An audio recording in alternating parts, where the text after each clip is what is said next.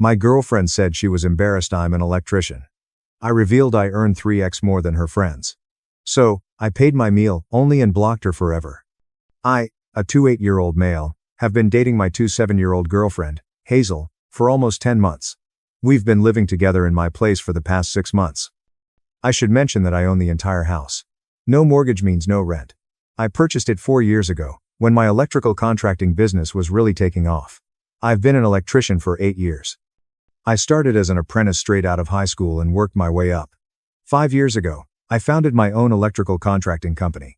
We undertake both residential and commercial work, ranging from basic house rewiring to installing electrical systems and large office buildings. Business has been really good, especially with all of the new building going on in our region. Hazel is an assistant manager at a high-end jewelry store downtown. She's smart and skilled in her profession.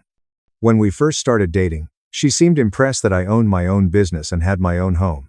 She'd tell her pals about how I was an entrepreneur with my own place. Things were going well between us for the first 6 or 7 months, but something changed about 3 months ago. Hazel started making remarks about my job that bothered me. She'd ask when I'd obtain a proper office job. She began discussing how we might relocate to a luxury apartment downtown instead of staying at my house. When I pointed out that paying rent made no financial sense when I owned my home outright, she became irritated and accused me of being cheap. The actual difficulty occurred when she started hanging out with 2 co-workers, Stella and Chloe. Both work as assistant managers at other stores in the same retail area. Stella's boyfriend, Bennett, works in marketing for a technology company, while Chloe's boyfriend, Jude, works in banking. Hazel began spending more time with them, going out for drinks after work and enjoying weekend breakfasts. Hazel's attitude about my employment deteriorated when she began to associate with this group.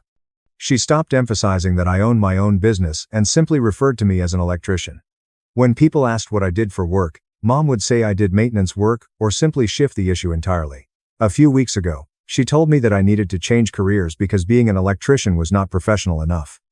I attempted to explain that my business was doing well and that I made a nice living, but she merely said that money wasn't everything and that she wanted a boyfriend she could be happy with.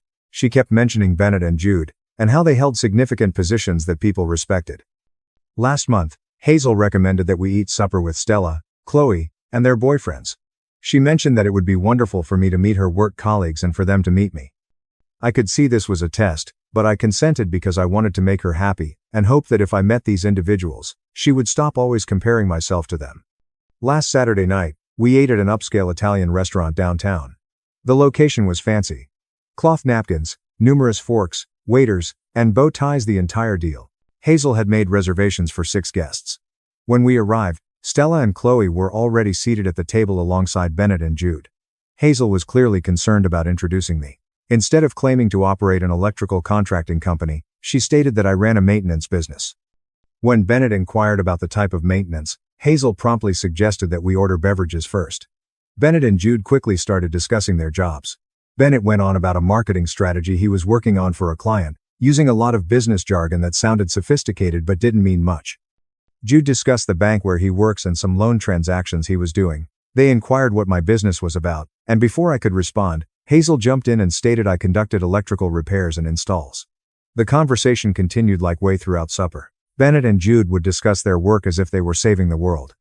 And Hazel would downplay what I did whenever it came up. When Jude remarked that he was considering pursuing his master's degree in business, Hazel immediately said that was a fantastic idea and looked at me as if I should be taking notes. Stella then began discussing a vacation she and Bennett were arranging to Hawaii. They were planning to stay at a resort that cost $350 a night. Chloe explained that she and Jude were planning a wine tasting trip to California. Hazel became excited and stated that we had never done something romantic like that. I reminded her that we had spoken about coming to Colorado in the fall to watch the leaves change and go hiking. Hazel made a frown and stated that this was not the same as a true vacation. Stella and Chloe agreed that their partners planned such considerate getaways. That's when Hazel truly crossed the line. She looked at me across the table and said, "I never planned anything special for us."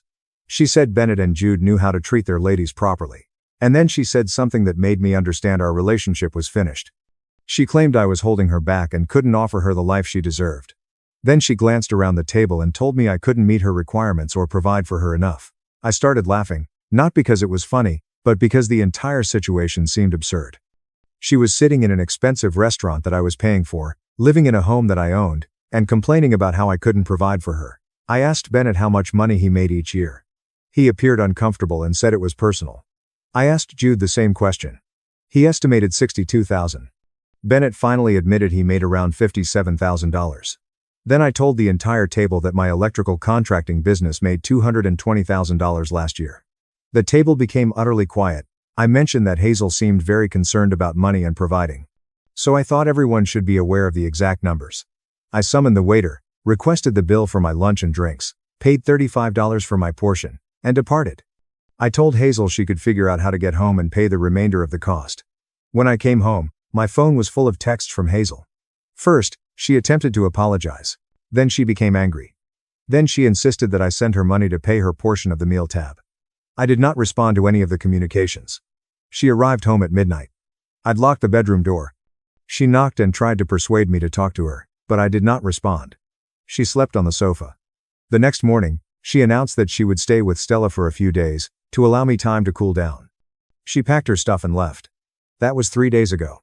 She's been contacting me, asking when she can come home, and claiming I'm being dramatic. I don't think I'm overly dramatic. She openly humiliated me in front of people she wanted to impress, all because she was embarrassed by my employment. Then she had the audacity to ask me to pay for her dinner after spending the evening telling everyone I couldn't provide for her. The fact that she knew how much money I made concerns me the most. We've discussed our finances previously. She knew I owned my home and had a thriving business, but she was still embarrassed by the fact that I work with my hands rather than sitting in an office. I'm starting to believe that this relationship has run its course. Hazel is more concerned with how things appear to others than with what is genuinely best for ourselves. I'm not sure if this is something that can be solved. Update 1. I need to update everyone on what has happened since my last post. A lot has changed, and you might not believe what happened next. Hazel stayed at Stella's place for a week following our supper fiasco. She texted me every day, asking when she could come home. Her texts ranged from apologetic to demanding to angry, back to apologetic. I did not respond to the majority of them. Last Tuesday, I had to go to the electrical supply store to get materials for a large commercial project we were starting. Someone called my name as I loaded cable and conduit into my truck. I turned around and spotted Rachel Harris, a 26-year-old friend from high school. We were pals back then but lost touch after graduation. Rachel came there to get supplies for the veterinary clinic where she works as a technician. She mentioned that they required new lighting installed in their operating rooms, and asked if I knew any competent electricians. I informed her I could provide a quote, and we swapped phone numbers. We spent around 30 minutes conversing in the parking lot. Rachel had attended community college for veterinary technology and had been working at the clinic for 3 years. She enjoyed her job and was saving money to ultimately become a professional veterinarian. She inquired about my business, and when I told her about my electrical contracting company, she expressed genuine interest in how I had grown it. The talk flowed easily and naturally. Rachel asked thoughtful questions about the technical aspects of electrical work and was intrigued that I had started my own business so early. It was wonderful to chat to someone who did not make me feel ashamed of my career. I quoted her for the clinic job later that week. The job was only approximately $3,500, but Rachel was competent and easy to work with. While I was installing the new lights, we talked about high school, our careers, and what we had been up to for the past 8 years. Rachel revealed that she had been dating someone for 3 years, but they split up 6 months ago because he wanted her to quit her work and go to another state with him. She stated that she was unwilling to give up her career for someone who did not respect what she did. Rachel texted me on Friday, wondering if I wanted to go have coffee over the weekend. She stated she enjoyed speaking with me and wanted to catch up more. I replied yes, but I also told her I was still in a relationship even if Hazel and I weren't talking. We met for coffee on Saturday morning. Rachel wore pants and a sweatshirt, no makeup, and appeared perfectly relaxed. We talked for 3 hours. She told me more about her employment at the clinic and her intentions to attend veterinary school. I informed her about some of the larger projects my company had completed, and how I hoped to grow into industrial electrical work. When I recounted Hazel and what had transpired at the dinner, Rachel shook her head, saying she couldn't understand why anyone would be embarrassed about skilled labor. She stated that her father had been a mechanic his entire life and provided for the entire family through his labor. She admired those who established careers with their hands and intellect. That afternoon, I texted Hazel, saying we needed to talk. She quickly called me and said she was ready to return home. I asked her to meet me at the house on Sunday evening. Hazel arrived Sunday with all of her belongings from Stella's residence. She was clearly prepared for this chat. She began by apologizing for what happened at dinner and explaining that she had been thinking about everything while staying with Stella. But then she said something that made me realize she still didn't understand the real problem. She said Stella and Chloe had told her she was silly to be concerned about money because I clearly made enough to support us both. She stated her friends suggested she give me another chance because I was financially secure. I asked her if she would have apologized if I had made $50,000 per year instead of $220,000. She didn't immediately respond, which told me everything I needed to know. Then I told her I had been thinking about it, and I understood we wanted different things. I explained that she wanted a man that pleased her friends, and I wanted someone who was proud of me for who I was, not how much money I made. Hazel began crying and stated that she loved me for who I was. She stated that she will attempt to be more supportive of my work. However, when I asked her to explain exactly what my company did, not just that I was an electrician, but what types of jobs we handled and why my work was important, she couldn't. Even after 10 months together, she had never bothered to learn about what I spent the most of my time doing. That's when Hazel noticed Rachel's coffee cup on the kitchen counter.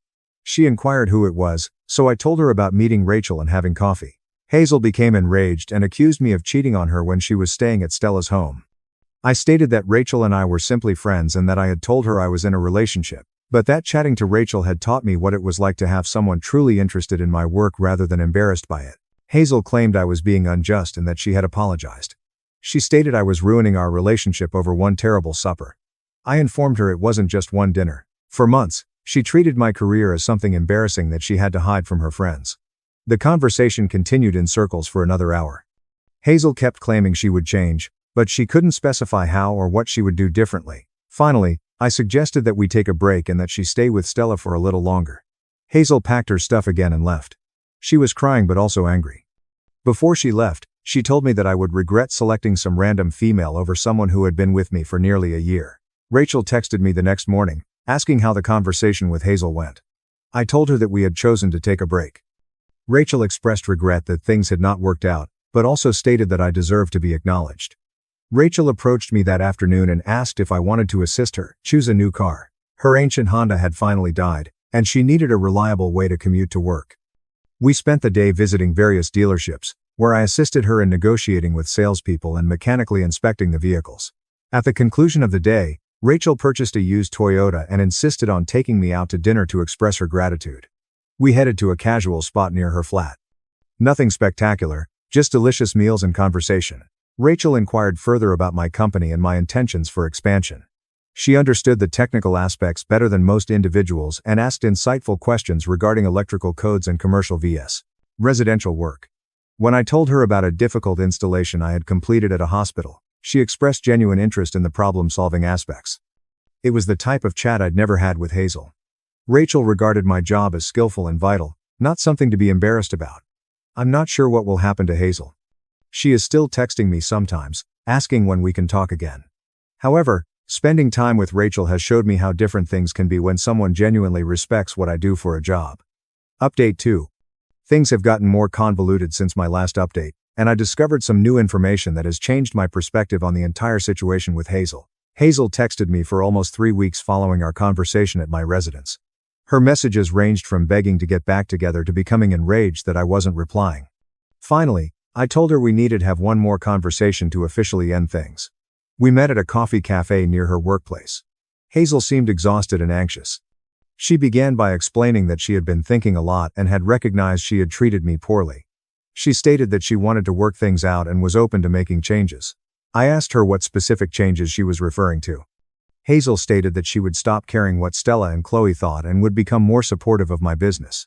But when I asked her what my company did beyond simple electrical work, she couldn't explain it effectively. Then Hazel said something that astonished me. She told me Stella and Chloe had been pressuring her to break up with me for months. She claimed they often told her she could do better and that dating a tradesman was beneath someone with her education and profession. I questioned why she had listened to them rather than making her own decisions regarding our relationship. Hazel stated that she valued their opinions because they had been her friends longer than we had been together. That's when I realized Hazel had never actually formed her own opinions about me or my work. She had simply been swayed by what her pals were telling her. I told Hazel that we were done and she should stop texting me. She began to cry and thought I was giving up too easily. She claimed that partnerships required work and that I was unwilling to fight for us. I explained that I would not give up. I was recognizing that we were not compatible. I stated that I needed to be with someone who valued my work from the start, rather than someone who needed to be convinced that it was worthwhile. Hazel left the coffee shop upset, but I assumed that was the end of it. I was mistaken. The following week, I received a call from my business partner, David, 31M. David and I founded an electrical contracting company together 4 years ago. He manages the majority of the business, while I focus on technical work and client interactions. David informed me that someone had called our business phone and left a message claiming that we were untrustworthy contractors who overcharged consumers. The caller did not provide a name, but the voice sounded like a young woman. 3 days later, David received another call. This time, the person claimed that we had done poor work at their home and threatened to denounce us to the state licensing board. Again, no name was provided, but David claimed the caller sounded like the same woman. I had suspicions about who was making these calls, but I didn't want to jump to conclusions. Then I found out for certain. Rachel and I had been spending more time together in the previous few weeks. We hadn't officially started dating yet, but we had gone out to dinner numerous times, and I had helped her carry some furniture into her new apartment. I grew to like her the more we spent time together. Rachel and I were at Home Depot last Saturday, buying supplies for a project at her apartment, when Stella approached us. I knew her from the dinner fiasco, despite the fact that we had barely spoken that evening. Stella walked up to us and began ranting at me in the middle of the store. She called me a bad person for breaking up with Hazel and initiating a new relationship right away. She claimed Hazel had been crying for weeks and that I had ruined her life. Rachel was perplexed, so I introduced her to Stella and explained who she was. Stella immediately turned on Rachel, calling her sad for dating someone's ex-boyfriend so soon.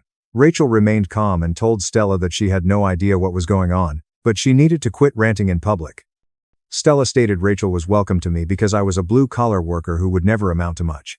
That's when I asked Stella if she had been calling my company and making false complaints.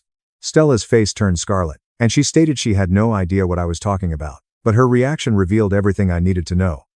I informed Stella that making false reports on a licensed business was prohibited, and that if the calls continued, I would notify the police.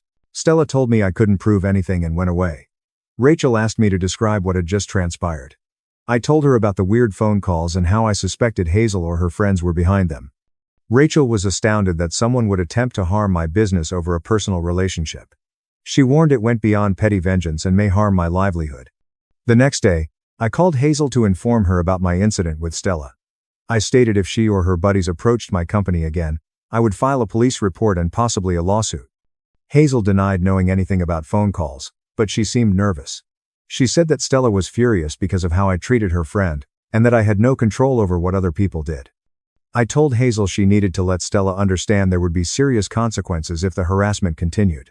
Hazel said she'd talk to her, but that I was overreacting about a few phone calls. I stated that my business reputation was everything, and that false complaints could result in thousands of dollars in lost contracts. Hazel said she hadn't considered it that way. The phone call ended after that chat, confirming my suspicions about who was behind them. However, the entire event made me realize how toxic Hazel's friend group actually was. These were hardly the only folks who despised blue-collar jobs. They were willing to aggressively ruin someone's business due to a personal disagreement. Rachel and I discussed everything that had transpired. She said she couldn't believe people would act that way, but it proved I'd made the right decision by terminating things with Hazel. Rachel also expressed anxiety that continuing to spend time with me would result in more drama. She did not want to deal with the harassment from Hazel's friends. I informed Rachel that I understood her fears, but I was not going to let Hazel and her pals decide who I could spend time with. I replied, the harassment will likely stop now that I had faced them personally. Rachel said she needed to consider whether she wanted to get engaged in the matter. She liked me, but she didn't want to complicate her life with my ex-girlfriend's friends. I haven't heard from Rachel in 3 days, and I'm concerned that Hazel's pals have succeeded in driving away someone who genuinely values me and my job. Update 3. I wanted to give everyone a final update on how things turned out because the scenario changed unexpectedly. Rachel didn't respond to my last post for over a week. I was upset, but I could understand why she would want to avoid the drama with Hazel and her friends. Then Rachel texted me to see if I wanted to meet for coffee. When we met, she stated she had been reflecting on everything that had transpired at Home Depot and recognized she was being unfair to me. Rachel said that she had let other people's negative behavior affect her decision on whether to continue our connection.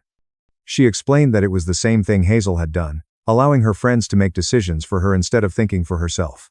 Rachel told me she had decided to continue spending time with me, regardless of what Hazel's friends would do. She suggested anyone who would try to damage someone's business for personal reasons wasn't worth thinking about. Following that conversation, we formally began dating. Rachel is the polar opposite of Hazel. She actually cares about my work, supports my business, and makes her own judgments rather than following what others think she should do. 3 weeks ago, Rachel and I were eating supper at a restaurant near her apartment when Hazel entered with a man I didn't recognize. Hazel quickly noticed us and approached our table. She introduced the man as Andrew, 28, and said he worked in real estate sales. Hazel mentioned that Andrew sold luxury residences and made a lot of money. Hazel requested if she could speak to me quietly. Rachel said she'd wait at the table. Hazel and I stepped outside the restaurant. Hazel informed me that she was currently seeing Andrew and was much happier. She claimed he understood her need for a specific lifestyle and social standing. She said that we had never been compatible since we desired different things. I agreed with her that we were not compatible, but not for the reasons she mentioned. Then Hazel said something that highlighted how little she had learnt from our relationship. She expressed regret for how things ended between us, but that she had been correct in seeing the need for someone more ambitious than me. I asked her what she meant by ambitious. Andrew, according to Hazel, was training to be a real estate broker and eventually create his own business. She stated that he had higher objectives than simply having a modest contracting business. I mentioned that I had also started my own business and was attempting to grow it. Hazel claimed it wasn't the same because Andrew worked in a professional setting. At that point, I knew Hazel was still unaware that skilled trades were professional jobs. She still believed my business was less genuine than an office job. Even after all had happened, Hazel inquired as to whether Rachel was aware of how much money I actually earned. She expressed her hope that I was being honest with my new partner about my financial circumstances. I informed Hazel that Rachel had never inquired about my income since she was more concerned with me as a person than with my bank situation. Hazel stated that this will change once Rachel decided to get serious about the future. The chat was futile, so I returned inside. Hazel and Andrew departed shortly thereafter. Rachel inquired as to what Hazel wanted to discuss. I told her the essentials of the chat. Rachel shook her head, saying she didn't comprehend Hazel's perspective. Rachel explained that she grew up around folks who worked in trades. Her father was a mechanic, her uncle was a carpenter, and her neighbor worked as a plumber. She stated those positions needed talents and knowledge that most people lacked, and she had always admired that type of employment. 2 weeks later, I learned more about Andrew from a construction worker. Andrew had been attempting to get into real estate for more than a year but was having trouble making transactions. He was actually working part-time at a call center to cover his costs, while pursuing his real estate profession. I didn't tell anyone about this because what Hazel and Andrew do is their business, but it confirmed that Hazel was still selecting partners based on appearances rather than reality. David and I recently signed our largest contract to date, installing electrical systems in a new medical office building. The job costs $90,000 and will take 3 months to finish. This is the type of project that will allow us to develop into more commercial work. Rachel was thrilled when I told her about the contract. She asked technical questions regarding the project and appeared to be quite proud of the work my organization was doing. That's when I noticed the difference between Rachel and Hazel. Rachel sees my business as meaningful and valuable. Hazel regarded it as something she had to tolerate or be embarrassed about. I haven't heard from Hazel since we spoke at the restaurant. Stella and Chloe haven't attempted to contact my company or cause any other concerns. My bond with Rachel has continued to grow. We've been dating for 2 months, and she's met several of my family and friends. Everyone likes her, especially because of how she discusses my work. She is proud of what I do, and it makes all the difference. I learned something significant from this entire process. It is not enough to be with someone who tolerates your profession. You need to be with someone who respects and values what you do. Hazel wanted to transform me into someone she could flaunt to her friends. Rachel values who I already am. That is the difference between a failing relationship and one with a chance of success. My business is growing. I'm seeing someone who truly respects me, and I don't deal with folks who believe specialized trades are beneath them. Things turned out better than expected. Now, let us go to the following narrative. Story 2. My father-in-law ruined my husband's legal career through deception, and now wants that we pay his medical expenditures. I, 32, and my spouse, Chris, 35, have been married for 8 years. Our lives together began wonderfully. We purchased our ideal house. Both had great occupations and intended to start a family shortly. Chris was at the pinnacle of his career at a famous legal firm, where he had worked for 10 years and was on track to become a partner. The company was founded by his father's college acquaintance, and everyone expected Chris to follow in the founder's footsteps. Everything was fine until last year, when my father-in-law, Jack, 62M, ruined everything we'd worked for. To understand how we got here, I need to provide some background on Jack. He came to our nation with only a high school education and began working in construction. Through hard effort and persistence, He established his own modestly successful construction company, which he ran for 30 years. He was extremely proud of being self-made and never missed a chance to tell everyone of it. He always lectured at family gatherings about hard work, integrity, and how the younger generation had it too easy. Jack was also the type of father who kept track of what he did for his children. When Chris decided to attend law school, Jack helped pay for it, but made sure Chris never forgot about it. He also utilized his relationship with a college acquaintance to assist Chris land his first position at the legal company. While Chris was appreciative for the assistance, Jack frequently held it over his head, especially when he needed something from Chris.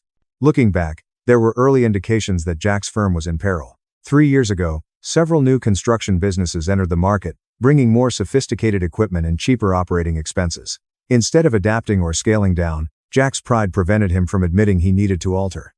He continued to take on larger and riskier contracts, attempting to demonstrate that he could still compete with younger enterprises. The matter escalated last year when Jack approached Chris about assisting with some legal paperwork for a large government contract. Chris was delighted to help. He had always wanted to be a good son and assist his father. Chris was studying the bid materials one evening after work when he discovered many significant anomalies in the financial numbers. The statistics did not match up, and there were some questionable assertions about the company's historical performance and ability. When Chris challenged Jack about these difficulties, Jack rejected his worries, claiming that everyone in the sector used creative accounting to remain competitive. Chris spent hours trying to explain why this may be considered fraud and lead to criminal penalties. David became defensive and upset, accusing Chris of being ungrateful and not helping his family when they needed him. He mentioned paying for law school and securing Chris a job at the firm, claiming Chris owed him this much.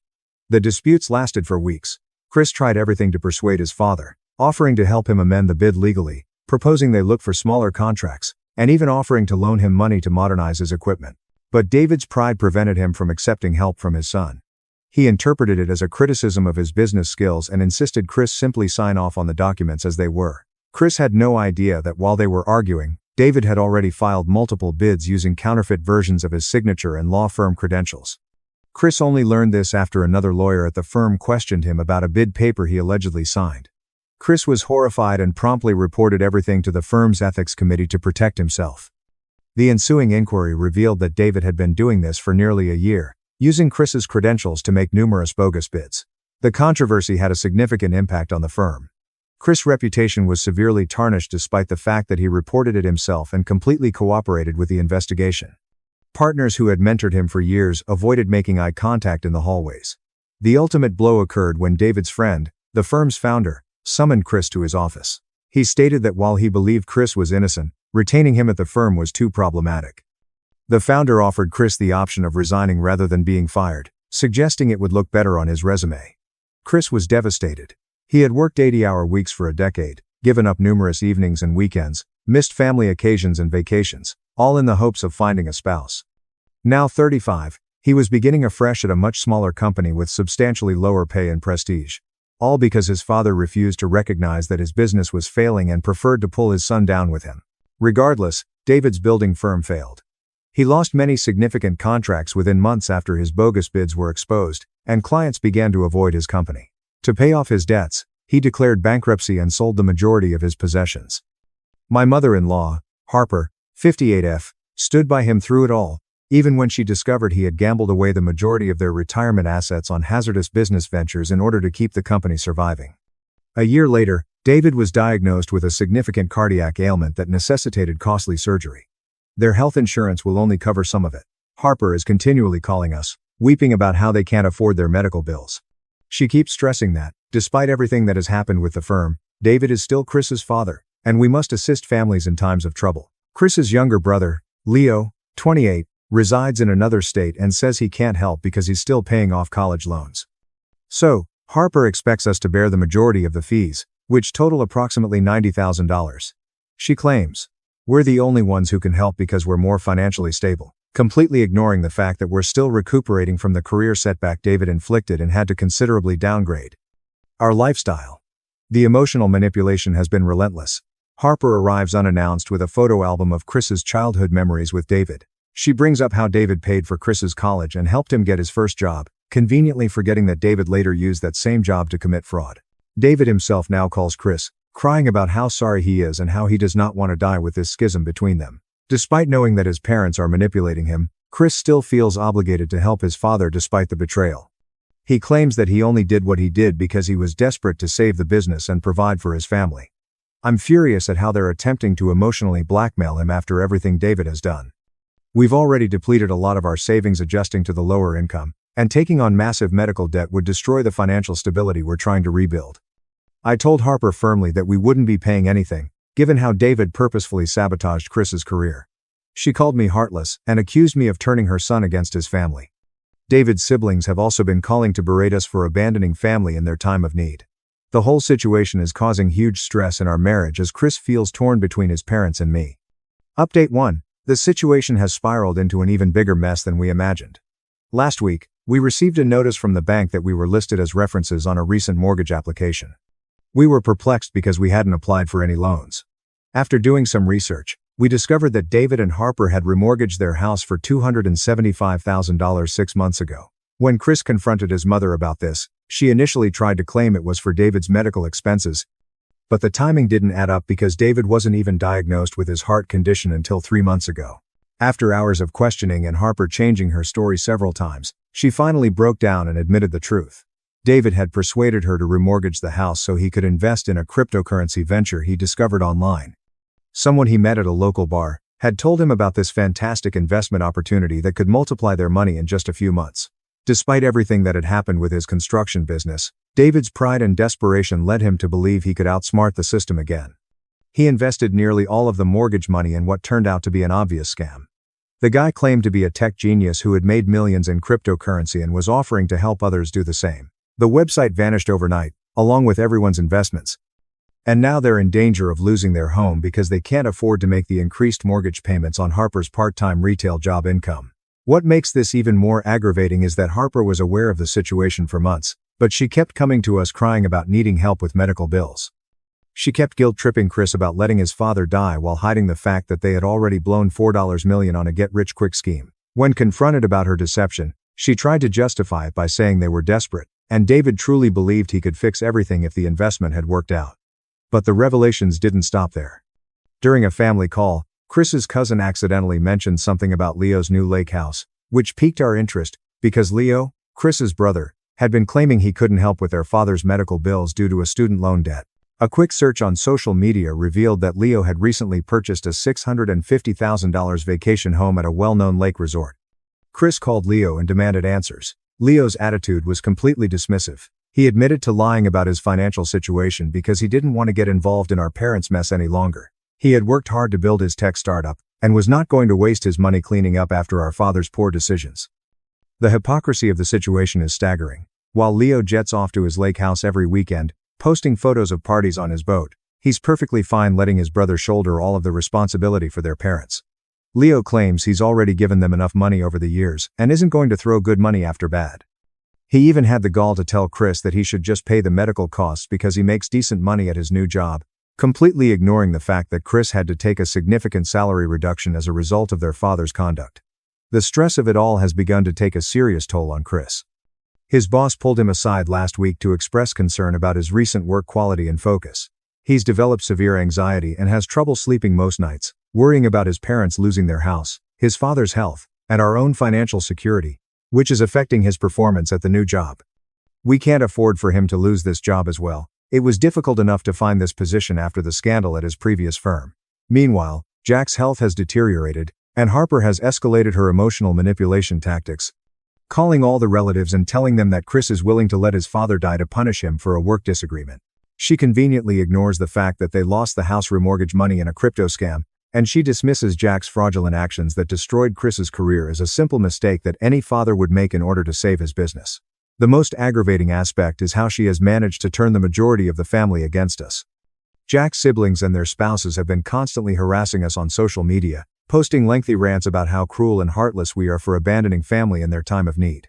They keep commenting on old family photos, saying things like how sad it is that money has become more important to us than family. We've had to block most of the family on social media, but they continue to find ways to attack us. They've even started contacting our friends and colleagues, sharing their twisted version of events, and the situation has become a nightmare that's affecting every aspect of our lives. Chris was in an important meeting with a potential new client when Harper burst into his office unannounced. convincing the receptionist that she was there for an urgent family emergency. Before anyone could stop her, she began creating a hysterical scene in the middle of the office. The entire office, including Chris's colleagues and the potential client he was meeting with, could hear her sobbing loudly about how her husband would die because his own son was too selfish to help save his life. She kept screaming about how Chris was killing his father and would have to live with that guilt for the rest of his life. Chris's managing partner called him in for a serious discussion about keeping personal drama out of the workplace. Despite the fact that security had to physically escort her out of the building while she cried and screamed about her dying husband, Chris's new firm was understandably furious. The potential client walked out during the chaos and later emailed to say they would not be requiring the firm's services. After Harper's meltdown, Chris reached a breaking point and decided to investigate his parents' finances. He spent hours going through old records and documents, and what he discovered was shocking. He warned Chris that any further incidents like this could jeopardize his job at the firm. Chris discovered the original settlement documents, which revealed that Jack had received a $450,000 insurance payout 3 years ago when their old house was severely damaged in a storm. Jack had never told anyone about this money, including his children, and had always claimed that the insurance barely covered the repairs. When Chris confronted Harper about the discovery, she initially acted surprised and claimed she had no idea about the insurance money. Instead of using the money to save his failing business or secure their retirement, Jack had secretly gambled away the majority of it at local casinos. Bank records showed regular large cash withdrawals followed by visits to casinos in neighboring states. Harper had gone on several expensive shopping sprees in the months following the insurance payout, purchasing designer bags, jewelry, and even a luxury cruise for herself and her sisters. However, her story quickly unraveled when Chris discovered old credit card statements and shopping receipts. Despite the fact that they had blown through hundreds of thousands of dollars in insurance money, they continued to ask Chris for financial assistance on a regular basis, claiming they were struggling to make ends meet. They had been lying to everyone about being responsible with money while making reckless decisions for years. Even now, they were attempting to dupe Chris into paying massive medical bills while concealing their history of financial irresponsibility. What made matters worse was the discovery of emails between Harper and Leo from that time period. While Leo now claims he had no knowledge of any family financial issues, the emails revealed that he was fully aware of the insurance payout and their parents' spending habits. He had actually advised them on how to hide the money from Chris because he knew his brother would try to make them use it responsibly. We had thought Harper was just enabling Jack's poor decisions, but now we realize she was an active participant in the deception, not just covering for Jack's mistakes. She was making her own selfish choices while letting her son shoulder the burden of supporting them. Now they expect Chris to sacrifice his own family's financial security to bail them out once more, as if all of their previous lies and manipulation never happened. The constant emotional manipulation was destroying his mental health and putting severe strain on our marriage. We could see our relationship beginning to crack under the pressure of his family's toxic behavior, and the final straw came when we discovered Harper had been spreading vicious rumors about me at my workplace. My supervisor was understanding, but it was deeply humiliating to have my private family drama exposed to my colleagues. She managed to get my work email address and sent a lengthy message to my entire department, accusing me of being a controlling wife who had turned her son against his dying father for money. We took decisive action in response. We changed our phone numbers, blocked their email addresses, and moved to a different neighborhood on the other side of the city. We also had our lawyer send them a formal cease and desist letter warning them about potential legal consequences if they continued harassing us at our workplaces. A month later, we heard from Leo that Jack had had surgery. As it turned out, Harper's brother had sold some valuable property in Florida and agreed to pay for the entire procedure. They never needed our money that urgently. It was just another manipulation tactic to force us to resume contact and regain control of Chris. The irony of the situation struck hard. Chris's new firm has been surprisingly supportive after learning the full story of his father's fraud and his mother's harassment. Despite having other options for funding the surgery, they chose to torture Chris psychologically instead, possibly as a form of punishment for not enabling their previous financial schemes. We've been slowly rebuilding our lives and savings without the constant drama and guilt trips from his family. His managing partner even approached him last week to talk about a possible partnership, which would require another 3 to 4 years of hard work. Chris started sleeping better, his anxiety has significantly improved, and we're finally able to focus on our own goals again. We're even starting to revisit our plans for having children, which we had put on hold during all this chaos. Leo still updates us on their parents on occasion, but we've made it clear that we don't want to hear anything unless it's truly urgent. Jack appears to have fully recovered from the surgery, but he has not changed his behavior at all. He spends his time badmouthing Chris to anyone who will listen, painting himself as the victim of an ungrateful son who abandoned him in his time of need, conveniently ignoring the fact that he destroyed Chris's career and gambled away their insurance money. Harper has been telling family members that I must have some dirt on Chris and that I'm blackmailing him to stay away from his family. Some relatives who initially sided with them have begun to reach out to apologize after seeing their continued pattern of lies and manipulation. However, we're maintaining firm boundaries with everyone who allowed their behavior. Looking back, going no contact was the finest decision we could have taken. The peace and stability we've earned in our lives since severing ties has been worth all of the family drama. We're finally free to focus on our own future without being pulled down by their poisonous conduct and unending demands. Sister mocked my $10 wine. Parents called me lazy. I laughed. I sold my company for $18.5 million yesterday. Mom fainted. Sis tried to hug me. Too late. Can you imagine your family's reaction when they learnt their underachieving son, whom they had ignored for decades, had just sold his company for $18.5 million? Because that is exactly what occurred this past Thanksgiving. And believe me, the aftermath was more dramatic than any movie scene. Before I go into how it all went down, please let me know in the comments where you're viewing from and press the like and subscribe button if you've ever felt like the neglected child in your own family. So, for the past 34 years, I've been Reese, the invisible son. My sister, Charlotte, was the golden child, basking in my parents' love. I was quietly establishing a digital company that later sold for a cool $18.5 million. No one in my family knew until last Thanksgiving, and when the truth came out during dinner, it was like a bomb went off. My sister screamed, my father nearly choked on his turkey, and decades of dysfunctional family dynamics collapsed right there at the dinner table. Growing up in suburban Chicago, my life appeared idyllic on the outside. White picket fence, basketball hoop, and a golden retriever named Cooper. However, there was an unspoken pecking order inside our Maple Street residence. My sister, Charlotte, was 4 years older, and she was the star. She was born with all of the qualities that my schoolteacher parents cherished. Mozart on the piano at 8, spelling bee champion, straight A student, 9 gigapascals. Her room was nearly a monument to her accomplishments, decorated in medals and trophies. My room contained sports posters and computer parts. They rarely stepped inside, so no one noticed. Reese, come and examine Charlotte's science fair project. She built a working model of the solar system.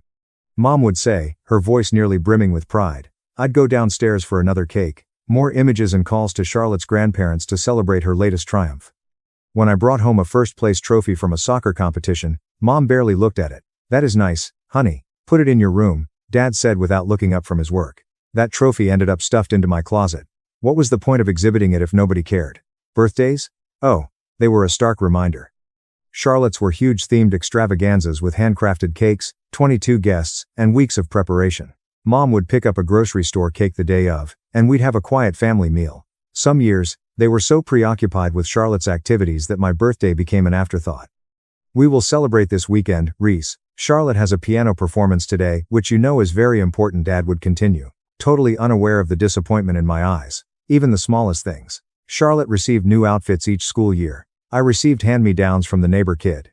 Her academic achievements were diligently noted on a refrigerator calendar. My soccer schedule never made it up there. Charlotte was in the school play, and her parents took the day off work to attend each performance. But when my soccer team advanced to the state tournament, Mom said, Dad will try to make it if his faculty meeting ends early. He didn't. I scored the winning goal, but no one in my family witnessed it. Why aren't you more like your sister? That question became the music to my childhood. Mom would groan when I said I would rather code than practice an instrument. Dad would mutter that when my report card showed B's rather than A's. By the time Charlotte was applying to universities, our dynamic was set in stone. Dinner table conversations centered on her Ivy League applications. Parents engaged advisors, essay coaches, and test preparation tutors. We'd like Harvard or Yale, but Princeton will suffice. Mom would say, and Dad would nod along. When I expressed wanting to study computer science, Dad simply waved his hand. Those video games will not take you anywhere, Reese. You should explore law or medicine. Though I'm not sure you have the grades. They never saw that my computer play was actually me training myself to code, constructing websites for local businesses, and learning about emerging technology. By the age of 17, my weekend activity was more profitable than my summer employment, but I kept it a secret. I realized early on that expressing my accomplishments resulted in them being reduced or overlooked. High school was more of the same. Charlotte was valedictorian, delivered a fantastic speech at graduation, and received a large scholarship to Yale. Her parents gave her a huge celebration. 3 years later, I graduated among the top 18% of my class. Mom remembered to snap pictures, but there was no party. Dad just patted my shoulder. It's not bad, son. Not Charlotte level, but not terrible. That night, while sitting alone in my room, going through college brochures, I made a decision that altered everything. I would stop seeking approval that I would never receive. I would forge my own route on my own, free of their comparisons. I had no idea how much that decision would affect my future. College offered another striking contrast. Charlotte received individual tours of prestigious universities, extensive SAT preparation, and her own application headquarters. My college preparation included one counselor meeting and a stack of state university pamphlets. When I mentioned my plans, Mom noted that we had already spent the majority of our college fund on Charlotte's Yale education. Yale is not cheap, and she might go medical school. You can apply for scholarships and loans like any other student. As a result, I enrolled at Illinois State on a partial scholarship and worked 24 hours a week in campus tech support to cover the rest. My dorm room was small and shabby, with cinder blocks. However, for the first time, I felt free of continuous comparisons to Charlotte. During freshman orientation, I met Professor Andrew Whitaker, balding tweed jacket with wire-rimmed glasses. He noticed me mending another student's laptop. "That's some impressive troubleshooting," he joked. "You definitely understand computer systems." Professor Whitaker filled a void in my life, a mentor who genuinely acknowledged my unique talents. He invited me to his advanced programming seminar and offered me independent study. "You have a natural talent for seeing both the technical details and the big picture business applications," I heard him say. "That is rare, Reese. Most individuals succeed at one or the other." My parents rarely contacted, save to update me on Charlotte's recent accomplishments at Yale, and I was doing well. Sophomore year, I created a scheduling and inventory system for small firms, addressing issues that large software companies overlooked. 4 restaurants and 2 hardware businesses in town compensated me for implementing it. Real income and real experience. By sophomore year, I had developed my first fairly successful app for small businesses to handle client connections. It earned enough revenue for me to resign my campus position and focus on development. When I called to tell Mom about the news, she sounded distracted. "That is nice, honey. Did I tell you Charlotte is engaged? Julian is a 4th-year medical student at Yale. Their wedding will take place next summer. We're very excited." My coding success was never mentioned again. For months, the engagement was the main focus of our few calls. Julian hailed from the old Boston money. The wedding would be spectacular. My work, as usual, was irrelevant. Senior year, I had to make a big decision. Major tech businesses offered me attractive starting roles and high wages, but I had a different vision. I intended to transform my customer relationship management software into a holistic business solution that prioritized financial transaction security. I identified a big market potential. During a rare visit home, I recalled turning down corporate offers to establish my own business, and my parents exchanged worrisome looks. "Is this truly wise?" Dad inquired, frowning. "These are assured positions. Starting a business is risky," Mom said, patting my hand. "Honey, not everyone can be as exceptional as Charlotte. There's nothing wrong having a steady job." They simply didn't grasp it. I was not attempting to compete with Charlotte. I was developing something completely different, something that played to my skills. After graduation, when my family was attending Charlotte and Julian's wedding, I relocated to Silicon Valley with $14,500, my life savings, and a prototype of my security software. I rented a little studio in a bad neighborhood. Every waking hour was spent perfecting my invention and pitching potential investors. My parents contacted on occasion, generally to update me on Charlotte's hospital position or her new home in Boston. They never inquired about my work. I kept my comments generic, not out of contempt, but because I realized they weren't really interested. "How is California?" Mom would inquire. "Fine." I'd respond, "Sunny. That is good. Did we tell you Charlotte and Julian are considering starting a family? I could become a grandma soon." And so, the pattern continued. And complete continent separates us, both physically and emotionally. But for the first time, I felt grateful for the distance. I'm grateful for the ability to create something unique without the shadow of comparison. My startup's early days were terrible. My studio flat became my office. Mattress pushed against a wall. 3 monitors dominated the space, working 90-hour weeks, ramen and coffee, coding until my vision blurred. My company, Secure Transact, specialized in better security protocols for financial institutions against internet fraud. I had noticed a massive gap. Existing software was either clumsy or overly simplistic. The first year was a non-stop grind. Tech meetups, pitch nights, and cold calls to banks. Most doors remained closed. But, with sheer tenacity and the strength of my prototype, I was eventually able to get appointments. My first real team grew naturally. Natalie, a bright security expert, is fed up with corporate bureaucracy. Caleb, a front-end developer who made difficult functionality more accessible. Sophia managed commercial operations with exceptional efficiency. We operated out of a repurposed warehouse in Oakland. San Francisco was prohibitively pricey. Heating is questionable, the roof is leaking, and the property is located between a metal business and a pickle company. But it was ours. And inside those walls, we were creating something unprecedented. Just as we were gathering momentum, catastrophe struck. CyberShield, a major competitor funded by venture capital, has released a security suite that appears to be quite comparable to ours. 1 week later, we learned that one of our early contract developers had stolen our code and sold it to them. The legal struggle almost ruined us before we ever got started. Legal fees sapped our little funds. The stress was tremendous. For 4 months, I slept on a cot in the office, showered at a local gym, and worked non-stop to keep the company running while fighting the lawsuit. During this moment, Charlotte called to deliver some news. She and Julian purchased a 6-bedroom colonial in an upscale Boston suburb. Mom and Dad assisted with the down payment. Of course, they're quite supportive. How are things going with your computer? I made no mention of the lawsuit or the fact that I was living in my office. It's coming along, was all I said. The turning point occurred unexpectedly. The legal struggle had drawn considerable industry attention. A senior vice president at First Western Bank reached out. He had examined our protocols and was delighted with our novel approach. "We've been following your case," he said. "What CyberShield did was unethical. Their execution of your concepts is flawed. We'd prefer to cooperate with the original inventors." First Western was our first important client. Their successful deployment resulted in case studies, industry articles, and, most importantly, new clients. Within 8 months, we had signed contracts with 9 regional banks, negotiations with 3 national institutions. Our crew grew from 6 to 60, and ultimately to over 240. We relocated from the leaky warehouse to appropriate offices in San Francisco's financial district. I finally upgraded from my studio to a modest 2-bedroom condo, albeit I spent little time there. Secure Transact's reputation expanded, and so did interest from larger technology businesses. The first bid came 4 years ago for $8.2 million from a mid-sized financial software business. I declined, knowing our course. A year later, the offers had doubled. Investment bankers began calling, saying that it was time to cash out, but I remained focused on building. Finally, 6 years after starting with nothing but a prototype and pure determination, a reasonable offer arrived. Tech giant, one of the world's largest corporations, bid $18.5 million for Secure Transact. They wanted our technology, clientele, and personnel. Most significantly, they understood our vision. I agreed following extensive negotiations. At 33, I became a multi-millionaire overnight. Throughout this, my family was mainly oblivious. During our occasional phone calls, they continued to focus on Charlotte's accomplishments, including her elevation to head of cardiology, the vacation home she and Julian purchased in Vermont, and their children's private preschool.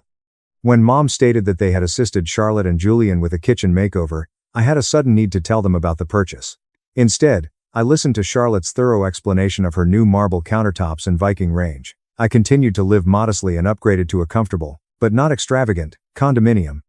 The majority of the money was invested, while the remainder was donated to technological education initiatives for young people. I only allowed myself one luxury: occasional travel.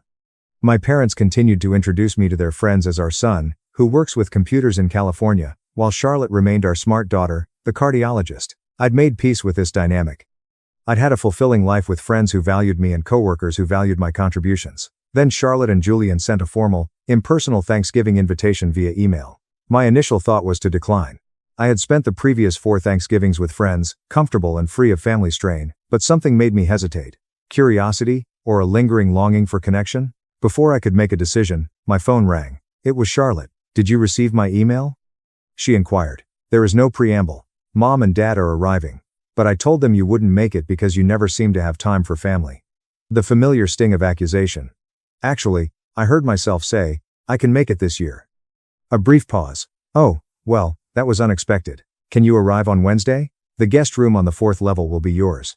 Of course, Mom and Dad will get the big guest suite." Charlotte contacted me several times in the weeks leading up to Thanksgiving, usually with orders and reminders that made me appear incompetent. "Remember to book your flight soon before prices go up," she'd say, even though I'd done it right away. "Do not bring wine. Julian has chosen acceptable matches," she'd say, even though I hadn't mentioned bringing anything. "We are dressing for Thanksgiving dinner. At the very least, business casual," she told me, thinking that I'd otherwise turn there dressed ragged.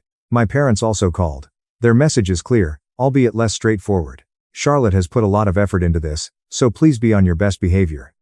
Avoid controversial topics and try to show interest," Mom said. Dad added, "and maybe get a haircut before you come." First perceptions about Julian's family situation. I hadn't seen them in 3 years, and their main concern was that I embarrassed them. My anxiousness increased. I planned an extra session with my therapist, Dr. Elaine Porter. How do you intend to handle the family dynamics this time? She inquired. I'm tired of playing the role they've assigned me, I told her, the underachieving son and family disappointment. I don't want to pretend anymore. Does this imply you'll inform them about your financial success? She inquired. No, I said after a time. That feels like looking for validation through money, which is unhealthy. However, I will not degrade myself or my work to fit their story. I'll simply be real and set boundaries. That's significant progress, Reese, she said with an approval nod. When I arrived at Boston Logan Airport the day before Thanksgiving, the weather reflected my attitude. Gray, chilly, and threatening rain. Their house was just what I expected, sprawling colonial with exquisite landscaping, and a circular driveway. Beautiful, but antiseptic. Charlotte greeted the door with her nicely coiffed hair and dazzling pearl earrings. You made it, she whispered, giving me a short hug and turning away. Everyone's in the living room. She didn't offer to assist me with my bags. The reunion with my parents was an uneasy formality. Mom stood to embrace me and instantly commented on my hair and how thin I appeared. Dad gave me his usual firm handshake and shoulder pat.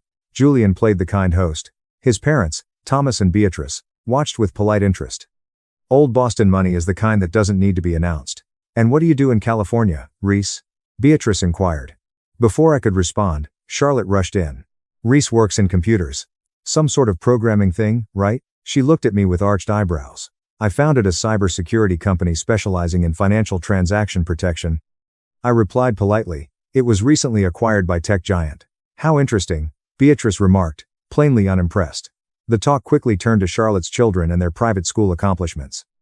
The house tour continued, with Charlotte narrating like a museum docent. This is the formal dining room, and the chandelier was imported from Italy. When fully extended, the table seats 22 people.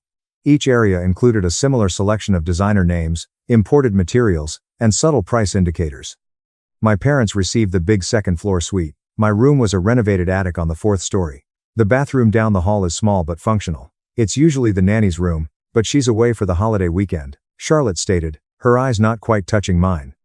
That evening, we got together for a catered pre-Thanksgiving supper. Conversations centered on Charlotte's practice, Julian's hospital politics, and their children's accomplishments. When I mentioned a recent trip to Japan, Charlotte interjected. Reese, your sweater has a stain, she said, completely dismissing my travel story. Why don't you borrow one from Julian? You are about the same size, albeit he has a more athletic physique. Mom nodded in accord. That's wonderful of Julian. You should look presentable for tomorrow when everyone arrives. I looked down at my spotless cashmere sweater. There is no stain, Charlotte. And I brought adequate clothes for tomorrow, but thank you for your care. Her face flashed with displeasure before she smiled tightly and moved to Julian's father to discuss golf clubs. As I prepared for bed that night, listening to the hum of voices downstairs, I realized how little had changed. We'd easily resumed our usual family routine. The only difference was that I was no longer willing to do my assigned position without question. Tomorrow was Thanksgiving, and I had a feeling our family dynamic would be put to the ultimate test. Thanksgiving Day dawned clear and cold. I could hear caterers, Charlotte barking instructions, and children laughing. I took my time getting ready, depriving myself. By 10, the house had become a Thanksgiving spectacle.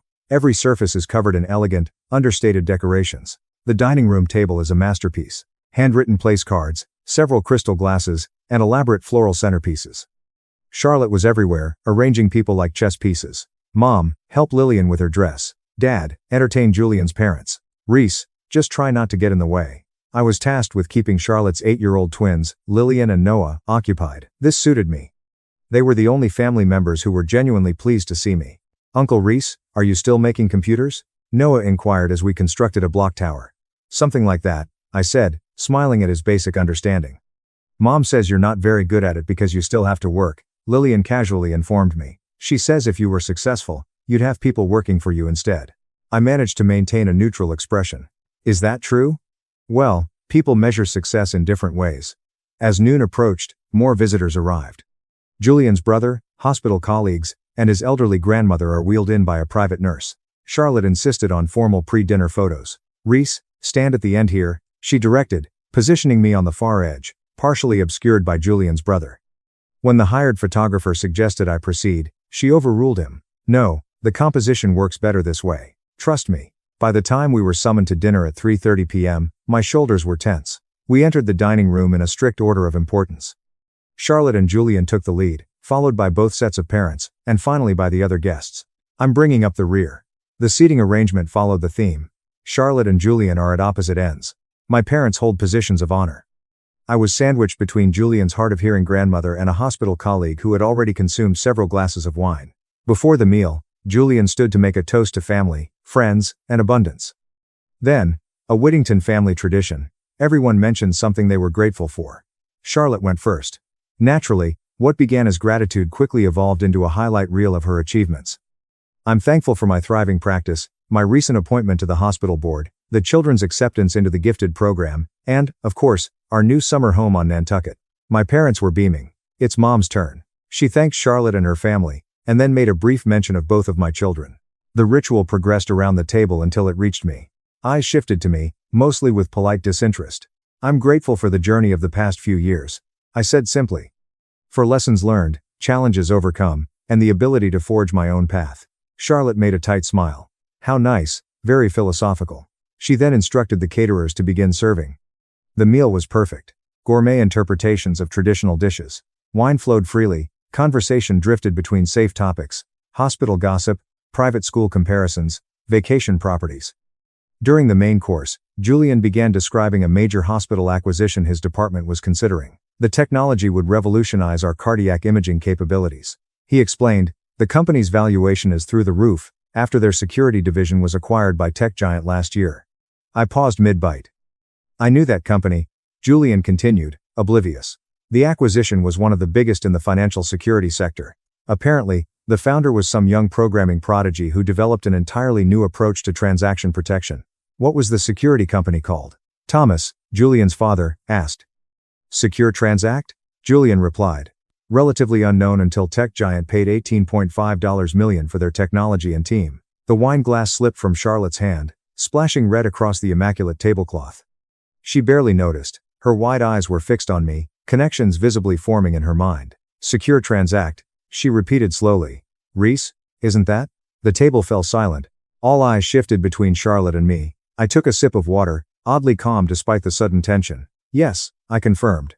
That was my company. Julian stared, his expression morphing from confusion to dawning comprehension. Wait, he said, you're that Reese Whitmore, the founder of Secure Transact. The $18.5 million acquisition was your company. My parents looked completely lost. Dad's fork remained suspended mid-air, a piece of turkey trembling. I had no idea you were behind that. Julian continued, genuine admiration in his voice. The security protocols your team developed are considered revolutionary in the industry. Charlotte's face had drained of color. $18.5 million, she whispered, then louder, her voice rising sharply. You sold your company for $18.5 million. Mom finally found her voice. Reese, what is everyone talking about? Which company? The cybersecurity company I founded 6 years ago, I explained calmly. Tech giant acquired it last year. For $18.5 million? Dad finally managed to ask, his voice barely a croak.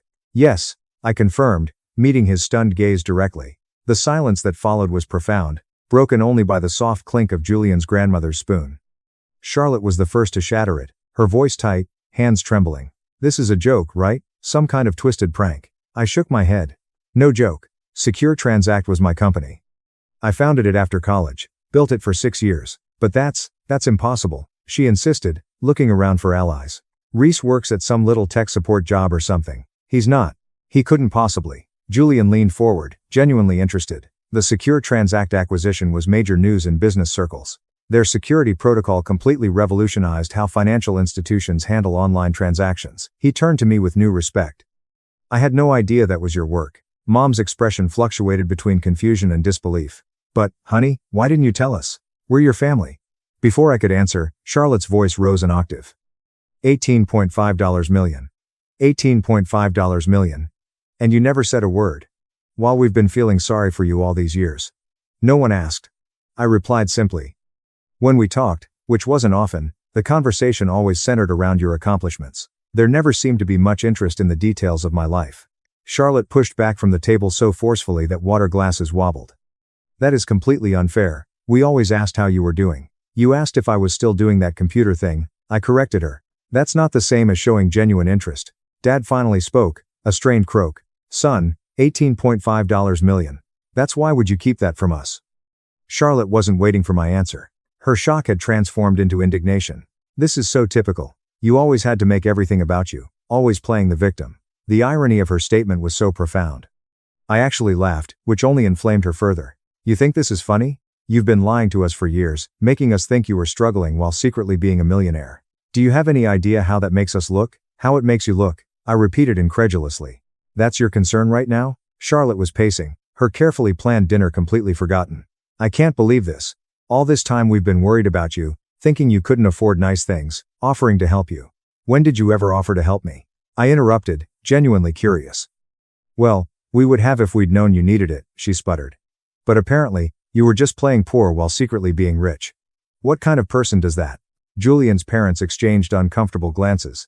The hospital colleagues suddenly became fascinated with their dessert plates. The private nurse quietly wheeled Julian's grandmother from the room, sensing the family drama escalating. I never played anything, I said, keeping my voice level. I lived modestly because that's what I prefer. And I never told you about the acquisition because money has never been the measure of success in this family. Academic prestige, professional titles, those were what mattered. That's ridiculous, Mom interjected. We've always been proud of both our children equally. That statement was so divorced from reality, I couldn't let it pass. Mom, that's simply not true. My entire childhood was spent in Charlotte's shadow. My achievements were barely acknowledged, while hers were celebrated extravagantly. That is not true, Charlotte shouted, slamming her hand on the table. You were always the favorite. Mom and Dad bent over backward for you. Dad started to speak, then began coughing violently, reaching for his water glass. The confrontation had literally taken his breath away. Favorite? I repeated in disbelief. Charlotte, you had elaborate birthday parties while mine were afterthoughts. Your academic achievements were displayed prominently while my sports trophies were shoved in a closet. They attended every one of your recitals but missed my state championship soccer game. That's because my activities were important, Charlotte shot back. Academic and cultural pursuits matter for future success. Kicking a ball around a field doesn't. And yet here we are. I replied quietly. Charlotte's face flushed deep red. You know what? I'm going to prove how wrong you are. She stormed out of the dining room, leaving everyone in uncomfortable silence. Mom attempted damage control. Reese, I think you're remembering things through a very negative lens. We always treated you and Charlotte exactly the same. Did you help me with a down payment on a house? I asked. Mom fidgeted with her napkin. Well, no, but you never asked. Did you ever offer? She had no answer. Charlotte returned, clutching several photo albums, her expression triumphant. Let's see what the evidence says, shall we? She began flipping through pages aggressively. Look, here's your 11th birthday party with that ridiculous dinosaur cake Mom made from scratch. Does that seem like an afterthought to you? I leaned forwards.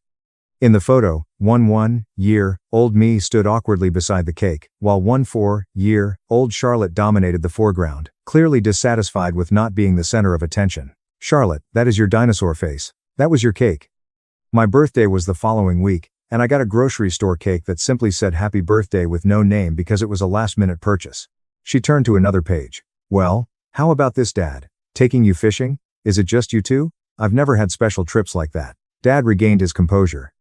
Charlotte, that was the only time I took him fishing, and it was only because you and your mother were at your piano competition in Springfield. As Charlotte continued to flip, a pattern became clear to everyone. Photo after photo showed family gatherings centered on Charlotte's accomplishments, with me frequently appearing in the background or margin. Holiday photos show Charlotte opening several presents and me with one or two.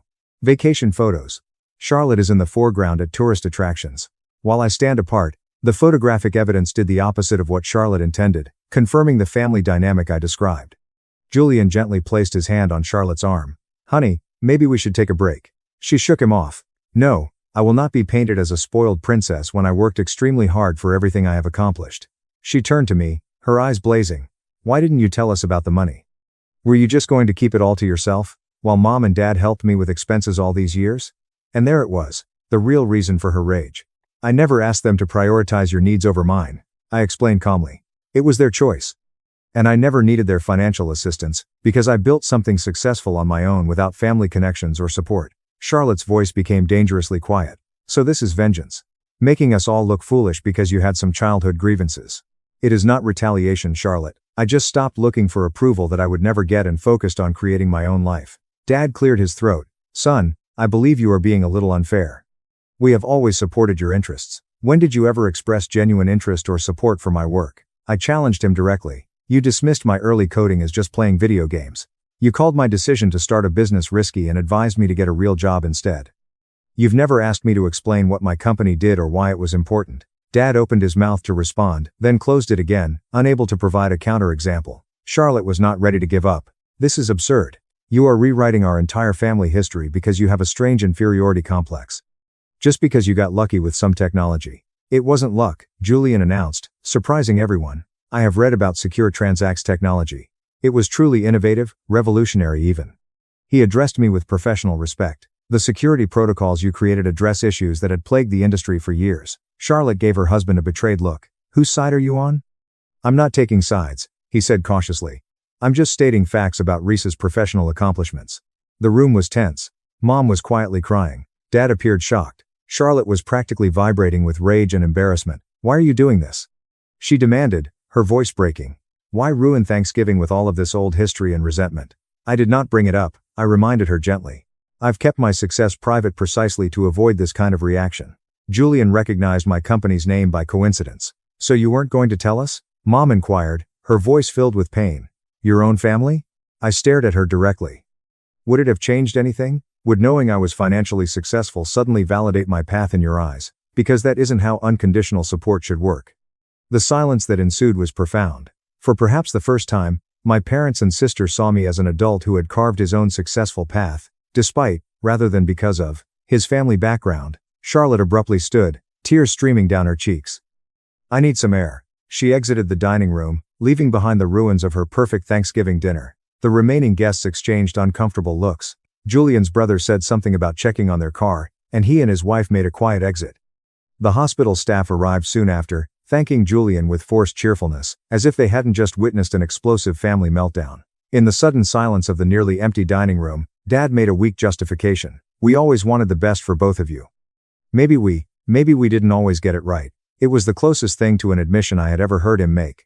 Despite everything, I felt a glimmer of hope that, finally, something would change. The rest of Thanksgiving evening was a blur of awkward silences and stilted attempts at normal conversation. Charlotte eventually returned, her eyes red, but her composure restored, mechanically serving dessert as if she were following a script she couldn't break from. The few guests who hadn't found an excuse to leave ate pumpkin pie with forced enthusiasm, complimenting the catering and studiously avoiding any mention of the emotional explosion. As the evening progressed, I decided to leave rather than stay overnight. The fourth-floor guest room suddenly seemed like an apt metaphor for my position in the family. An afterthought, distinct from the main household. I think it's best if I get a hotel room tonight, I said quietly as the last guests were about to depart. Mom appeared distressed. Reese, that's unnecessary. We are family, we can work through it. I am confident we can. I agreed. Not tonight. Everyone requires some space to process. As I was packing my bag, Charlotte appeared in the guest room doorway. Her perfect hostess demeanor had crumbled, replaced by a conflicted look. Are you leaving? She stated flatly, yes, I've called the car service. She leaned against the doorframe, arms crossed defensively. So that's it. Drop a bomb on the entire family, then simply leave. I did not drop any bombs, Charlotte. Julian recognized our company's name. That's all. She paused for a moment before asking the question that had been on her mind. $18.5 million. That's absolutely correct. Yes. And you're just sitting on all that money while Mom and Dad help us with the kids' private school tuition and our house renovation. Even now, she saw my success primarily in terms of how it could help her. Some patterns are too deep to break in one evening. My financial decisions are my own, Charlotte, just as Mom and Dad's decisions about supporting you are theirs. She entered the room, her voice lowered. We intend to add a pool house next summer. Julian's practice is doing well, but with the children's tuition and Nantucket property taxes. I looked at her in disbelief. Are you really asking me for money right now? After everything that has just happened? She had the grace to appear embarrassed briefly before recovering. We are family, Reese. Families help one another. At least most families do. I zipped my bag shut with finality. Good night, Charlotte. Thank you for dinner. As I walked downstairs, Julian stopped me in the foyer. I owe you an apology. He admitted quietly. I've always believed the family story about you without question. That was incorrect of me. His sincerity surprised me. Thank you for stating that. For what it's worth, what you created with Secure Transact was extraordinary. The medical technology company that licensed your security protocols has transformed our cardiac care capabilities. For the first time that evening, I felt recognized for my professional achievements, albeit by my brother-in-law rather than my own parents. That means a lot to Julian. Thank you. My rideshare arrived, allowing us to avoid further conversation. I stepped out into the cold November night, exhaling a breath that felt like it had been held for years. I sat by the window in my hotel room, looking out at Boston's twinkling skyline, and reflected on the day. My phone buzzed with texts from Charlotte, alternating between apologies and thinly veiled financial demands. I apologize for the heated exchange. Family dynamics are complex. Have you considered establishing a college fund for your niece and nephew? I did not mean to say that you were playing the victim. Our contractor mentioned that the pool house would be an excellent tax write-off for someone in your position. I silenced the phone. My phone rang shortly after 7:30 a.m. It was Dad. Can we meet for coffee? He asked, his voice low. Just you and me. We met in a cafe. Dad had already arrived, looking older and more vulnerable than I'd ever seen him. Something about his demeanor had changed now that Mom and Charlotte were no longer protecting him. I didn't sleep last night, he confessed. I kept thinking about the things you said. Things I couldn't really argue about. I waited quietly. I've always thought we were good parents, he said, looking into his coffee cup. We thought we had provided for both of our children, but looking through those photo albums last night, everything was laid out so neatly. His voice crackled slightly. Did we really put Charlotte at the center of everything? It was the first genuine acknowledgement I'd ever received from him. Why? I asked simply. Why did you treat us so differently? Dad remained quiet for a long time. Charlotte was like us, he finally admitted. She followed the path we knew. Academic success, prestigious credentials, and a professional career. When she succeeded, it validated our own life decisions and values. He looked up at me, genuinely looked at me, but you were different from the start. Independent, creative, and technologically minded. We didn't understand. Your path did not match our narrow definition of success. So, I suppose we didn't know how to support it. You could have tried, I suggested quietly. You could have asked questions, expressed interest, and attended my games. You're right, he admitted, tears welling up in his eyes. I can't go back and change it. But I am proud of what you have created, son. Not because of the money, but because you had the courage to forge your own path. Even though we couldn't understand it, my phone rang. Mom asked where Dad had gone. I explained that we were having coffee. She insisted on joining us. She arrived 40 minutes later, breathless and defensive. David has told me about your conversation. She started without preamble. And I think you're being extremely unfair. We always loved both of our children equally. Love isn't the problem, Mom, I said gently. It's about acknowledgement, encouragement, and validation. It's about showing up to soccer games, not just piano recitals. She insisted that we were working parents who did our best. Charlotte required more guidance, so we paid more attention to her at times. Dad surprised me by intervening. Margaret, you're aware that this is not entirely true. We prioritized Charlotte because her accomplishments helped us look good as parents. We understood her path. Reese's was unfamiliar to us, so we minimized it. Mom's eyes widened at Dad's candor. For the first time in their marriage, he was contradicting her version of our family story. The conversation that followed was challenging, emotional, and long overdue. Mom initially remained defensive, but as Dad continued to admit specific instances of favoritism, her confidence began to wane. I never realized how it must have looked through your eyes, she confessed. We didn't mean to make you feel less important. Impact matters more than intent, I responded, echoing a phrase Dr. Elaine Porter frequently used. By the time we parted ways that afternoon, something fundamental had changed. No single conversation could reverse decades of imbalance, but acknowledgement was an important first step. 4 months later, the changes in our family dynamic were subtle yet significant. My parents called more frequently, asking specific questions about my job and life. Dad even took an online cybersecurity course to gain a better understanding of my field. Charlotte struggled the most. Her identity was based on being the family star, and transitioning to a more equal relationship proved difficult. Her financial hints continued, but became less frequent as she realized I wasn't going to be her personal banker. For my part, I set clearer boundaries while remaining open to a healthier relationship. I used a portion of my wealth to establish a scholarship fund for underserved students with a talent for technology, hoping to provide the support system I lacked. On a Tuesday afternoon, I met the first recipient, Malik, a brilliant 17-year-old who reminded me of my younger self. As he enthusiastically described his plans to create accessible technology for disabled people, I recognized the same passion and vision that had driven me. My parents want me to become a doctor, he admitted. They don't really understand what I'm trying to build. I told him to keep building anyway. Sometimes those closest to us are the last to see our true path. This does not make the path any less valid. The true measure of success, I had discovered, was not financial achievement or family approval. It was the freedom to define and pursue one's own purpose. Money had not healed my family's wounds, but honesty and boundaries had started the process. As I watched Malik leave, full of ideas and potential, I felt a sense of calm that had eluded me for years. The overlooked son had finally found his voice. Not through vengeance or resentment, but by making something meaningful from the qualities that his family had failed to value.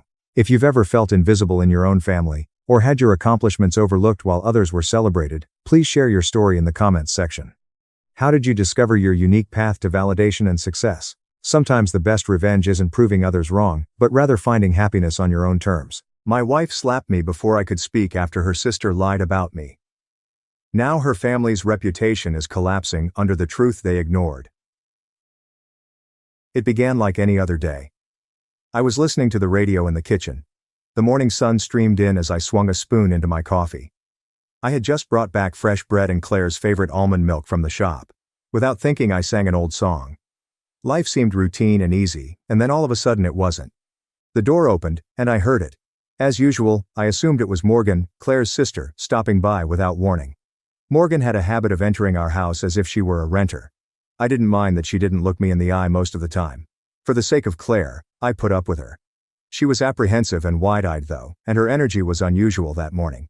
Claire was standing behind her, her face tense as though someone had just passed away. With my coffee cup still warm in my fingers, I carefully turned around, prepared to greet the dawn. However, I never had the opportunity. In 7 words, Morgan stated, "Elias got me pregnant." As simple as that. Her mouth quivered like an unrehearsed play and her voice broke. I was still. The air was still. I opened my mouth but nothing came out.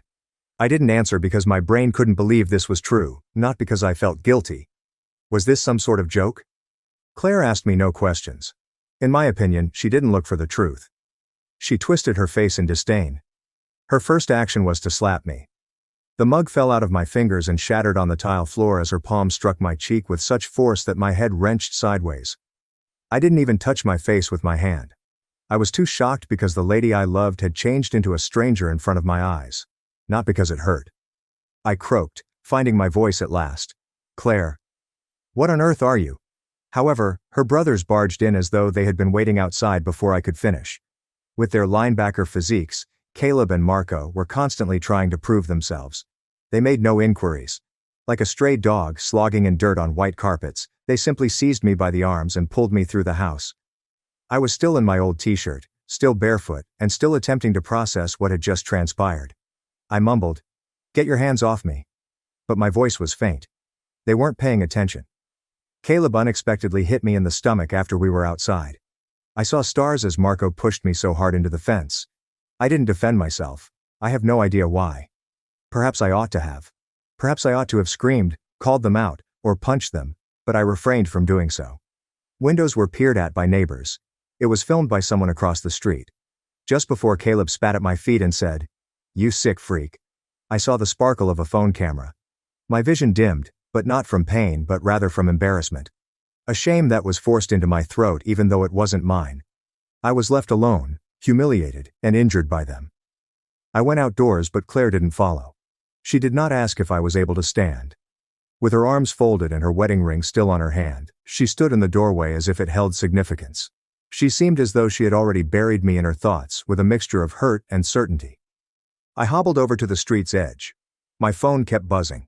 Messages from folks I hadn't communicated with in several months. I didn't answer any calls. I was at a loss for words. Hey, amusing thing. It seems that I had already been tried and found guilty before my wife's sister accused me of something heinous.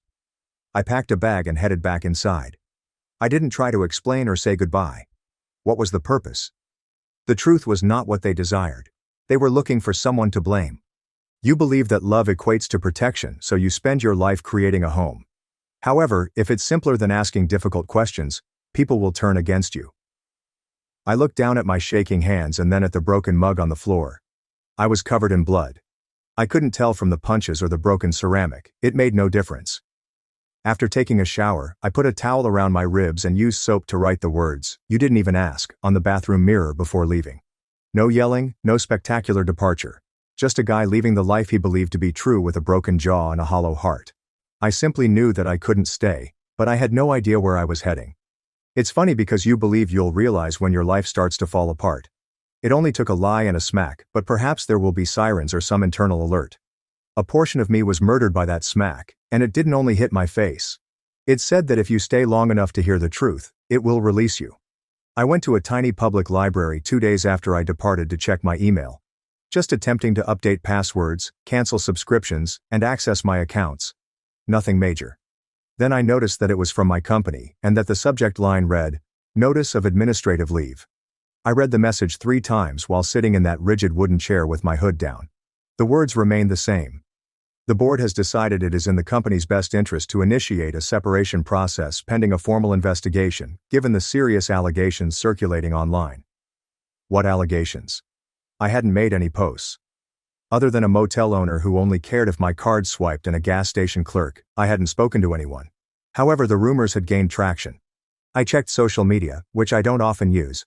A thread was there were enough hints for anyone who knew us, but no names. Justice, treachery, pregnancy, scandal, married guy, and sister-in-law. Posts containing ambiguous charges, out-of-context quotes, and individuals expressing their thoughts as though they were eyewitnesses. There are men like this everywhere. He is deserving of decay. Why don't more women have credibility? Trash. It was similar to witnessing my own funeral online, where the attendees flung stones rather than flowers. It was just rubbish. My landlord texted me on the 3rd day saying, "Hey man, I'm sorry, just business, but the other tenants are worried." I looked at my phone for a while before typing, "No problem. Because I need you to leave by the end of the week." I said I'll be gone today. And I did. I didn't fight, plead, or request more time to clarify. Now I got it. The truth is irrelevant when you're accused of something heinous, especially if you're a man. When people are choosing a side, they typically go with the one that makes them feel good about themselves.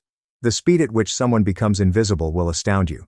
I used to go to the bakery down the street every morning. Mrs. Ingram, the proprietor, was a kind elderly woman who used to smile as she handed me my coffee. She froze in mid-pour as I stepped in one morning.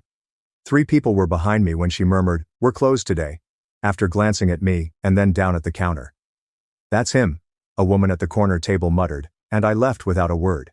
My phone was essentially worthless by day 5. I was blocked by Claire. Margot, her mother, and all of our friends had also done so. From my connections, even people I hardly knew disappeared. They seemed to be afraid that the rumor might spread to them. During a heat wave, I once assisted Margot in moving a whole patio set. She referred to me as the family's most trustworthy man. "Some men are wolves in family clothing," she wrote in a Facebook post on blood betrayal. Wolves. I had lost my humanity. Following the slap, the beating, and the embarrassment, I had remained silent. However, something little and final snapped inside me when I read that. In order to protect myself, I wanted to yell, fight back, post screenshots, texts, voicemails, and everything else. But since I had nothing to prove, I had nothing. There were no covert encounters, no flirtations, and no proof because the alleged incident never occurred. However, there was no need for proof. There was greater excitement in the lie. That night, I got a call from a college friend. He was among the few people who hadn't abandoned me yet. With caution, he said, "Hey man. I don't want to bother you, but did you actually?" I ended the call before he could finish. I didn't want to speak with him again if he had to ask after 10 years of knowing me. I stayed at a budget motel close to the city's perimeter. Hours passed while I gazed at the discolored ceiling, my thoughts racing like a broken fan. How could a man's entire life be destroyed by a single sentence? I reflected on the times I had spent so openly sharing. I arrived early for family gatherings. After Claire's cousin moved, I made him some furniture. Morgan told me I missed a screw as she looked through her phone while I assisted her in installing a bookshelf. I was now a phantom in everyone's mind. They could despise and forgive this nightmare version of me. There was only a tale, no trial, no court date, and no report. Once established, it required only whispers, rather than sunlight. It had nothing to do with fairness. It was more about passing judgment and appearing to believe women than it was about learning the truth. Morgan also did a good job in her role. A friend of a friend told me that she was getting gifts as a token of sorrow. People praised her bravery as they checked in. I felt like throwing up when I saw the word survivor on her social media bio. I wasn't even texted by Claire. Not once. I discovered that I couldn't afford to remain where I was for much longer after looking at my bank account. The employer froze my severance pay. Rumors of legal action circulated. For what purpose? I had no idea. That's when I started to feel afraid. It's the dread of forgetting, not the fear of hatred. A name that conveyed only embarrassment. That night I hardly recognized the man staring back at me in the mirror. There were patches in my beard. I had lifeless eyes. It made me seem bad. That scared me because I wondered what the outside world thought of me if I looked that way to myself. You believe that everything goes wrong at once. It doesn't. Layer by layer, it gradually becomes apparent that no one is coming to your aid. You will need to change completely if you wish to live. I bought a one-way ticket, sold the rest, and packed a little suitcase. There is no forwarding address. No logical destination. Only a short distance away, from the slap, from the lie, and from those who allowed it to spread like wildfire as I stood in the center, blazing. It's time to let go when even your name starts to seem burdensome. I entered a tiny travel agency that morning that was sandwiched between a pawn store and a laundromat. As if it hadn't been rung in years, the bell above the door jangled. Behind the counter a young woman raised her head from a crossword problem. To where? She inquired. I paused. Anywhere but here, I muttered. She chuckled as though I were kidding, but I wasn't. I required a ticket, guidance, and an opportunity to vanish. I was riding a bus to a town I couldn't pronounce by the end of the day. My old laptop, 2 changes of clothes, a pair of boots, and a brown leather notebook full of journal entries, sketches, and mementos of the man I once was were all in a duffel bag with a fictitious name. It was a long, silent ride. I watched the scenery shift from my seat toward the rear. A shoreline that seemed to go on forever was followed by forests, barren pastures, and city buildings. I stopped keeping track of the hours at some point. I didn't get any sleep. I ate very little. I merely gazed and pondered. It's peculiar. Peace isn't the quiet that descends after your life blows up. Not initially. The fog is numb. Confusion and remorse can reverberate more loudly when there is no sound. I mentally relived the slap, the lie, and how quickly everyone turned away, as if they had been waiting for an excuse to despise me. I pondered whether they recognized something in me before I did. Did I seem too calm, too helpful, or too forgetful? Easy to forget was the final notion that stuck out the most. By the time I reached my destination, the fog outside had increased. On a small coastal route, the bus was one of only 2 cars. I didn't mind when the driver stated, "Last stop," as he pulled into a dirt lot. It was a little, isolated location without cell towers, just wooden buildings that hadn't been painted since the 1980s. An inn that functioned as a diner, and a bay with ancient boats chained like sleeping dogs. Trying not to attract notice, I carried my duffel bag over my shoulder as I strolled through the town. On a porch, a man smoking a cigarette was repairing a net. He saw me walk by and nodded. I returned the nod. I asked the innkeeper if they rented rooms weekly. After giving me a thorough examination, she stated, "Cash only." I gave her money for the first 2 weeks and inquired if she knew anyone in need of assistance. "It depends on the type of assistance," she stated. I answered, "Anything that keeps me moving." She pointed across the harbor. "Try the dock. Ben, an elderly guy, employs people to clean his equipment."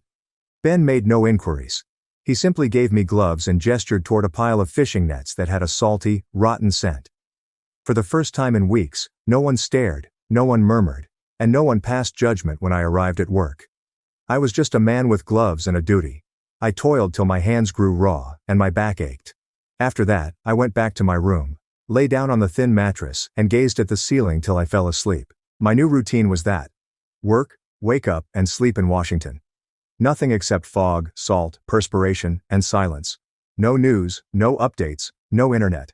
And that was sufficient for a time. I kept my true name a secret. My name was Ford. It felt easier and cleaner. No one inquired, and I didn't bring up my background. On few evenings I strolled down the beach. I let the wind to numb my face as I inhaled the chilly air. On other evenings, I jotted down notes. Not whole entries, just snippets. One word. A sentence. Or an idea. I didn't want to recall at times. My goal was to rebuild. People began to recognize me in town. Not the traditional manner. Simple welcomes, no whispering, no sympathy. "Good morning, Ford. Are you on duty at the West Dock today? You take coffee with sugar or cream?" They only wanted me there, not my narrative. It was also novel. I discovered more room in my head the more I kept to myself. I started going for a morning run. A few minutes at first, then 30 minutes, and finally 5 Fords. The agony was pleasant. It was logical. My legs trembled and my lungs burned, but I chose to endure the pain. A battle for meaning. A few months later, I started repairing the town's damaged gutters, sheds, and boats. June, a woman, contacted me to assist her in updating her company website. She persisted even after I informed her I wasn't a big techie. I was able to figure it out after watching videos, reading forums, and using a laptop that I borrowed from the library. One shopkeeper then requested for assistance, followed by another. Something had changed, but I was unaware of it at the time. I choose to be invisible this time. I was no longer the accused Elias. I was Ford, the man who had time, tools, and no trail to follow. After work one evening, I watched the boat sway beneath a deep blue sky from the pier. Like a hidden mirror, the water reflected the stars as they started to emerge. Claire was on my mind. I pondered whether she regretted it or missed me. But since it no longer mattered, I ignored the thought. This moment, this silence, this new me being forged from the ruins of my former self. That was what mattered. Just fog, salt, and silence. No headlines. No group conversations. No slaps. No screaming. And the methodical, gradual transformation into a person that no one could take away. The name Ford was no longer merely a ruse, it turned into a start. At first I didn't have a compelling justification for choosing it. In a charity container near the pier, I discovered an old work shirt with simply the name on it. Blue cotton with faded characters. It had been sewn long before I did. I never corrected the villagers when they began to call me by that name. It's funny how identity can develop from nothing. I wasn't just getting by the end of my first year in that port town shrouded in fog. I was reviving, slowly and cautiously. That winter Ben, the sour old fisherman who initially hired me, suffered a stroke. Clara, his daughter, returned to aid in his recuperation. She didn't smile much and was stern and sensible, which I liked. She said, "You're good with numbers, right?" One evening as we were closing the nest shed, I gave a shrug. "Decent." She threw a notebook smeared with salt on the table. Ben's inventory was a jumble, half scrawled, half remembered. Try making sense of that. I spent the night gathering receipts, redoing his books, and sorting out fishing permits that had expired. I gave Clara a tidy spreadsheet and a basic digital ledger the following morning. Her gaze expanded. "You completed this in a single night." I gave a nod. She gazed at the display. "Have you ever considered doing something other than cleaning nets?" In actuality, I had considered it in private throughout the dark hours of restless evenings. I had always been interested in coding, but I had never had to depend on it. I was too busy in my previous life as the trustworthy spouse, the gutter-fixing son-in-law, and the employee who kept everything going but never lifted his hand. But I had time here. It was time to construct something that belonged to myself. I registered the domain amrayafesch.com that evening. Just enough to commemorate the initials I left behind and the man I aspired to be, but not my true name. I began modestly by creating websites for nearby companies, such as a cafe, a flower shop, and a boat rental agency. My face was hidden from the clients. They made no inquiries, they simply enjoyed the outcome. I rented a tiny workshop on the outskirts of town as cash came in. The windows were dusty and the floorboards were ancient. I purchased a fan heater, a kettle, a folding desk, and a used PC. It was mine, even though it wasn't fancy. I was reminded that I was still here, still capable, and still building with each screw I inserted into the wall. I became the unofficial IT man for the entire coastal strip without any prior arrangement. Word got out. When he arrived, a man from 2 towns over needed assistance starting an internet business to sell his handcrafted furniture. A former educator desired to launch a blog. A young mother desired to create a website with recipes. I never refused. I wasn't cheap. I was fair. People made their payments on schedule. They never inquired, "Where are you from?" and instead handed me stories, bread and coffee. I wasn't sure whether they were being courteous or if they acknowledged that I was now one of them. The company expanded in silence. I developed a distinct brand. I also printed A.M. Reeves Tech on the back of the bibs of the competitors and sponsored a little local event. I once showed a new digital system I had created to assist in tracking public repairs during a town council meeting. Previously erased, Elias Ford is now being praised in front of a room full of strangers who are unaware of the controversy that once killed me. As the sun sank behind the cliffs, I left the meeting and made my way to the harbor's edge. Like melting gold, the water shone. After removing my shoes, I stood in the sand and let my toes to be touched by the tide. And I sobbed because I had accomplished what I believed was impossible, not because I was sad. I created a version of myself that no one could deny, misrepresent, or ruin. A man with only a present he was at last permitted to possess and no past. However, there was a whisper of the past with each step ahead. The smack, Tessa's expression, and the way her brothers hauled me out like trash are all things I occasionally dream about. I would wake up with my pulse pounding and sweating, half expecting to see a throng outside holding torches made of memories or a notice beneath my door. However, nobody showed up. In actuality, humans don't pursue ghosts, and I had voluntarily chosen to become one. I did not, however, divulge my secrets. The notebook in which I used to write about suffering had changed. Plans, wireframes, and checklists were now stored there. I always carried a small USB drive that was taped with old black tape inside its back cover. It contained the recording I got 6 months after going missing, which was sent by a mutual acquaintance who was unaware of the seriousness of what they were sending. Morgan's voice, mocking, confessing, laughing. I informed them that he did it because I detested their perception of his perfection. He treated me as if I were unimportant. I turned him into nothing then. I gave it a listen once. I did not scream or cry. I simply listened. I then supported it. I secured it. I held it tight. Not to exact revenge, but to demonstrate that I hadn't dreamed it. One envious woman's falsehood caused the globe to twist in unexpected directions. Healing is not as simple as you may imagine. I didn't yell into the wind or stand atop a mountain. I didn't write angry letters or punch walls. I simply created one system, one website, and one silent triumph at a time. I got 2 locals to assist me. I gave them flexible hours and a good wage. The only thing I had to say when people asked what drove me was, I know what it feels like to have your life ripped away. So, I'm trying to build one no one can take. I occasionally heard a voice that sounded like Tessa's coming from a stranger. Or the name Morgan would make me freeze. However, both the town and I moved on. It was like taking back a piece of myself to fix every cable, assist with digitizing every boat, and fix every broken login. Ford is a new man, not the old me. I just responded to my own reflection this time. The sound is the first thing I recall. It wasn't just any knock. It felt like someone smashing fists against a wall, frantic and desperate. As I negotiated arrangements for a long-term upgrade, my hands froze on the keyboard. Even though the cursor flickered, I got to my feet. I took one look out the window. Sheets of rain fell, furious and heavy. The streets became rivers. As I got closer to the entrance, I heard thunder crack overhead. There were 3 more bangs. A familiar voice sounded muffled. On the knob, my hand hesitated. After more than 3 years, I finally heard the name. Elias, please. The voice cracked, trembling under strain. It was raw and worn out, but it was definitely hers. Claire.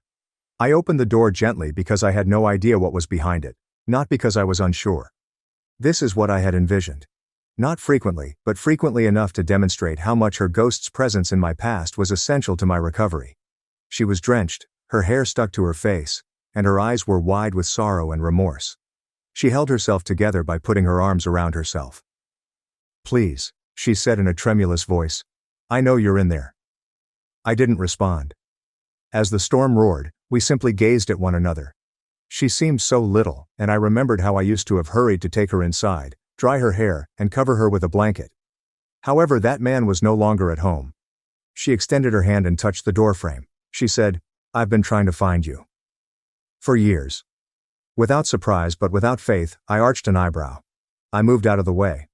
After hesitating, she entered the house as if she were returning to a place that had forgotten her scent. It was a clean, warm room. Now, all I had was a desk, a couch, and a few framed pictures of sunrises from my runs. I had no ties to anyone except myself. She was standing clumsily in the center, spilling rainfall on the ground. How did you come across me? I asked bluntly. She turned her head away. Time was needed. Numerous dead ends. I needed to hire someone. I needed to try when I understood the truth. I closely observed her, putting her statements to the test. She nodded, her eyes starting to well up but holding back. I came not to quarrel. You had to come visit me. I had to give an explanation. After walking to my workstation, I took out a tiny USB drive. I had never before shown anyone the proof. I gave it to her and muttered, I already know everything. She gazed at it as if it were going to burn her. What is it? Even though she already knew, she asked. Take it. Play it now. Come back tomorrow if you would still like to discuss after that. After a moment of hesitation, she nodded and received it with quivering fingers. I went back to my workstation, took a seat, and concentrated on the screen. She vanished in an instant. I heard her sneakers sloshing in the rain and the door closing. The wind seemed to want in as well, pressing against the glass. Then there was quiet. For hours, I sat in the silence. I didn't look at the time or my phone. As the storm subsided into a gentle rain, I simply gazed out the window. I didn't get any sleep that night. Staring at the ceiling, I laid on the couch. I considered every life I had led since that slap. Since her silence became more audible than the lie, and since her brothers brutally abused me. What was she hoping to discover here? A dude in the waiting room? A heart that remained pliable? Is a soul still open? I had no idea. However, I was aware that I was no longer her spouse. Not in a spiritual, emotional, or legal sense. The following morning was shrouded in fog. I didn't check my email or go out. I waited for nothing until I noticed her while sipping a mug of black coffee beside the window. This time, she didn't knock. Like a kid waiting for punishment, she sat on the porch bench with her hands clasped and her head bent. When she noticed me, she looked up. She had a new face. Something had changed. The conflict was over, but so were the tears. The aching was all that was left. She claimed to have played it. I gave a nod. She took a deep breath. I remained silent. I destroyed you. I held up a hand and said, Elias, I didn't know. She blinked quickly, attempting to contain the deluge she hadn't earned the right to let out. You don't have to say it. Do you despise me? Her voice cracked as she asked. I gazed out across the placid ocean. No, I replied. Hatred requires energy. I have run out of things to offer you. She fell to the ground. I didn't move or make contact. I simply walked by her. In 20 minutes, I had a client meeting. Because life had moved on, I was awarded one of the largest contracts I had ever received. I had too. The following day she returned. She didn't knock this time. She simply watched my workshop from the other side of the street while she tried to find the confidence to enter. While I was updating a cybersecurity patch for a client's database, I managed to see her through the blinds. Her presence no longer unnerved me, so I continued typing and working. Nothing was stirred. Curiosity, like watching a storm pass over a mountain you've already climbed, but without anger or longing. The bell above the door sounded softly as she entered at last. You're occupied, she remarked. Without glancing up, I answered, I'm always busy. She took another step inside and shut the door. The scent of rain-soaked cloth and ocean mist filled the air. Her voice seemed smaller, as if the years abroad had sapped her confidence, and she was still wearing the same coat from yesterday. I didn't sleep, she muttered. All I gave her was the faint hum of the office heater and the sound of fingers on keyboard. She approached the edge of my desk and waited for me to raise my head. She said, I have something to say. I nodded and leaned back. She muttered more to herself than to me, and I was unaware that she was recording it. I didn't think Morgan would come clean. But, I said, she did. Claire replied, the words sticking in her mouth. Yes. Calmly, I informed her. I knew 2 years ago. She blinked at that. What? She staggered back as if I had smacked her with the stillness she had once used as a weapon. I knew 2 years ago about the lie, the recording, about everything. But you didn't say a word. No, I didn't. Why? She inquired, truly taken aback. I answered, because the truth wouldn't change what you did. It would not reverse the slap or take away your brother's criminal behavior of dragging me across the grass. The weeks I spent hiding from a world that spit on me for something I didn't do would not be made better by it. So I said nothing. I wanted to know what mattered more to you. My quiet or your guilt. She covered her mouth, appearing nauseous. Her legs were shaking, as I could see. If I had known, I would have arrived sooner. I interrupted.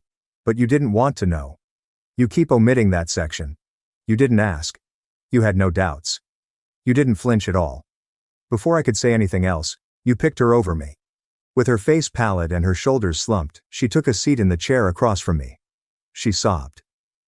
Eliasne, she responded. Morgan sobbed. She also said that you hatefully gazed at her.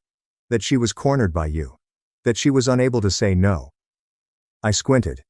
And you decided I deserved to be ruined based on that alone. I was afraid, she said abruptly. I was unsure of what to believe.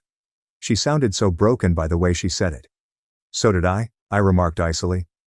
She parted her lips, then shut them. She did not cry, but her eyes glistened. I remarked, you didn't return for the truth. You lost everything else, so you returned. That made her wince. It touched down. Leaning forward, I spoke evenly. I am aware of your divorce. I am aware that your family betrayed you. I am aware that your mother referred to it as an old scandal and advised you to move on. I am aware that Marco's business failed after Caleb was exposed for that incident at the school. I know since I didn't say anything. And the truth had time to gain traction on its own while I remained silent. Her lips quivered, but she remained silent. I went on. You didn't return out of regret. You needed something to feel clean again, so you came back. No, she muttered. That isn't accurate. It is, I said. And it's all right. It doesn't make me angry. Simply put, I'm not providing you what you came for. She appeared perplexed. What do you suppose I was here to do? Redeeming? I said. Closure? Perhaps even forgiveness. I hesitated, allowing our silence to deepen. However, you are unaware that I have long since forgiven you. For my sake, not yours. I was forced to. I wouldn't have made it through otherwise. However, forgiving does not imply reconciliation. It doesn't mean welcome. I simply stopped acting as though I was responsible for your conduct. Claire put her hands over her face and her shoulders trembled. She simply sat there for a moment, allowing herself to be vulnerable in front of me. There was just a lady buried behind the debris of her own choices, no makeup, no audience, no show. Her voice was softer than I had ever heard it when she eventually turned back to face me. Do you think this can ever be fixed?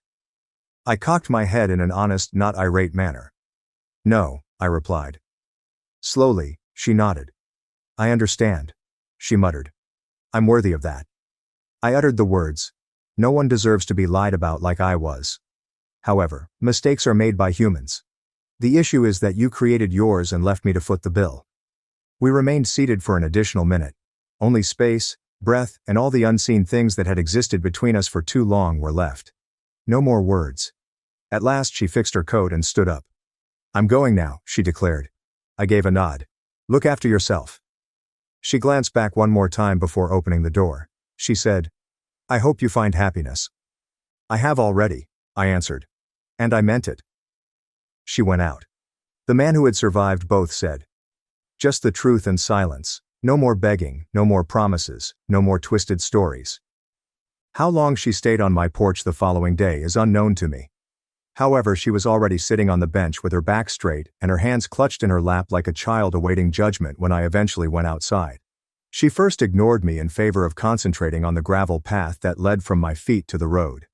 The morning air was cold from the mist of the night as I stood in the doorway. Overhead birds were chirping. The town was just starting to wake up, with early morning joggers and a few dock workers calling hello over the lake. But the only sound I could hear was our stillness. Once a source of comfort, that old familiar silence now hung taut between two rocks like a wire. Something was gone from her eyes when she eventually looked up. Pride, perhaps. Perhaps the final fragment of the tale she had attempted to preserve in her memory. She answered, I listened to it. I didn't answer. I kept listening to her voice. What frightened me the most was that it didn't sound like her. Her voice cracked, but she didn't cry. Not now. I didn't recognize that version of Morgan. I never wanted to see it, or perhaps it was the only authentic version. I entered the porch but chose not to sit. I owed her no consolation. I simply had to give myself closure. Claire mutely remarked. She was laughing, as she gazed at the wooden floor. Just laughing as if she had done the world's most ingenious trick. That's what it was to her, so I nodded slowly. Her face, God, her face, carried years when she finally turned to face me.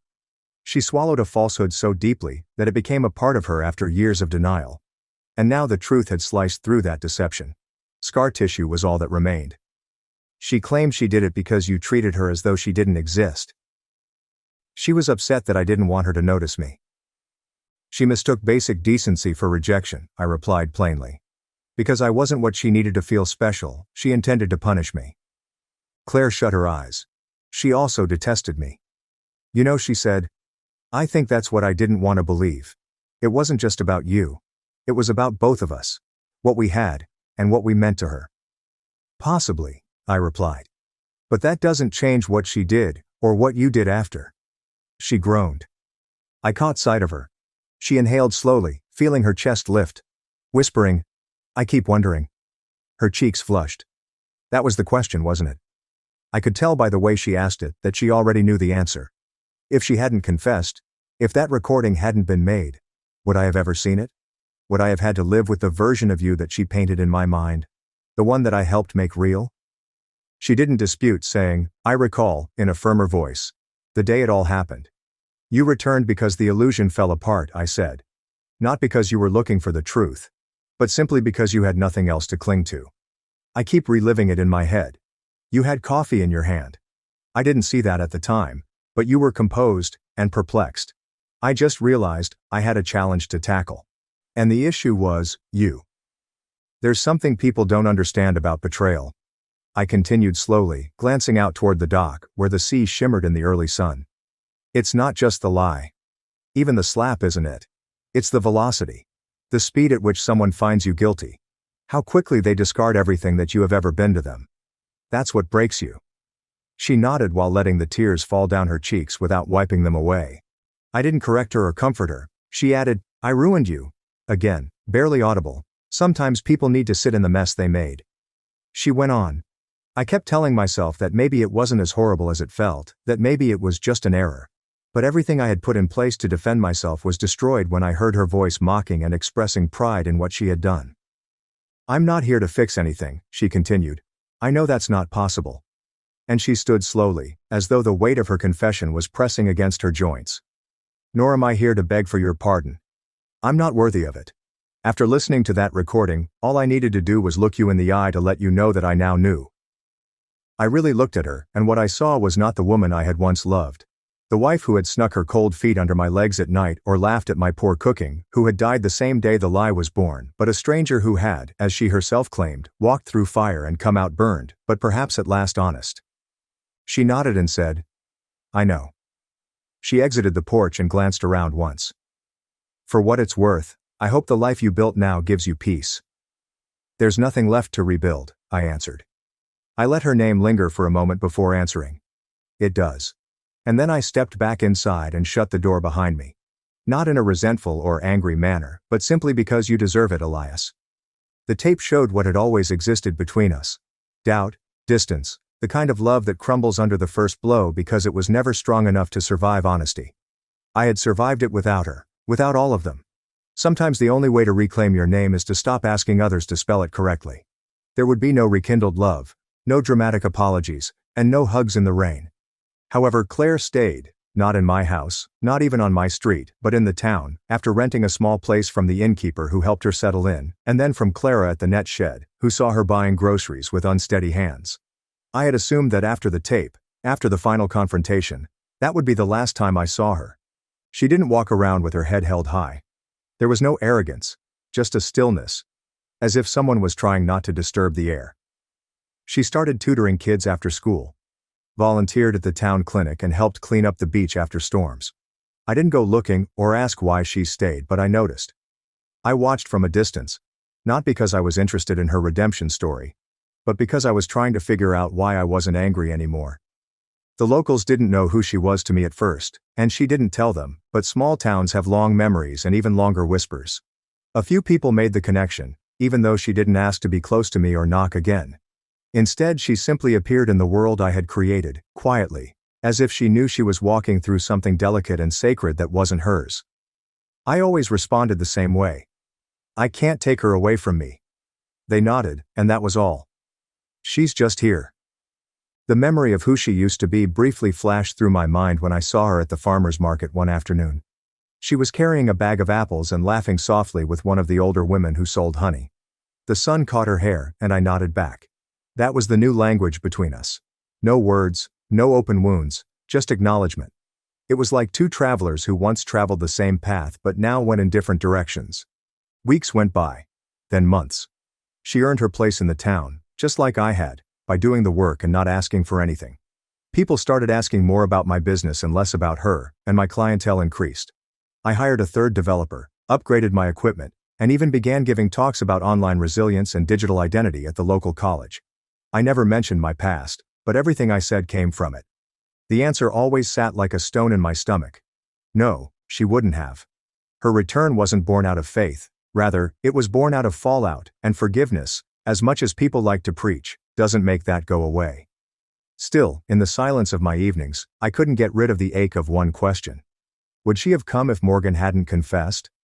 I could forgive her for being human, for being naive, for making a decision under duress, but I couldn't forget that she let me fall first when everything fell apart, choosing to believe a lie over the man who had held her through her darkest moments, who had helped her mother when she broke her hip, who had used his fingers to trace maps on her back and his eyes closed to plan dreams.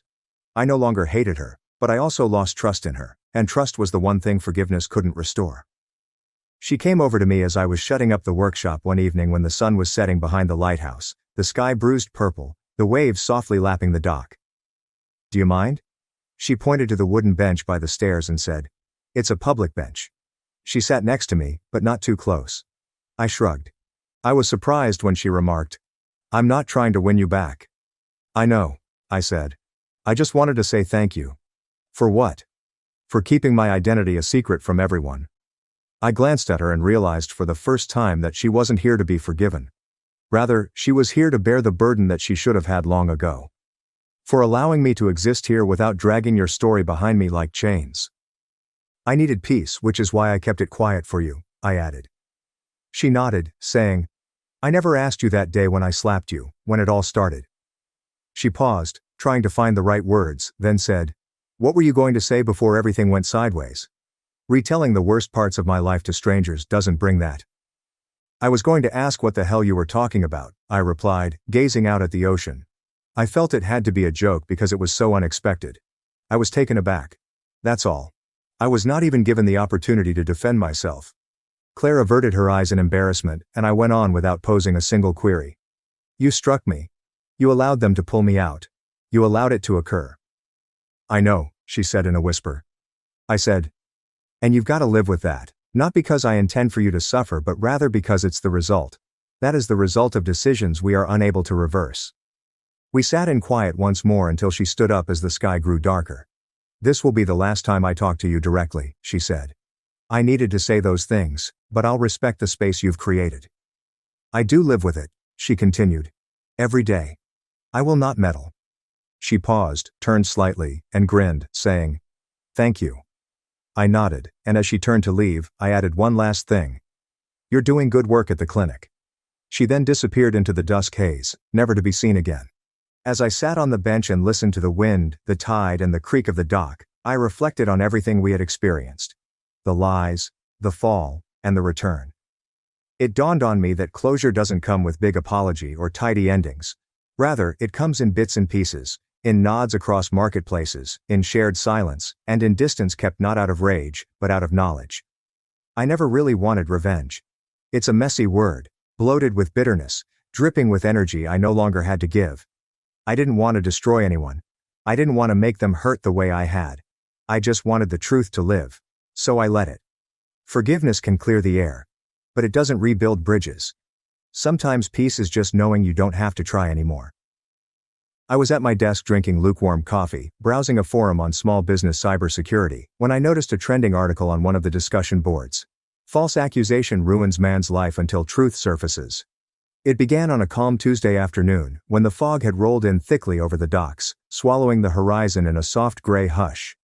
It was my story, posted anonymously with no names or photos, just details, frightfully accurate ones, about a man who was accused by his sister-in-law of getting her pregnant, betrayed by his wife and family, beaten, fired, and shunned, only to disappear, start over, and later find out the whole accusation was false.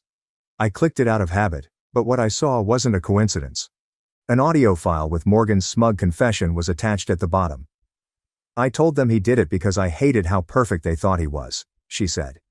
Word for word, the exact file I had hidden away for more than 2 years. I didn't upload it, but I knew who did.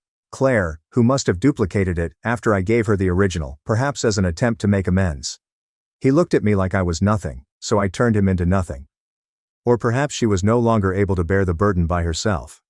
In any case, it was now available on the internet, and could not be put back in its box. The news became viral in a matter of hours, and it was discussed on blogs and in forums. Whether it was real or false was up for debate in the comments, but it made little difference. The confession and the voice were genuine. It didn't take long for people to begin making connections.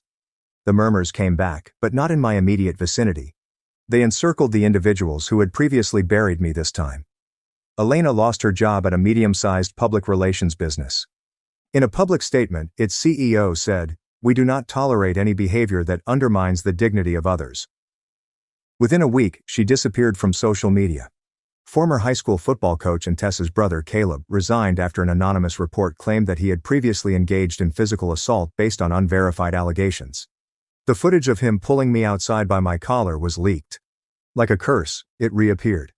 Margot, their mother, served on the board of a nearby non-profit organization that provided funding for women's shelters.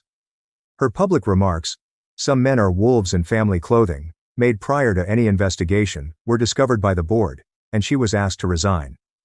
Despite never having seen a courtroom, they had to deal with a far harsher ruling. The court of public truth. There were no attorneys or gavels, just a reflection in a mirror of a world that had let them go and didn't want them back. And I said nothing. I did not affirm or deny, I didn't add gasoline or gloat. I simply continued to live, work, and create the life they believed they could destroy. People in town started to treat me with respect instead of sympathy. "I read something online," a single man remarked in the marina. "Didn't mention names, but if it's even half true, I'm sorry for what you went through." All I needed to do was nod. At the cafe, another woman put coffee and a croissant on my table and added, "On the house." Although there were no significant changes in my life, I did feel as though I was marching with the wind at my back, rather than against it. I saw Claire throughout this period, but she didn't talk to me. She continued to live a quiet life, work at the clinic, and keep her head down. I had no idea how it must have felt for her to see her family fall apart under the weight of the reality they had previously chosen to ignore. Despite having started the fire, she had not left. Without requesting pity, she stood in the ashes and allowed the smoke to burn her eyes. I admired that in a tiny, quiet manner. I got a letter in the mail one morning. Just text scribbled on pristine white paper, with no handwriting or return address. "You did it that way even though you didn't have to. Rather of using the truth as a weapon, you allow it to breathe. Thank you for not destroying us when you had every right to, even if I don't deserve your charity. Now I see that." And not because I needed to read it again, but rather to remind myself that sometimes justice doesn't come with fire. I folded the paper and put it in a drawer with the others. Quiet, indisputable truth can accompany it at times, and that's sufficient at times. Justice is frequently perceived as being noisy, requiring a stage, a verdict, and a standing audience. However, during those weeks, I discovered this. A whisper of justice can be heard. An online post, a recording was released, just a nod from someone who was once skeptical of you. Not all justice results in punishment, sometimes it simply comes out. People are unable to turn away once it is shown. They must accept what they observe. Caleb, Margot, and Elena all experienced that. They were not imprisoned, they received no fine, but they were seen by everyone. They were seen by the truth. More significantly, they recognized themselves. A teenager, who appeared to be around 17, entered my studio one evening right before closing time. He was apprehensive and shifted uncomfortably. "The truth block was constructed by you?" he inquired. I scowled. "What?" "That story online, about the lie, and how the guy vanished but returned stronger," he muttered. "You mean that?" I didn't have to respond, but I didn't. Slowly, he nodded. "I simply wanted to mention how much that story aided me. This year I nearly gave up on myself. People believed that I had done something that I hadn't. I also began to believe it." He took out a drawing pad from his rucksack. "I was instructed by my teacher to sketch something that gave me strength once more. This is what I sketched." He showed me a page with a faceless man standing in a storm with his feet firmly planted and lightning behind him. As stated in the description, truth doesn't flinch. I looked at it for a while. "You hold on to that strength," I murmured, shaking his hand as I rose up. "Don't allow them to change who you are." He grinned as he went, and I took a seat behind my desk, feeling a peculiar sense of serenity. The reason I had never uploaded the recording myself suddenly occurred to me. The reason I waited, the reason I had rebuilt first. Because understanding what they did isn't the only thing that constitutes justice. It's about knowing who you are, regardless of what somebody may have said. People in our world can be divided into two categories: those who choose who they become, and those who are shaped by their circumstances. I thought I was the first ones. I tried to be decent, trustworthy, and helpful back then. I believed that those around me would notice me if I loved deeply, gave generously, and forgave quickly enough. They would support me. However, they failed to hold out when the storm hit. I fell when they released me. The problem with falling, though, is that occasionally you hit something solid. Yourself. I still get up early these days. I enjoy the silence before the town awakens, not because I'm haunted anymore. As I patiently boil my coffee, I observe the fog rolling across the bay in the morning. I don't immediately check my phone. I don't follow the news or look through headlines. I sit, take a deep breath, and tell myself that making headlines is not the way to find peace. It comes without the necessity of being seen. Most mornings I choose to walk into town because I can, not because I have to. These days, I get greetings from people that are carefree and judgment-free. I earned that, but it took years. I won't prove my innocence. Not by yelling my version of events. However, by leading a life that rendered the falsehood inconsequential. Sometimes I walk by the clinic and catch a glimpse of Claire through the window. Our eyes occasionally connect, and when they do, we both nod. No more, no less. She's generally hunched over a clipboard or caring for one of the town's kids. I appreciated her more for keeping her word than for offering an apology, since she never again crossed the line, spoke up, or attempted to change the truth. You can't outrun your mirror. Not forever. Morgan tried to reinvent herself, moved to a different place, and changed her name online. I know her family is now dispersed. Last I heard, Caleb works as a part-time teacher someplace. Margot travels most of the time, perhaps in search of locations where no one can identify her. I stayed, built, and now own 3 buildings in the town. A couple who were creating a podcast studio rented one, while a marine gear provider rented another. These days my tech company has clients in 6 countries and operates virtually exclusively online. I didn't have to heavily promote myself because the facts and the work spoke for themselves. Healing isn't loud, which is the part that no one tells you when your life is on fire. Banners, thunder, and cheering are not included. Healing is silent, discreet, and occurs in everyday situations, such as coding while drinking tea, choosing a new office chair, or assisting a stranger with carrying things upstairs. About a year after the tale became viral online, a local school contacted us one afternoon. They were planning a youth program on resilience and digital ethics. They requested me to speak because they had witnessed the life I created and believed it could motivate the children, not because they were familiar with my narrative. Yes, I said, and a dozen young faces gazed up at me as I entered the room. Some were interested, some were bored, and some were excited. I told them about my adventure, cleaned of course, and without mentioning slander or treachery. I talked about making a fresh start, about losing everything and deciding to learn rather than give up. How do you stop being angry at the people who ruined your life? One child inquired. You don't, I responded with a smile. You just stop paying them rent in your mind. You no longer accept their behavior as a part of who you are. By creating a life that is too full for them to fit into, you outgrow their control over you. Perhaps he did, since he nodded as if he understood. Perhaps those remarks will mean something to him in the future. I had a cup of hot cider that evening and gazed up at the sky while standing on my porch. There were only stars, no clouds. 1,000 silent lights blinking above me, unconcerned with anything below. I reflected on the man I once was, the one who stood in his kitchen, coffee cup in hand, watching in disbelief as his life fell apart due to a sentence that someone else had made up. I no longer recognized him. He was too sensitive, too eager to please, and too ready to think that love was something that had to be gained rather than something that had to be achieved. And now? I am being purposeful now. With my silence. With my time. With my faith. Months ago, before she finally let go entirely, Claire asked me, "Do you believe we'll ever be able to get back?" At the time I just stared at her without responding. But I would respond as follows if she asked me now. That man with whom you were married. He is no longer there. Without a single question, you slapped him, and he died instantly. The man standing here today is no longer a part of your tale. He composed a fresh one. People believe that the end is survival. However, survival is only the first step, because you begin to wonder what you would become if you stopped trying to be accepted and started being authentic after you understand you can survive being erased. Loyal to your own self-worth, voice, and identity. I no longer live for approval.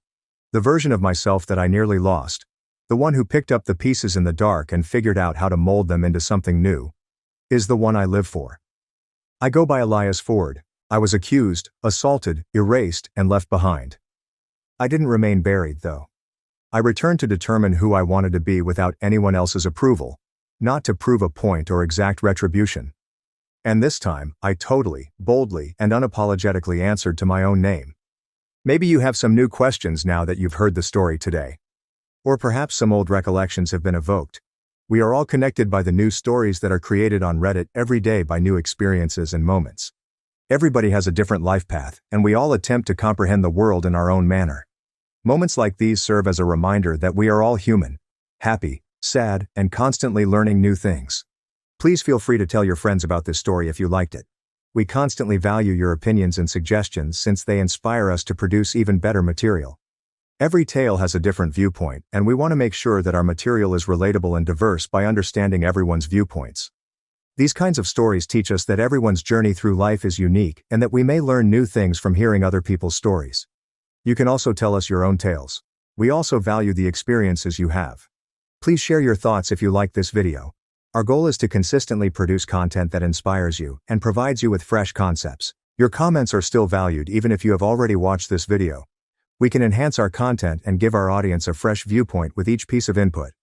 What we witnessed today was only a small portion of the numerous tales that were posted globally and on Reddit.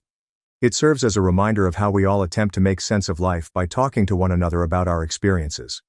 This film only served as an illustration of how we attempt to learn about various facets of life and establish connections with others through storytelling. We intend to keep sharing tales like this that foster mutual learning and development.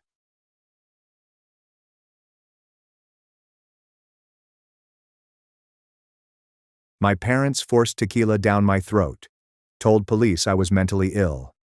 Now they face prison, and I hold the videos that could ruin 5 families. My folks are the most savage people I've ever encountered. From the time I was 10 years old, their idea of quality time was to educate my older brother, Kevin, and me how to drink responsibly. Every Friday night my father called it training night. We'd gather around the kitchen table as Dad poured shots of tequila and Mom cheered us on, timing how long we could go without making a face. If we gagged or coughed, we'd have to perform push-ups until our arms gave out. The rule was simple. The family that drank together stayed together. It was the same rule that their parents, grandparents, and great-grandparents used. I thought it was ridiculous, but my older brother, Kevin, took to it like a fish to water. By the age of 14, he was Dad's favorite drinking companion. They'd stay up until 4 a.m., holding beer pong tournaments in our garage, and Mom would brag to her friends about her son's ability to drink large men beneath the table. When Kevin began showing up to breakfast with shaky hands, Dad simply chuckled and handed him a beer, calling it hair of the dog. The more Kevin drank, the more attention he received, including new gaming systems, concert tickets, and even a motorcycle for his 16th birthday. Meanwhile, I became the family disappointment by default, not because I was failing school or getting in trouble, but because I was a straight-A student, captain of the debate team, working part-time to pay for college, and remaining clean. Mom's favorite remark was, "You know what your problem is? You judge everyone instead of loosening up and having fun." However, it was difficult to take her seriously when she slurred her words and tripped into the furniture. I considered calling the authorities, but I was afraid because my best friend Maris had tried for her own family, and as soon as the social worker left, Maris's father covered her in bruises. So I very much eliminated CPS as an option after that. But then came the day that altered everything. Kevin's 18th birthday celebration. He was hunched over on the porch, joking about the terrible pains in his side that had been hurting him for several weeks. "Probably just need to build more tolerance," he joked, his skin appearing slightly yellow under the porch light. How did Dad respond? He slapped Kevin on the back and pulled out a bottle of $200 scotch that he had been conserving. "It's nothing a good drink can't fix." I swear I thought he was pranking him, but that's when my mother pulled out her iPhone and began video the entire incident for his future children. That's when I realized that if I wanted to survive, I needed to cooperate. I became an Oscar-worthy actress, pretending to laugh at their drunk stories and be hammered when all I was doing was pouring wine bottles into plant pots. The saddest part? It works. I was finally a member of the family. Everything changed after I departed for Oregon State. My randomly allocated roommate was in alcohol addiction treatment, and she introduced me to an entire world of people who could have fun without poisoning themselves.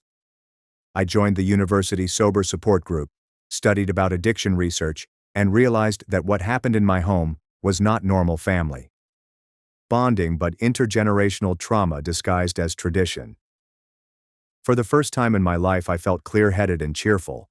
I even started training for marathons, which I couldn't have done while pretending to be hungover every weekend. And during my sophomore year's winter break, I chose to come home for the holidays, which was really crazy and risky. I hoped that this would be the time when I could break the cycle and persuade my family to stop drinking for good.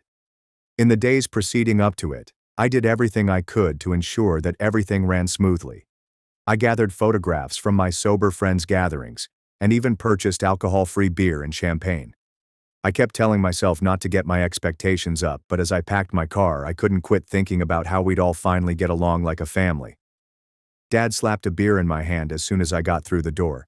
"There's our college party girl."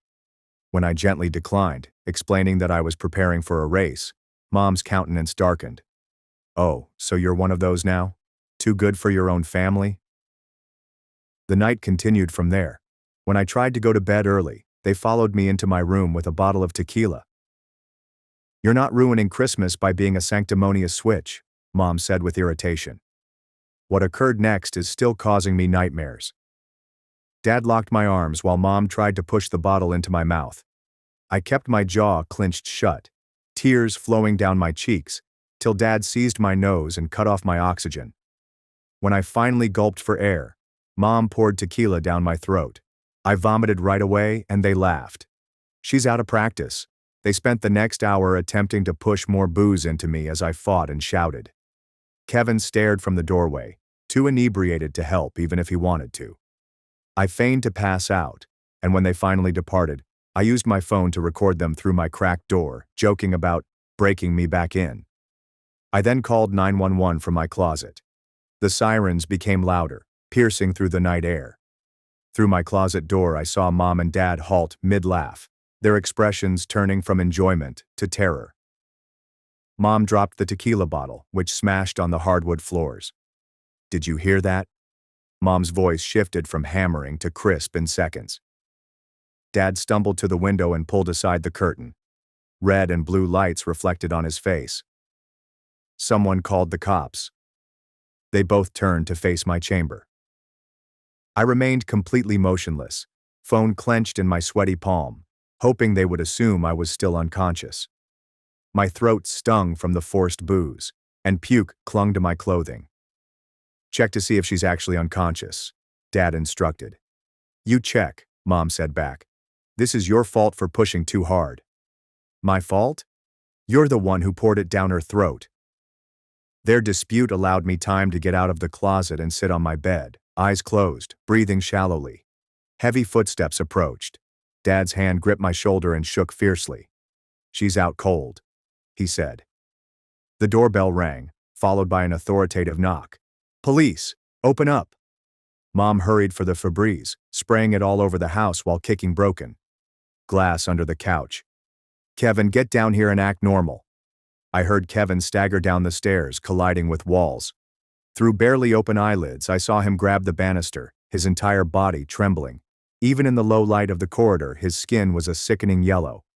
"Stand up straight," Dad snarled, hitting Kevin on the back. "Remember, we were just having a quiet family evening." The knocking became more intense. "Police, we need you to open this door." Dad smiled like a salesperson when he opened the door. Two officers stood on our porch, their hands resting on utility belts. "Evening, officers. Something wrong?" "We received a 911 call from this address," the taller officer stated, peeking past Dad into the house. "Report of a disturbance." "Must be a mistake," Dad remarked calmly. "We're just having a quiet family night." That's when I entered. I stumbled out of my room, vomit still staining my Oregon State hoodie, throat raw and stinging. The policeman's gaze quickly focused on me. "Miss, are you all right?" the female cop inquired, stepping forward. Before I could say anything, Mom ran over and wrapped her arm around me. "Oh, officers, I'm so sorry. Our daughter's been having some mental health issues since she went to college. She's been acting out." "She's been unstable for months," Dad said, his voice full of phony concern.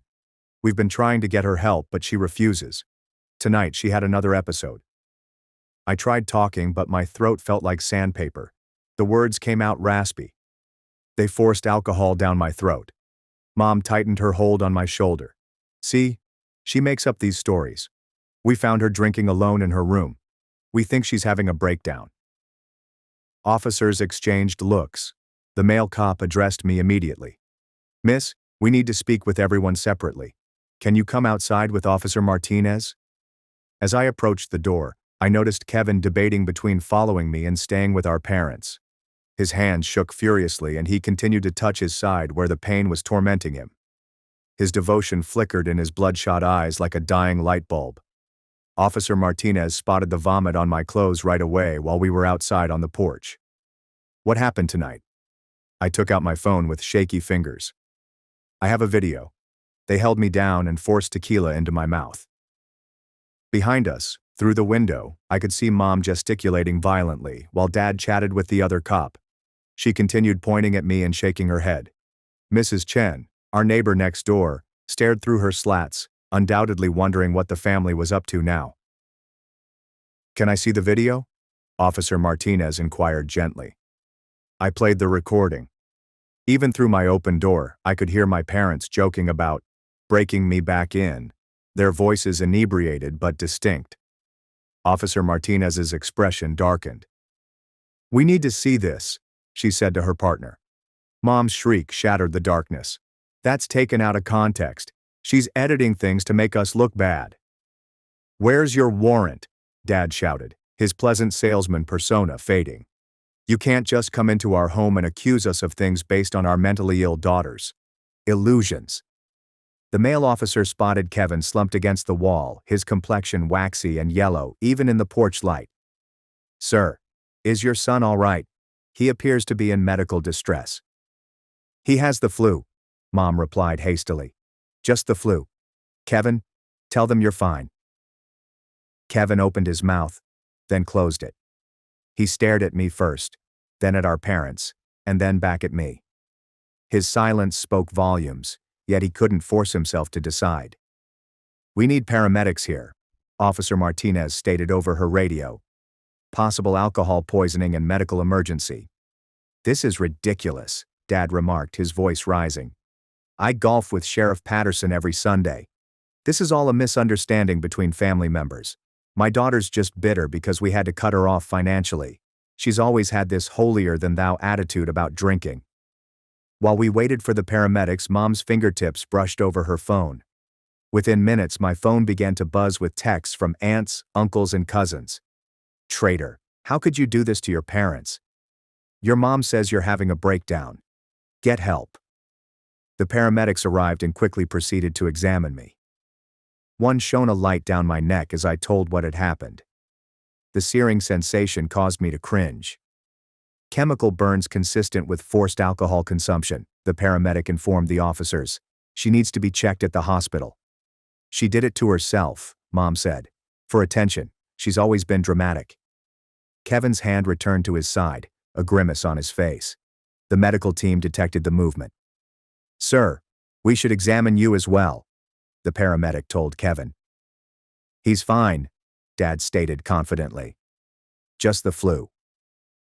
But under the bright porch lights, Kevin's condition was impossible to ignore. The yellowing of his complexion, the quivering of his hands, and the way he repeatedly touched his side. The paramedics recognized all of the traditional indicators immediately. How long have you been experiencing abdominal pain? The paramedic questioned Kevin straight. Kevin stared at Dad and murmured, few weeks. It's nothing, you know, Dad responded, changing the tone to casual chat. Sheriff Patterson and I were just talking about situations like this at poker last week, families having disagreements that get blown out of proportion. He continually asserts, these things are better handled privately. The threat was not subtle. Officer Martinez stiffened his jaw. Sir, we're going to need everyone to come to the station. Formal statements. I'm calling our lawyer, Mom stated. This is harassment. Our daughter is sick. And instead of getting her psychiatric help, you're enabling her delusions. The officers started collecting evidence. They collected the smashed tequila bottle, photographed my vomit-covered clothes, and documented the incident. Dad clenched his fists as they worked, his jaw rigid with barely contained wrath. My phone kept buzzing. Mom had sent a group text to her entire extended family. Please pray for us. My name is having another episode and I called the police on us. We're heartbroken. She needs mental help but refuses to get it. The responses came in immediately. Uncle Ray. The ungrateful brat. Aunt Carla. After all you've done for her. Cousin Mark. Not all children deserve decent parents. At the station we were separated for questioning. I sat in a small room, my throat still stinging, as Officer Martinez took my statement. Into the glass I saw Uncle Mike, Mom's brother, running into the parking lot. He had been their drinking partner for 3 decades and happened to be a lawyer. My client won't be answering any questions, he declared, storming into the station like he owned it. His breath smelled of whiskey. That's when things took an unexpected turn. Uncle Mike produced a folder with documents. My clients have been concerned about their daughter's mental health for years. Here's the documentation. Officer Martinez glanced through the papers. I got glimpses of medical documents from years ago.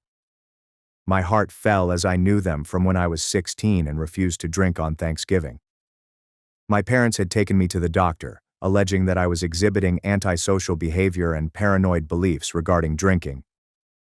These forms indicate a pattern of mental instability, Uncle Mike explained calmly.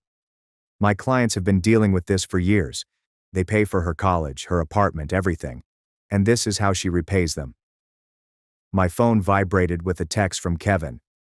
Why couldn't you just pretend for one more night? The treachery hurt deeper than the booze burns in my throat. Even now, after seeing them shove liquor down my throat, he still believed I was the problem. Officer Martinez departed to talk with her partner. Through the door I could hear Mom's voice traveling down the corridor. She's always been jealous of Kevin. He's successful, popular, and knows how to have fun. She's just bitter and wants to tear our family apart. Martinez returned with a carefully bland expression. The video evidence is concerning, but your parents' lawyer is arguing it's taken out of context. Without Kevin's cooperation, it's your word against theirs. What about my throat? The burns. They're claiming you did it to yourself, that you've done things like this before for attention. I thought about Maris, how her bruises had not been enough to keep her safe, and how the system had failed her. Now it was failing me, but in a different way. My parents had learned from families like Maris's to leave psychological rather than apparent damages.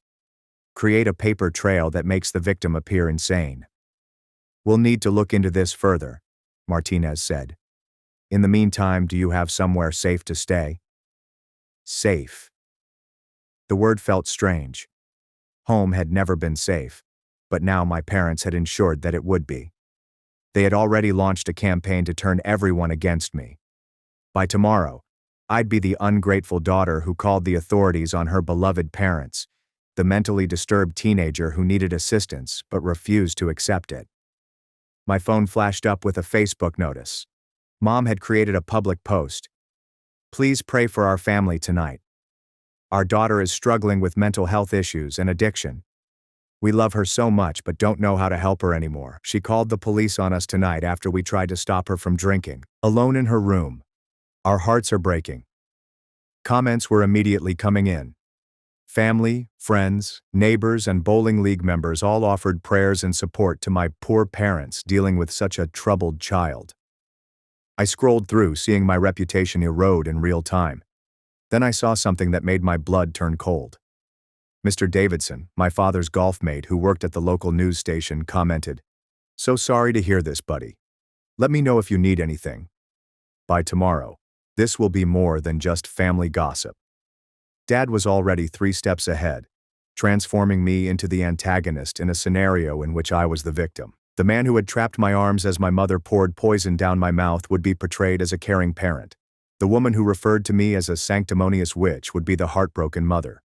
The station's fluorescent lights made things seem strange as I sat there, watching my life unfold on a phone screen. Officer Martinez had left to make copies of my evidence, leaving me alone with my thoughts and the incessant buzz of notifications. Each ping felt like an additional nail in my coffin. Mom's Facebook post went viral in our little neighborhood, with 67 comments and counting. The bowling league president volunteered to set up a prayer circle. Dad's golf mates were organizing a fundraising for my treatment. Even my high school English teacher had mentioned that she had always felt something was off. My palms shook as I scanned the messages. Then one caused me to freeze. It came from Benji, the bartender at my folks' favorite watering establishment. Kevin's been coming to AA meetings at the church, 3 months now. Your parents don't know. Before I could digest this shocking news, Uncle Mike returned to the room, briefcase in hand. He slammed down a stack of paper thick enough to kill a small creature. These are your parents' financial records, showing they pay your tuition, rent, car insurance, health insurance, even your phone bill. You're completely dependent on them. He took out another document. And this is a withdrawal form, already prepared. One signature from them, and you're cut off from everything. Is that really what you want?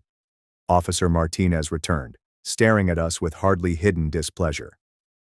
Sir, you can't threaten a witness. I'm not threatening anyone, Uncle Mike stated calmly. I'm simply explaining the family dynamics to help my niece make an informed decision. My phone rang with a text from my roommate. Your mom just friended me on Facebook. She's asking really weird questions about your mental health. What should I do? The walls felt as if they were closing in. Mom was already working her angles, attempting to turn my support system against me. I presented the text to Martinez, who took note but appeared increasingly overwhelmed by the familial drama unfolding. Look, Uncle Mike said with a whiskey-like breath that made me scream, your parents are willing to forget this whole misunderstanding. They'll even pay for therapy, real therapy, not whatever experimental nonsense you've been doing at college. All you have to do is admit you were confused about what happened tonight. Confused? My voice broke. They held me down and forced alcohol down my throat. You were hammered, he said simply. Memory plays tricks. Maybe you had a few drinks to calm your nerves about coming home. Things got out of hand, and your parents tried to help. These things happen. Officer Martinez's companion knocked and entered. We need to transport the brother to the hospital. His condition is deteriorating. Through the doorway, I saw Kevin being loaded onto a gurney. His complexion had become yellow and he clutched his side. For a brief time, our eyes connected and I saw fear, genuine panic. Kevin! I attempted to stand, but Uncle Mike blocked my way. He'll be fine, he explained. Just need some fluids. The stress of tonight hasn't helped his flu. But I knew better. I had done significant research on liver illness after observing Kevin's symptoms months ago. Jaundice, abdominal pain, and tremors. He was in terrible difficulty. Martinez sensed my distress. We'll make sure he gets proper medical attention. His liver is failing, I exclaimed. He needs to be evaluated for transplant eligibility. Please tell the doctors to run a full hepatic panel. Uncle Mike's face clouded. Now you're playing doctor? This is exactly the kind of delusional behavior your parents have been dealing with. My telephone rang. Dad's contact photo from last year's 4th of July party, showing him drinking a beer, filled the screen. Against my better judgment, I responded. Are you happy now? His tone was icy. Your brother's being taken to the hospital because of the stress you've caused. If anything happens to him, it's on you. He's sick because you've been poisoning him since he was 10. We gave him a family tradition to belong to. You're the one who rejected us, who thinks you're better than everyone else. Mom's voice rang out in the background. Tell her about the diary. My blood became chilly. What diary? The one you kept freshman year of high school, Dad explained. Where you wrote about how much you hated us, how you fantasized about running away, how you wished you had different parents. We kept it, in case we ever needed to show people who you really are. The call went dead. I stared at the phone, remembering the diary. I'd stashed it under my mattress, full of the standard teenage anger and frustration that any kid writes when forced to watch their parents wobble about drunk every night. But, taken out of context. I need to go, I told Martinez. My brother needs me at the hospital. You're free to go, she told you. But I strongly advise against contact with your parents right now. Uncle Mike smirked. She's right. In fact, I'll be advising my clients to seek a restraining order if you come near them, for their safety. Outside the station, the December air felt like small needles in my lungs. I sat in my car, the heat blasting, trying to figure out my next step. My phone vibrated with a notification from the bank app. My checking account, which had $3,000 this morning, suddenly shows $478.03. What is the tuition payment for next semester? Gone. What happened to the rent money I saved? Transferred out. Even the $500 emergency reserve I had in a separate savings account had been depleted, everything except what I received from my part-time work at a separate bank. I drove to the hospital, dazed.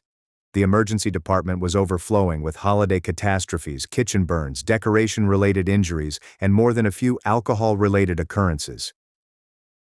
I located Kevin's room after convincing a sympathetic nurse that I was his sister. He appeared tiny on the hospital bed, with IVs running into both arms. The strong overhead lighting made his jaundice impossible to overlook. Alexandra, his girlfriend, sat alongside him, her hand covering her still flat stomach. "You shouldn't be here," she replied without looking at me. "Your parents said you're having some kind of breakdown." "David, please, you know that's not true." She eventually met my gaze, and I noticed she had been crying. "Do I?" "You called the cops on them, on Christmas. Kevin's been throwing up blood because of the stress. He's throwing up blood because his liver is failing. The doctor said it's acute gastritis brought on by stress," she protested. "Your parents explained everything about how you've been unstable since you went to college, how you joined some weird sobriety cult." I wanted to shout. Even here, with Kevin dying in front of us, my parents' narrative prevailed. "Benji told me Kevin's been going to AA meetings." Alexandra's face turned white. "That's not... He wouldn't." 3 months, I said. "He's been trying to get sober. Ask him when he wakes up." "Get out." Her voice was soft but forceful. "Get out before I call security." I left, but not before photographing Kevin's chart hanging on the door. The doctor's notes mentioned increased liver enzymes and probable cirrhosis, and suggested additional testing. Nothing about gastritis. In the parking garage, I sat in my car and finally allowed myself to cry. Everything was falling apart quicker than I could handle. My family had turned against me, my finances were ruined, and my brother was dying while everyone blamed me. My telephone rang. Maris. "I heard what happened," she stated without elaborating. "Mom saw your mom's Facebook post." "Jess, I believe you," she interjected. "I know what it's like when parents flip the script. But listen, you need to be careful. My dad called your dad after he saw the post. They were on the phone for an hour." My stomach sank. What did they talk about? "I don't know, but I heard my dad mention something about coordinating stories and protecting family traditions. They're planning something." After we hung up, I drove to the only location I could think of, the 24-hour gym where I prepare for marathons. Physical weariness has always been my means of escaping and processing trauma. I ran on the treadmill until my legs screamed, attempting to escape the reality of my circumstances. Around 3 a.m., my phone vibrated with an email from my college roommate. The subject line made my heart drop. "I'm worried about you." She forwarded a message from my mother, who had written a 3-page letter concerning my declining mental health, complete with made-up occurrences and warped versions of true events. Mom claimed I was drinking heavily at school, that I joined a cult-like sobriety group that urged members to cut off contact with their families, and that I had become paranoid and delusional. The worst part was how convincing she made it sound. Every untruth was coded in just enough truth to appear credible. Yes, I attended a sober support group, but it was not a cult. Yes, I have been estranged from my family, but not because I was unstable. I prepared a thoughtful answer to my roommate, including screenshots of my parents drinking, images from social media, proof of Kevin's hospital trips, and a link to an essay about familial alcoholism and gaslighting. But even as I pushed submit, I wondered if it was enough. The following morning, I awoke in my car in the gym parking lot. My phone had blown up overnight with 17 missed calls from various relatives and 43 text messages, each more accusatory than the previous. Only one message stuck out. It came from Dr. Chen, a doctor who lived next door to my parents. I saw what happened last night. If you need a medical professional to verify your injuries, I'm willing to help. Your parents have been a danger to themselves and others for years. Hope flared in my chest. Finally, someone who could corroborate my account. I replied right back, agreeing to meet her at a coffee shop near the hospital. Dr. Chen appeared exhausted when she arrived, still wearing her scrubs from the night shift. I've been debating whether to get involved, she admitted, clutching her coffee cup. But when I saw them dragging Kevin to the car last month after he collapsed in the driveway and they refused to let me help, I couldn't stay silent anymore. She brought out her phone and showed me footage she had taken with her security camera. My folks have been pummeled on numerous occasions. Driving. Kevin was taken into the house unconscious. Even a video of my father threatening a delivery man who commented on his drinking. I've been documenting things for 2 years, she told me. I kept thinking someone else would report it, but everyone just enables them. The whole neighborhood treats it like a joke. We spent an hour reviewing her evidence. She even kept a thorough list of incident dates and times. It was incriminating information, if anyone would listen.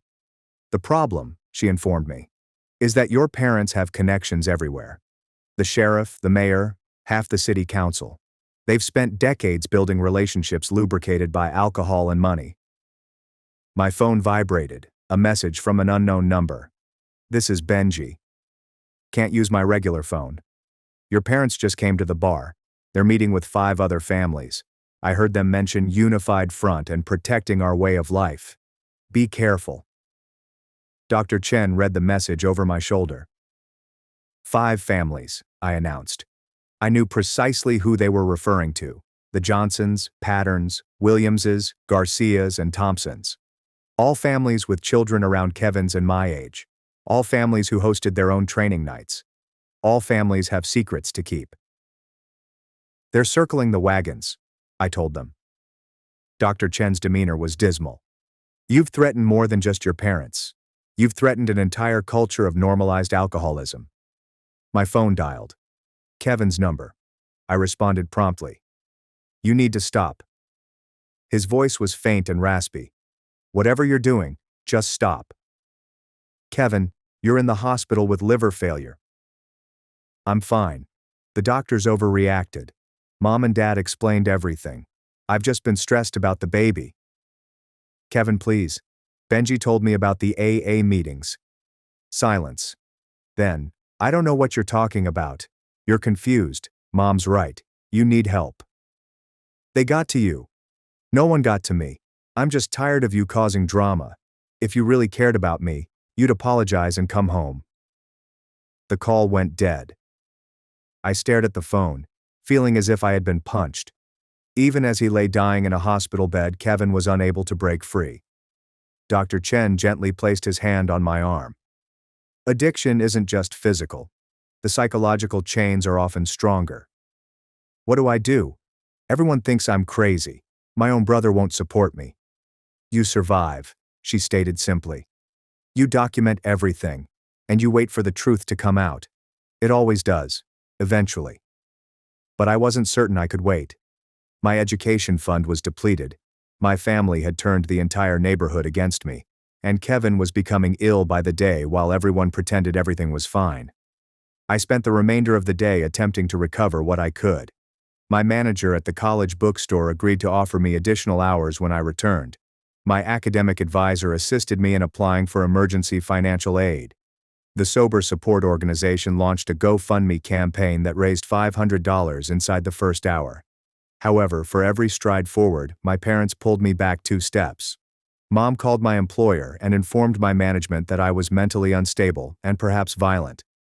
Dad contacted my teachers, expressing concern about my mental health and recommending I take a medical leave. That evening, the pivotal moment arrived. I was at a poor motel, the only location I could afford with my remaining funds, when the cops knocked on my door. 2 officers that I didn't recognize stood outside. We need you to come with us, the older one explained. Your parents have filed for an emergency psychiatric hold. They're concerned you might harm yourself or others. I felt the ground shift beneath me. I'm not suicidal. I'm not dangerous. They're lying. Ma'am, we have statements from multiple family members and community members expressing concern about your behavior. You called 911 making false accusations. You've been harassing your hospitalized brother, and your parents say you've been making threats. None of that is true. But it didn't matter. The paperwork was in order, and it was signed by a judge who, it turned out, was a member of my parents' bowling league. I was handcuffed and placed in the back of the police car, where I could see the motel shrink in the rear window. The psychiatric facility was 1 hour away. During intake, I attempted to explain what was actually going on, but the more I talked about my parents shoving alcohol down my throat and the community plot to quiet me, the more insane I sounded. The intake nurse said, "Have you been taking any substances?" Number, I'm sober. I've been sober for 2 years. Your family says you've been drinking heavily. They're lying. She made a note. Everything I said was twisted. My marathon training developed into obsessive exercise behavior. My work with the sober support group turned into cult involvement. My documentation of Kevin's sickness became obsession and stalking. I was put in a sterile room with another patient who spent the entire night chatting to unseen persons. No phone. There was no way to reach anyone who could verify my story. Only me and the dawning understanding that my parents had won this round. The following morning, a psychiatrist interviewed me. Dr. Patel was young, presumably just out of residency, and he appeared to listen. I carefully stated everything, keeping to facts and avoiding anything that could seem crazy. Your parents have provided quite a bit of documentation, he continued, scrolling through a huge file, including diary entries where you express hatred towards them. From when I was 15, every teenager writes stuff like that. They also have videos of you pretending to be intoxicated at family gatherings. My heart fell. The Oscar-worthy performances I had given to fit in were now used against me. I was pretending so they'd leave me alone about not drinking. So you were being deceptive. Every truth I shared sounded like a symptom. Every explanation seemed like an excuse. I was stuck in a web spun by my family, and the more I struggled, the more entangled I became. There's someone who can verify my story, I said anxiously. Dr. Chen, our neighbor. She has security footage. Dr. Patel made a note. We'll look into that. But I could see by his expression that he had already made up his mind. I was simply another patient with family troubles, potentially having a breakdown, and clearly in need of care. The 72-hour hold seemed like 72 years. There is no news from the outside world. I had no idea if Kevin was okay, if my college was safe, or if anyone was fighting for me. Just group therapy sessions where I had to pretend to accept my problems to avoid being obstinate. On the third day, just as I was beginning to worry I'd be confined there eternally, Dr. Patel summoned me to his office. His expression was odd, perplexed, and possibly even apprehensive. We spoke with Dr.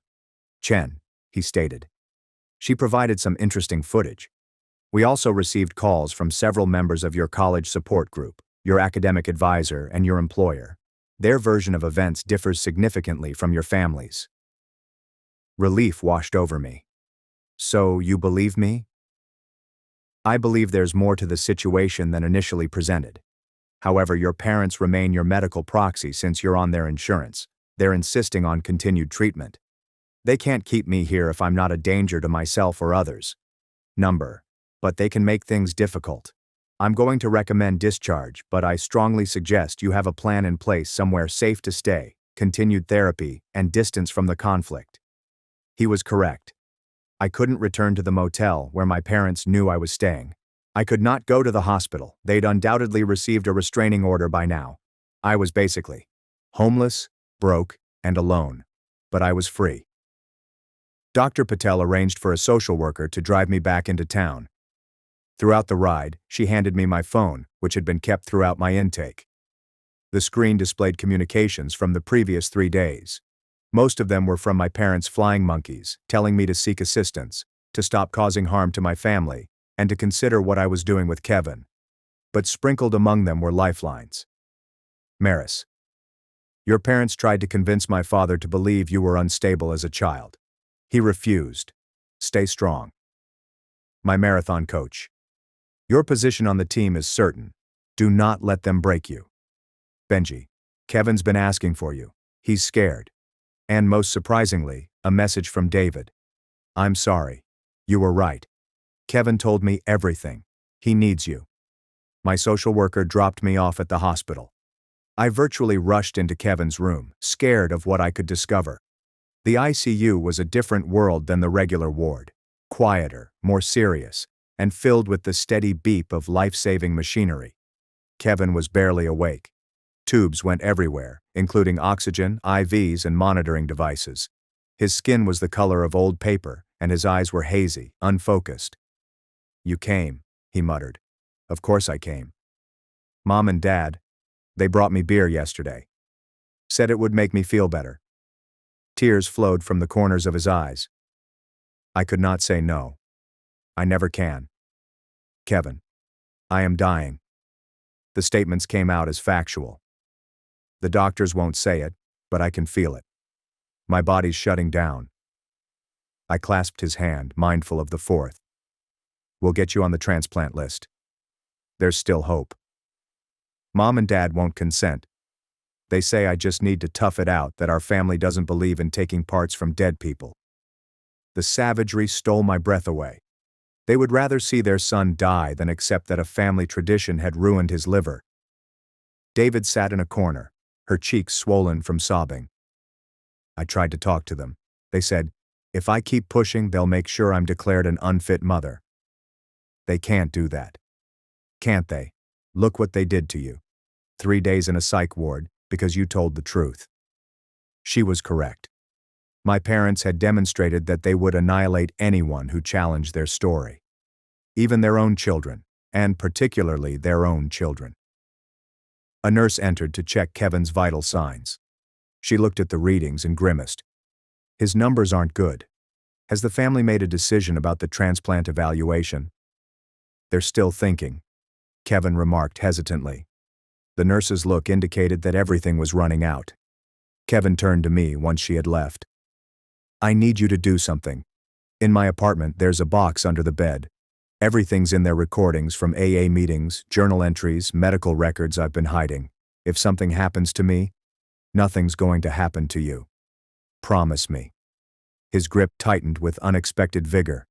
Promise you'll use it. Don't let them do to others what they did to us. I vowed, despite my broken heart. My older brother, who once carried me on his shoulders and showed me how to ride a bike, was preparing for an unnecessary death.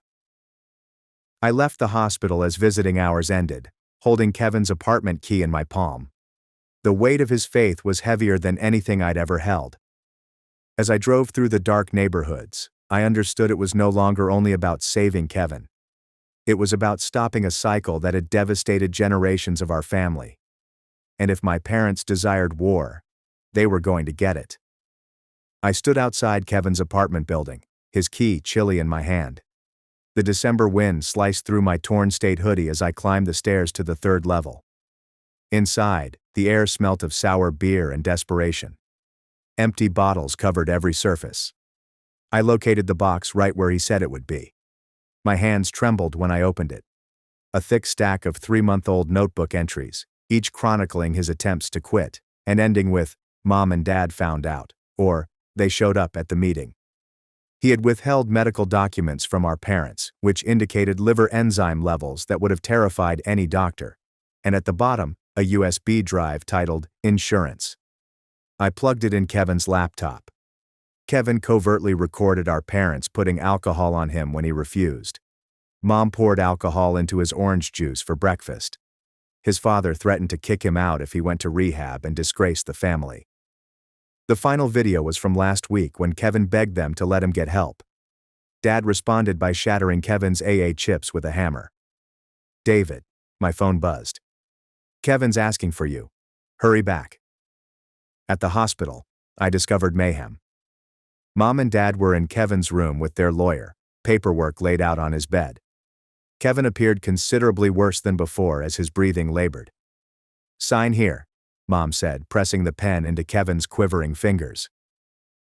Power of attorney. For all your medical decisions. Stop! I barged through the door. Dad's face turned purple. Security! This woman has a restraining order. But I was already at Kevin's bedside, throwing the papers aside. Kevin, don't sign anything. I have your videos and everything you documented. Mom reached for the USB disk in my hand, but David came in between us. I called them, she told me. I couldn't let them do this anymore. 2 security officers emerged, as did Dr. Chen, who had been waiting in the hallway. I'm this patient's physician, she lied with ease. Everyone out, except the immediate family. We are an immediate family, Dad growled. The patient has requested that only his sister remain, Dr. Chen added while reviewing Kevin's paperwork. His condition is critical. Please respect his wishes. Uncle Mike began to argue, but Dr. Chen stopped him. Sir, this is a medical emergency. Leave now, or I'll have security escort you out. Mom yelled at me before they went. This isn't over. When we were alone, Kevin gripped my hand hesitantly. Play the videos. For the doctors. For everyone. Dr. Chen contacted the hospital's patient advocate and on-call psychiatrist. We watched Kevin's documentary together. The psychiatrist's face became progressively dismal. This is clear evidence of abuse, she stated. We need to contact Adult Protective Services immediately. And the transplant evaluation? I inquired. We'll expedite it. With proper documentation of forced alcohol consumption, he could qualify despite the addiction. Kevin's eyes lit up with hope for the first time in years. But I knew our parents would not give up lightly.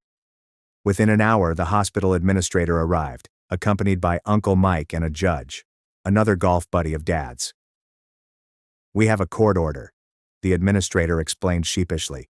The parents retain medical decision-making authority. Based on what?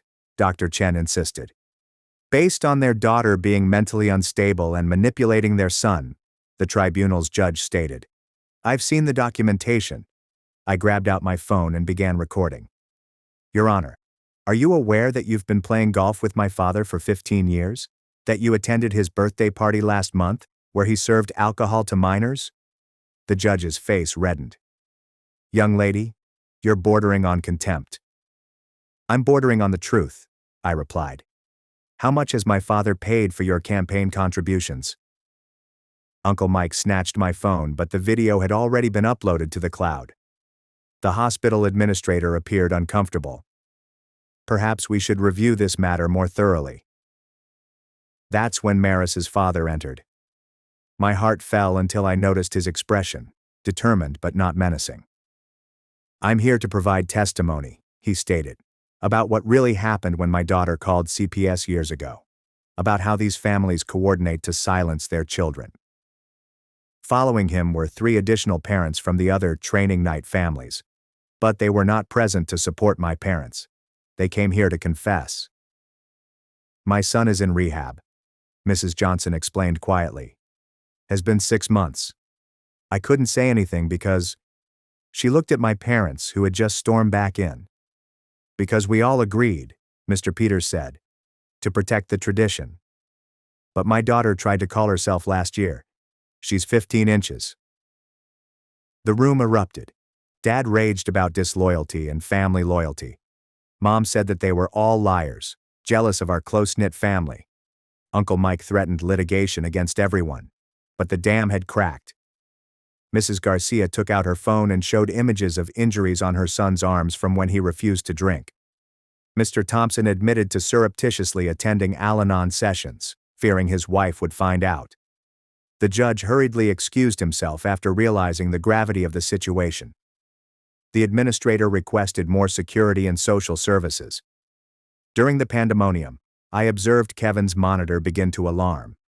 His breathing became more laborious, and his skin turned grayish. He needs the transplant list right now, Dr. Chen stated urgently. We're running out of time. I consent, I replied. As his sister, you have no authority, Uncle Mike interjected. Actually, she does, David said, stepping forward with a document. Kevin and I got married yesterday, in the hospital chapel, and I'm designating her as our medical proxy. Mom's cry could definitely be heard 3 floors below. You manipulative little… Enough, said the psychiatrist, standing up. I'm placing a psychiatric hold on both. Parents for evaluation. Their behavior is erratic and potentially dangerous. You can't do that, Dad charged at her, but security intervened. As my parents were led out, still yelling about lawsuits and family betrayal, I noticed something shatter in their eyes, the understanding that their power was finally, completely gone. The following hours blurred together. Kevin was sent to the transplant list as a status 1, the highest priority. The other families gave police testimonies detailing years of forced alcohol consumption and child abuse. Adult Protective Services launched investigations into all 5 families. I sat beside Kevin's bed, holding his hand while machines kept him alive. David sat on the opposite side, her hand protectively covering her tummy. I'm sorry, Kevin mumbled, for not standing up to them, for letting you fight alone. Don't, I replied. Just focus on getting better. The baby, he explained to David. Promise me. No alcohol. Ever. Never, she insisted. We're breaking the cycle. Dr. Chen arrived with news.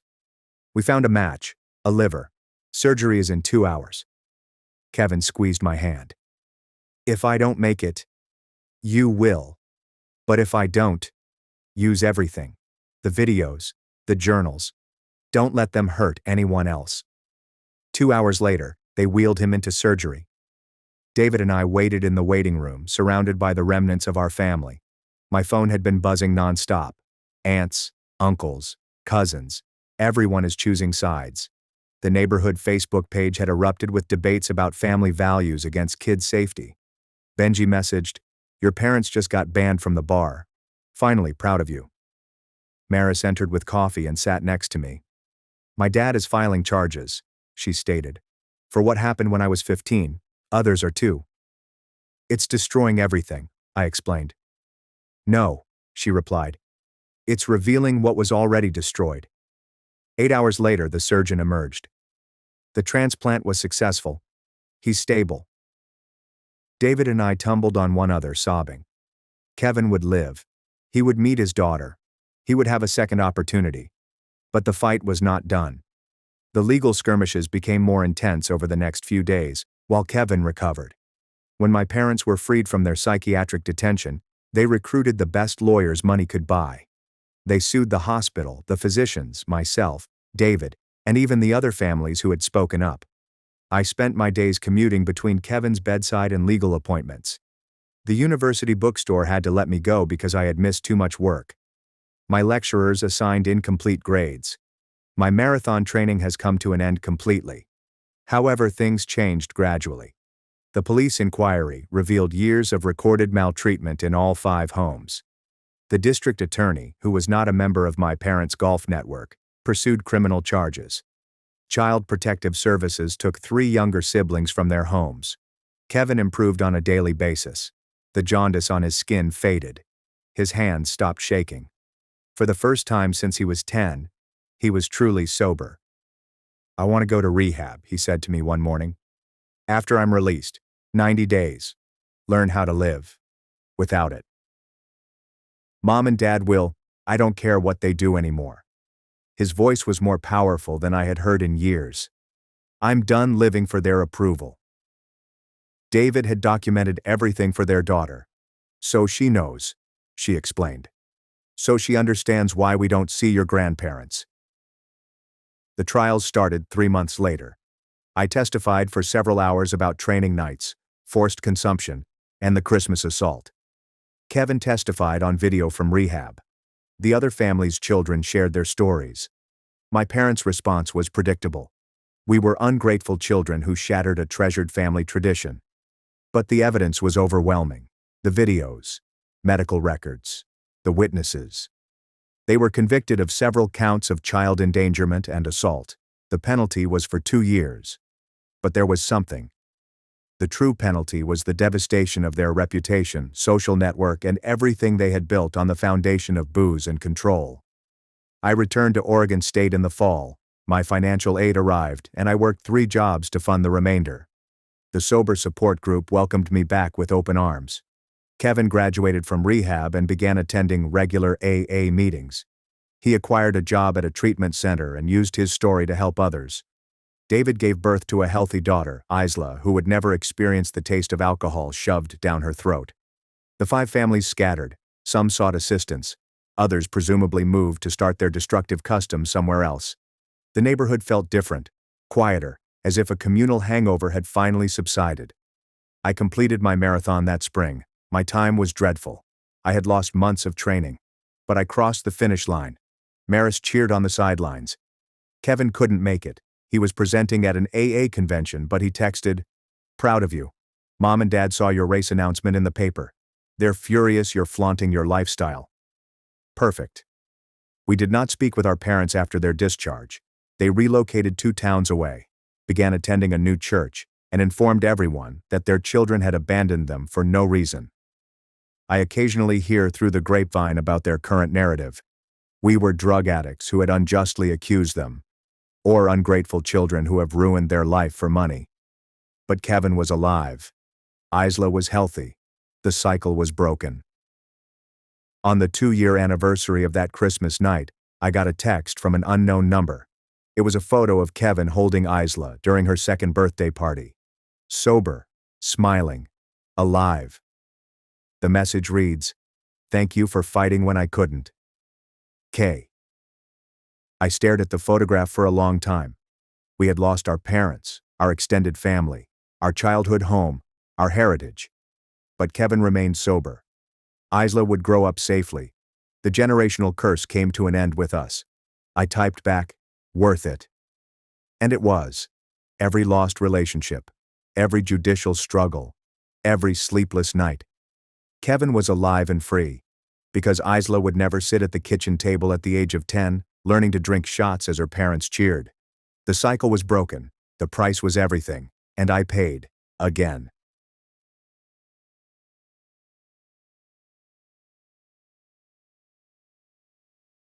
My brother-in-law bragged, "I'm flipping the family beach house, easy profit." He didn't know I'd quietly bought it, and the contractor waiting outside was furious. I was watching my brother-in-law stand in my father's living room, clutching a glass of champagne as if he had just concluded the transaction of the century, when I knew he was going to pull it off. He was about to lie to everyone again. "Big announcement, everyone," Jackson remarked with a forced smile growing over his face. The room became silent. My sister Sophie clutched his arm, grinning as if he had just proposed for the 2nd time. "I am flipping the family beach house. The permits have been issued, and the renovations are almost complete. Should turn a good profit by spring." The room exploded. My father tapped him on the shoulder. My Uncle John, the different John, raised his glass. My cousins flocked around, inquiring about square footage, contractor fees, and if he had used the original hardwood. I drank my wine and said nothing, because what they didn't know, and Jackson evidently didn't know I knew, was that I had purchased that beach property 5 years prior. There was no family announcement, no group text, just myself, a real estate attorney called Luke Marshall, and county records that plainly indicated my name on the deed. Jackson had never owned it. He merely lied, like he usually did. The deck renovation was the most costly part. Jackson persisted, gesticulating with his champagne flute, but I talked the contractor down. The man demanded $25,000. I convinced him to pay $20,000. My cousin Emma leaned in. "Is it still the blue shutters or did you repaint?" "Keeping the blue," Jackson stated calmly. "Classic coastal charm. Buyers eat that up." I nearly laughed. The shutters were green. Had been green since 1987. My sister pinched his arm. "He's been working so hard on this weekends evenings. I barely see him." "Investment requires sacrifice," my father replied, approvingly. "Good man, Jackson. Someone needed to do something with that place." I'd been doing something with that place, renting it out seasonally via a property management business, generating a solid peaceful income while living my life 3 hours away in the city. The seaside home had belonged to my grandma. My siblings refused to deal with her death. Too much upkeep, too many memories, and too distant from their suburban lifestyle. I had offered to purchase it from the estate. My siblings had been relieved. "Take it," my brother Aaron had instructed. "One less thing to worry about," I said. I recruited Luke Marshall, paid the estate at fair market value, and handled all of the paperwork. The entire purchase took 6 weeks. I didn't make a big deal out of it since that is not how I operate. I simply did it. Apparently, Jackson sensed an opportunity in my quiet. "When do you list it?" my uncle inquired. "March," Jackson said firmly. "Spring market is killer for beach properties. I'm thinking we list at $700. See what happens." We assumed he had partners and had some sort of claim. My phone vibrated. I received an SMS from an unfamiliar phone number. "Is this Michael Morrison, the owner of 847 Seabsy Lane?" I entered the kitchen, away from the party. "Yes, who's this?" "James Carter. We need to talk about Jackson Foster." My stomach sank. "What about him?" "He hired me to remodel your property, claiming he owned it. I've been working for 4 weeks. He owes me $18,000, and he won't return my calls." I gazed at the message, reading it twice and 3 times. "Are you at the property now?" "No, but I can meet you tomorrow morning. I'm in the city. Can you send me photos of the work and any contracts you signed?" 3 dots emerged, stopped, and reappeared. He said this was his family's beach house that he was handling the flip personally. "Are you telling me he doesn't own it?" "He's never owned it. Send me everything you have." The images started to arrive. Half of the new deck rails are installed. Bathroom fixtures are torn out and sitting in cartons. The walls are covered in fresh drywall compound. I had not authorized the work or approved the adjustments. Then came the contract. It had Jackson's signature, my property address, and fake permission numbers from the county. I knew they were fabricated because I had reviewed the county record system 2 months prior for my yearly property tax review. There had been no permits submitted. No improvements were approved. Jackson had used phony papers to engage a contractor to work on a residence he did not own, and now the contractor was 4 weeks into labor and supplies with no method of getting paid. I returned to the living room where Jackson was still holding court, lying and convincing my family that he was a real estate expert. "Mr. Carter," I typed cautiously. "I'm the legal owner. I have the deed and county records to prove it. Jackson has defrauded you. I think you should contact the police." "Are you serious?" "Completely. I'm sorry this happened to you, but I never authorized any renovations, never hired you, and never agreed to pay for anything. This is fraud." "Jesus, do you have his address?" "I have the address where I'm supposed to send the invoice, someplace in Riverside County. That was where Jackson and my sister lived. 20 minutes from here. Send me copies of everything I wrote, every text, every email, every photo. I'll forward it to my attorney and we'll figure out next steps." He said the permits were approved. He showed me paperwork. It was forged. There was a prolonged pause. "I've been in construction for 12 years. I've seen some shady stuff. But this? Yeah. What do you want me to do?" I considered that. Jackson is in the next room enjoying my father's champagne, accepting congrats on a project that did not exist. About my sister, who had no idea she was married to a con artist. My family has always preferred Jackson to me since he is charming and I am quiet. "For now. Document everything. I'll call you tomorrow. We'll figure this out." "Okay." I walked back into the living room. Jackson was discussing his remodeling timeline to my cousin Marcus, who worked in commercial real estate and should have known better than to believe him at face value. "The bathroom is the key," Jackson said. "Buyers will pay premium for a good bathroom. I'm going luxury fixtures, heated floors, the works, heated floors in a beach house that would be used 3 months a year." My father drew my attention. "Michael, come tell Jackson about that investment property you looked at in Portland."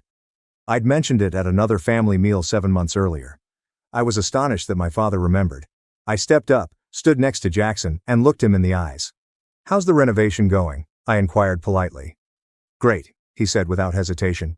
"Contractor's solid. Works ahead of schedule." "That's unusual." "I know, right? Got lucky with this guy." "What's his name?" Jackson blinked. "Who?" "Your contractor." "Oh, James Carter. And he has taken responsibility." "Yeah, why?" I grinned. "Just curious. Contractors can be tough to manage." "Not this one. Professional operation." I nodded slowly. "Good to hear." My sister joined us and slipped her arm in Jackson's. "He's being modest. He's been so stressed about the permits and the timeline and making sure everything's up to code." "The permits came through." "Okay," I asked. Finally Jackson stated, "County took forever, but yeah, everyone approved." "That's great. Which permits did you file?" He stared at me like I was speaking a different language. The standard ones. Building permit, electrical, plumbing, no structural. The deck's not structural. It's a replacement. County usually requires structural review for deck replacements, weight load calculations. Jackson's smile tightened.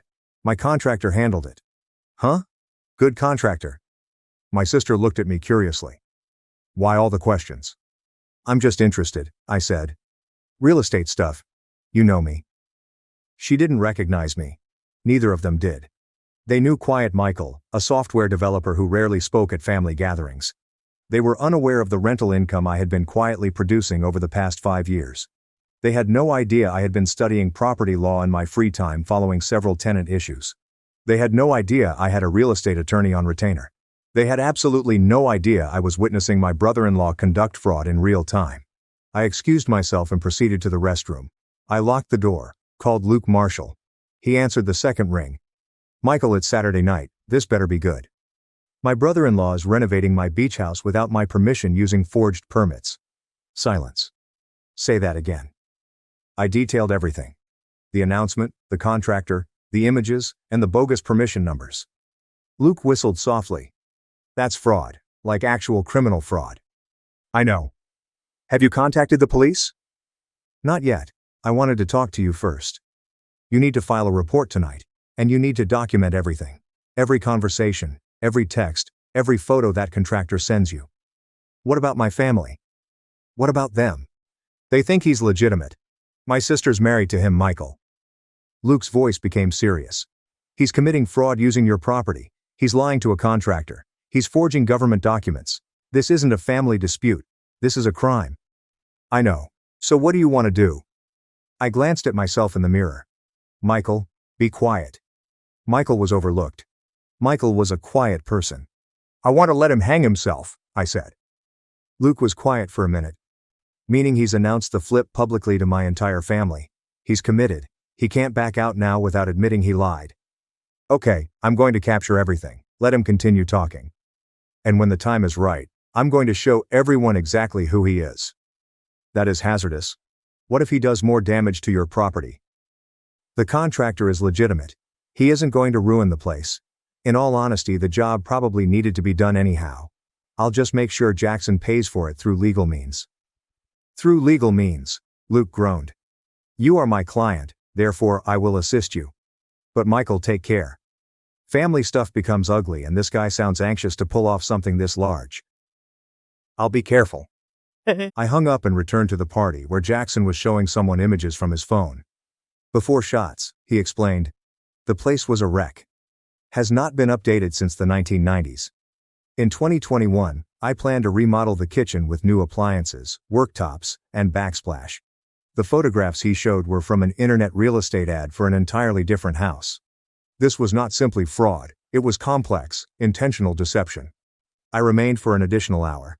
My father patted Jackson on the back and said things like, "Always knew you had it in you, and that's how you build wealth." My sister glowed with reflected joy as I watched Jackson accumulate accolades like cash. Nobody asked me how I was doing, about my job, my life, or if I had lately visited the beach home. I was invisible as usual, which turned out to be just where I needed to be. 2 days later, I saw James Carter in a coffee shop in Riverside County. He was in his mid-40s, with aged hands and sad eyes, and he had a 6-inch thick file folder. I've been doing this for 12 years, he explained, laying paperwork across the table. I have dealt with homeowners, investors and flippers. I thought I had seen everything. Tell me how he approached you. The job board advertising stated that he had inherited a family beach house and wanted to remodel it for sales. He showed me images, gave me the address, and stated he had the permits ready to go. I quoted him $25,000 for the deck, bathroom and interior painting. He settled for $18,000. We shook hands. Did he show you the proof of ownership? He said his name wasn't on the deed yet since it was still in his grandmother's estate. Said the family was handling the paperwork. My grandmother, he had exploited my grandmother's death to justify his deception. When did you begin working? 4 weeks ago. I've put in around 40 hours of effort, plus supplies. I'm in for $18,000 already. I took out my phone and showed him my act. This is the county record, with my name and property. I purchased it from my grandmother's estate 5 years ago. James gazed at the document. He said his grandmother just passed. She died 6 years ago. Jesus. Have you got the permits he showed you? James took out photocopies. I opened my laptop and logged into the county permit system, checking each number. These are bogus, I continued, and the permission numbers do not exist in the county database. How did he forge them? Probably got a template online, modified the numbers, and printed them. Most contractors do not check every permit number unless they have a cause to be suspicious. I verified the address, James responded defensively, and I confirmed the property exists. I didn't thought to check the permission numbers since why would someone go to such pains to falsify them? Because he's desperate, I said. Or compulsive, or both. I dug out further county documents and property tax payments, all of which were current and paid by me. I need to file a police report, James stated. You should. I'm going to file one too. After I spoke with my sister, James stared at me. She doesn't know. I do not think so. She appears genuinely pleased for him. Are you going to inform her that her spouse is a fraud? I'm going to show her the evidence and let her draw her own conclusions. James slumped back in his chair. You are a better guy than me. I would burn him down right away. Oh, I'm going to burn him down, I claimed. I'm just going to do it thoroughly. That night I called my sister. Hey, she said cheerfully. What's up? Can we have coffee? Just you and I. Sure. Is everything all right? I just need to talk to you about something. Pause. About Jackson. Yeah, Michael. If this is about the beach house, I know you're probably hurt that he didn't ask your opinion, but it's been sitting there for years. And Sophie, please just have coffee with me. Another pause, longer this time. Okay, tomorrow. Tomorrow. We met in a cafe halfway between her house and the city. She was dressed in athleisure and sunglasses, as if she had just finished yoga. You look stressed, she commented as she sat down. I am. What's happening? I took out my laptop. I need to show you something. I gave her the deed, county papers, tax payments, and 5 years of proof that I owned the beach house. She gazed at the screen. I do not comprehend. I purchased it from Grandma's estate 5 years ago. I have been renting it out seasonally. It's been generating revenue, but Jackson stated. Jackson lied. Her face turned pale. No, he said the family was handling the estate transfer, that it was complicated. There was no transfer. I purchased it outright in 2019. The estate was closed 7 months later. Everything has been settled for years. So why would he? I showed her the contractor's texts, photographs, and falsified permits. He used bogus papers to pay someone to refurbish a house he did not own. That contractor is 4 weeks into the project and Jackson owes him $18,000. Lauren's hands began trembling. This was a mistake. He probably just. Lauren, check the permission numbers. I examined them on the county's database. They do not exist. She glanced, and I saw her expression shift as realization sank in. How long did you know? She whispered. Since Dad's birthday party. The contractor phoned me that night, and you did not notify me. I needed proof first. I wanted to make sure I wasn't mistaken. Are you wrong? No. She rested her head on her hands. Oh my God. I'm sorry. Don't. Do not apologize. You did not do anything wrong. She glanced up, her eyes watering. What are you planning to do? I need to fill out a police report. The contractor has previously spoken to a detective. Lauren, this is fraud. It is a crime. He's my husband. I understand. We have 2 children. I know. She was weeping now, real tears. How could he do this? I do not know. Was it simply the beach home, or did he lie about other things? I hadn't considered that. I don't know. She took out her phone and looked through stuff. He stated he earned a promotion and his income was going up 6 months ago, but we never received the increased money. He stated that it was going into investments. What type of investments? He wouldn't offer me any specifics. Said it was complicated. Said I should trust him. Red flag. Big red flag. Lauren, you should speak with a lawyer, not necessary for divorce, but to protect yourself and your children financially. I can't believe this is happening. We sat there in quiet while she processed. Other customers came and went, the barista called out names, and life carried on around us while my sister's world fell apart. What will happen next? She finally asked. I'm going to submit a police report tonight. The detective will undoubtedly want to speak with Jackson. And the contractor will likely sue for payment. Can he go to jail? Possibly. Fraud, forgery, and stealing via deceit. It depends on how the DA intends to charge it. She wiped her eyes. Our kids. I know. Everyone's going to find out. Yeah. Dad will be devastated. Dad trusted Jackson's lies. That's not on you. She stared at me. Really? Really? Why didn't you speak out at the party when he was lying to everyone? Because I needed to be sure and because I wanted to give you a chance to hear it from me first. Thank you. You are my sister. She began weeping again. I really apologize for everything. For not inquiring about the house. For not checking with you. For simply presuming. You didn't know. But she should have. They all should have. They should have asked me, the quiet son and neglected sibling, if I had done anything with Grandma's house. They should have inquired who had been maintaining it and paying the taxes. They should have listened, but they didn't because Jackson was charming and confident, and he knew precisely what to say. And I was only Michael. I submitted the police report that night and Detective Sophie Hayes of the Property Fraud Section phoned me the next morning. Mr. Morrison, I studied your report and the supporting evidence you supplied. This is very obvious fraud. I'll need to interview Mr. Foster. He doesn't know I reported it yet. That is probably better. Can you come to the station this afternoon? I'd want to get your entire statement recorded. I spent 2 hours in the Riverside County Sheriff's Station going over everything with Detective Hayes, who was in his mid-50s and had been on the police for 22 years. He was patient and meticulous. Has Mr. Foster tried to contact you directly? She inquired. No, he does not know. I understand. And your sister? I told her 2 days ago. She's trying to process it. Has she confronted him? I do not know. I urged her to see a lawyer first. Detective Hayes made notes. We're going to execute a search warrant at his home, look for indications of fraudulent paperwork, communicate with the contractor, anything that demonstrates intent. When? Perhaps next week. I need to cooperate with the district attorney's office. How about the contractor, James Carter? He is pursuing a separate civil claim, but his evidence supports the criminal case. Forged permits alone are enough to warrant prosecution.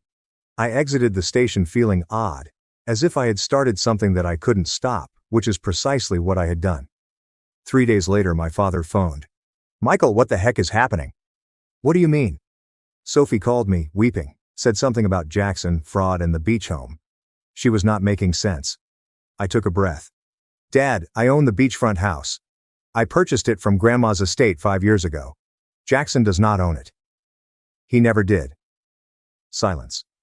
He hired a contractor to renovate it with forged permits. The contractor is 4 weeks into the project, and Jackson has yet to pay him. I submitted a police report. There is an active inquiry. More silence. Dad, are you telling me Jackson lied at my birthday celebration in front of the entire family? Yes, and did you know? I found out that night. The contractor texted me during the party, and you didn't respond. I wanted to know all the facts first. I wanted to speak to Sophie quietly. I wanted to handle this properly.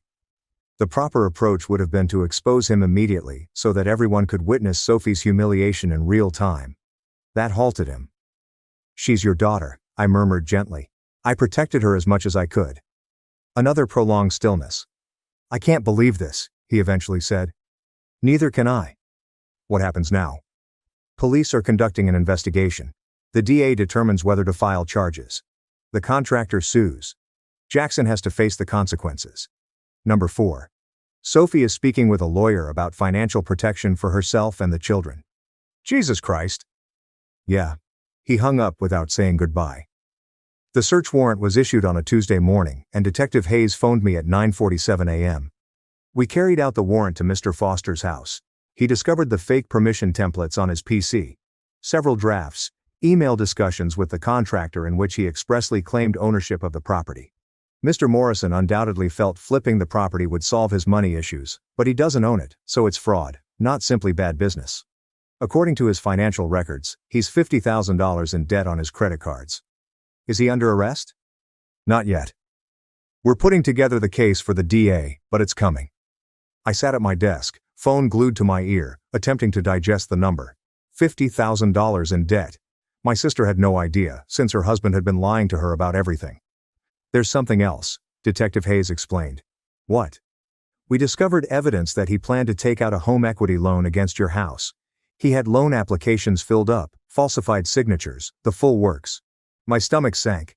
He was going to take out a loan against a house he didn't own using forged documentation.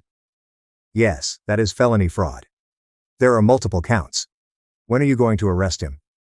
DA is currently evaluating the case, probably by the end of the week. Lauren phoned me that night. They searched my house today. Her voice was flat and dead. I understand. Detective Hayes informed me. I discovered a whole folder on Jackson's PC. Plans, budgets, loan applications. All for your home. I'm sorry. Do not be. You did not do this. He did. She hesitated. Then the detective presented me the credit card statements, totaling $50,000. I had no idea. I thought we were okay. I thought we were saving for the children's college. What are you planning to do? I've already filed for legal separation. My lawyer advises I must protect myself and the children from his obligations. That's smart. Smart? She laughed cruelly. I married a con artist and didn't notice for 6 years. How is that smart?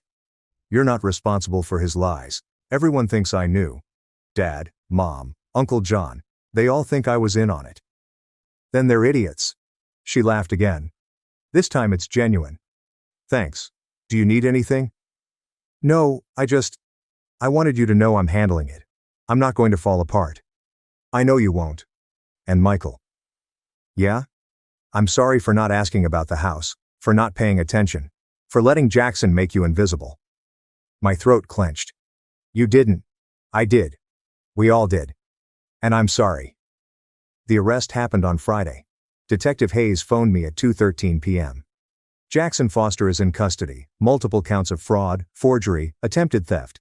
DA's office is pretty confident about prosecution. Bail set at $55,000. His lawyers arguing for reduction. I considered the credit card debt, the falsehoods, and the desperate plot to seize my house. He won't make bail, I said. Probably not. The hearing occurred 3 weeks later. I sat at the rear of the courtroom and watched Jackson enter in an orange jumpsuit. He appeared smaller and deflated.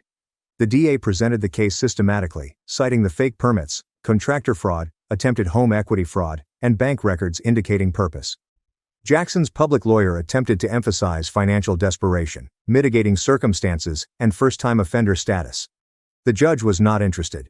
Mr. Foster, you did not simply conduct fraud. You committed intricate planned fraud that included falsification of government papers, defrauding a contractor, and attempting to take property via false methods. This shows a pattern of deception. Bail was rejected. The trial date has been scheduled roughly 3 months out. I exited the courthouse and saw my sister waiting by my car. You came. I said I had to see it. She seemed weary. Is it wrong that I feel relieved? No. The kids asked where Daddy is. I told them he made some bad choices and has to deal with the consequences. That's honest. They're 8 and 6. They don't really understand. We stood in the courthouse parking lot. 2 people are attempting to figure out how to go forward. What about the beach house? She inquired. What about it? The contractor. Did he get paid? I settled with him, agreed to pay for the work since it needed to be done anyway. He's finishing the deck and bathroom at cost. That's generous. He was a victim too. She nodded. Are you going to sell it? No, I'm going to keep renting it. It's good income. Jackson said you'd been wasting it, that it was just sitting there. Jackson lied about everything. Yeah. She stared at me. I'm going to tell Dad the truth about how you bought it years ago. About how you've been managing it. About how you handled this whole thing to protect me. You don't have to. Yes, I do. Because you're not invisible, Michael. And I'm done letting our family treat you like you are. The trial was swift. The evidence was overwhelming. Jackson accepted a plea agreement, 4 years of minimum security, compensation to James Carter, and a permanent restraining order from my property. My father phoned me the night the plea was revealed. I owe you an apology, he stated without explanation. Okay. I believed Jackson because he was loud and confident. I ignored you because you were quiet. That was wrong. Yeah. Your grandmother would have been proud of you for buying the house, for managing it well, for handling this situation with integrity. Thanks, Dad. I'm proud of you too. I should have said that years ago. I didn't know what to say to that.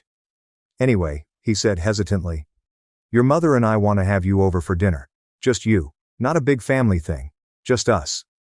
I'd like that. I drove to the beach home 7 months after Jackson was sentenced. James Carter had completed the improvements. Beautiful job. Just what the place needed. New deck, new bathroom, and freshly painted throughout. I stood on the balcony, watching the sunset turn the water orange and gold, reflecting on all that had transpired. Jackson had interpreted my quiet as weakness. My family had interpreted my silence as absence. They had all been mistaken. I acquired this house to preserve part of my grandmother's legacy. Because I realized that worth was not always obvious, and riches was not always spectacular. Jackson attempted to take it since he believed no one would notice. He'd also been mistaken about that. My phone vibrated. Sophie sent an SMS. The divorce is final. Kids are doing okay. Starting therapy next week. Thank you for everything. I typed back. You're going to be fine. I know because I have you. I put away my phone and gazed out at the lake. The house stood solidly behind me. Grandmother's residence. This is my house currently. Jackson intended to flip it for a quick profit to demonstrate his intelligence. Instead, he had shown his true self to everyone. And I'd accomplished it by just expressing the truth. There was no drama or spectacle, only paperwork and patience, and he let his own falsehoods ruin him. The sun slipped below the horizon. I shut the door and drove home, knowing that often the smallest triumphs are the most meaningful. James Carter, we need to talk about Jackson Foster. My stomach sank. What about him? He hired me to remodel your property, claiming he owned it. I've been working for 4 weeks. He owes me $18,000, and he won't return my calls. I gazed at the message, reading it twice and 3 times. Are you at the property now? No, but I can meet you tomorrow morning. I'm in the city. Can you send me photos of the work and any contracts you signed? 3 dots emerged, stopped, and reappeared. He said this was his family's beach house that he was handling the flip personally. Are you telling me he doesn't own it? He's never owned it. Send me everything you have. The images started to arrive. Half of the new deck rails are installed. Bathroom fixtures are torn out and sitting in cartons. The walls are covered in fresh drywall compound. I had not authorized the work or approved the adjustments. Then came the contract. It had Jackson's signature, my property address, and fake permission numbers from the county. I knew they were fabricated because I had reviewed the county record system 2 months prior for my yearly property tax review. There had been no permits submitted. No improvements were approved. Jackson had used phony papers to engage a contractor to work on a residence he did not own, and now the contractor was 4 weeks into labor and supplies with no method of getting paid. I returned to the living room where Jackson was still holding court, lying, and convincing my family that he was a real estate expert. Mr. Carter, I typed cautiously. I'm the legal owner. I have the deed and county records to prove it. Jackson has defrauded you. I think you should contact the police. Are you serious? Completely. I'm sorry this happened to you, but I never authorized any renovations, never hired you, and never agreed to pay for anything. This is fraud. Jesus, do you have his address? I have the address where I'm supposed to send the invoice. Someplace in Riverside County. That was where Jackson and my sister lived. 20 minutes from here. Send me copies of everything I wrote. Every text, every email, every photo. I'll forward it to my attorney and we'll figure out next steps. He said the permits were approved. He showed me paperwork. It was forged. There was a prolonged pause. I've been in construction for 12 years. I've seen some shady stuff. But this? Yeah. What do you want me to do? I considered that. Jackson is in the next room, enjoying my father's champagne, accepting congrats on a project that did not exist. About my sister who had no idea she was married to a con artist. My family has always preferred Jackson to me since he is charming and I am quiet. For now, document everything. I'll call you tomorrow. We'll figure this out. Okay. I walked back into the living room. Jackson was discussing his remodeling timeline to my cousin Marcus, who worked in commercial real estate and should have known better than to believe him at face value. The bathroom is the key, Jackson said. Buyers will pay premium for a good bathroom. I'm going luxury fixtures, heated floors, the works, heated floors in a beach house that would be used 3 months a year. My father drew my attention. Michael, come tell Jackson about that investment property you looked at in Portland. I'd mentioned it at another family meal 7 months earlier. I was astonished that my father remembered. I stepped up, stood next to Jackson, and looked him in the eyes. How's the renovation going? I inquired politely. Great, he said without hesitation. Contractor's solid, works ahead of schedule. That's unusual. I know, right? Got lucky with this guy. What's his name? Jackson blinked. Who? Your contractor. Oh, James. James Carter. And he has taken responsibility. Yeah, why?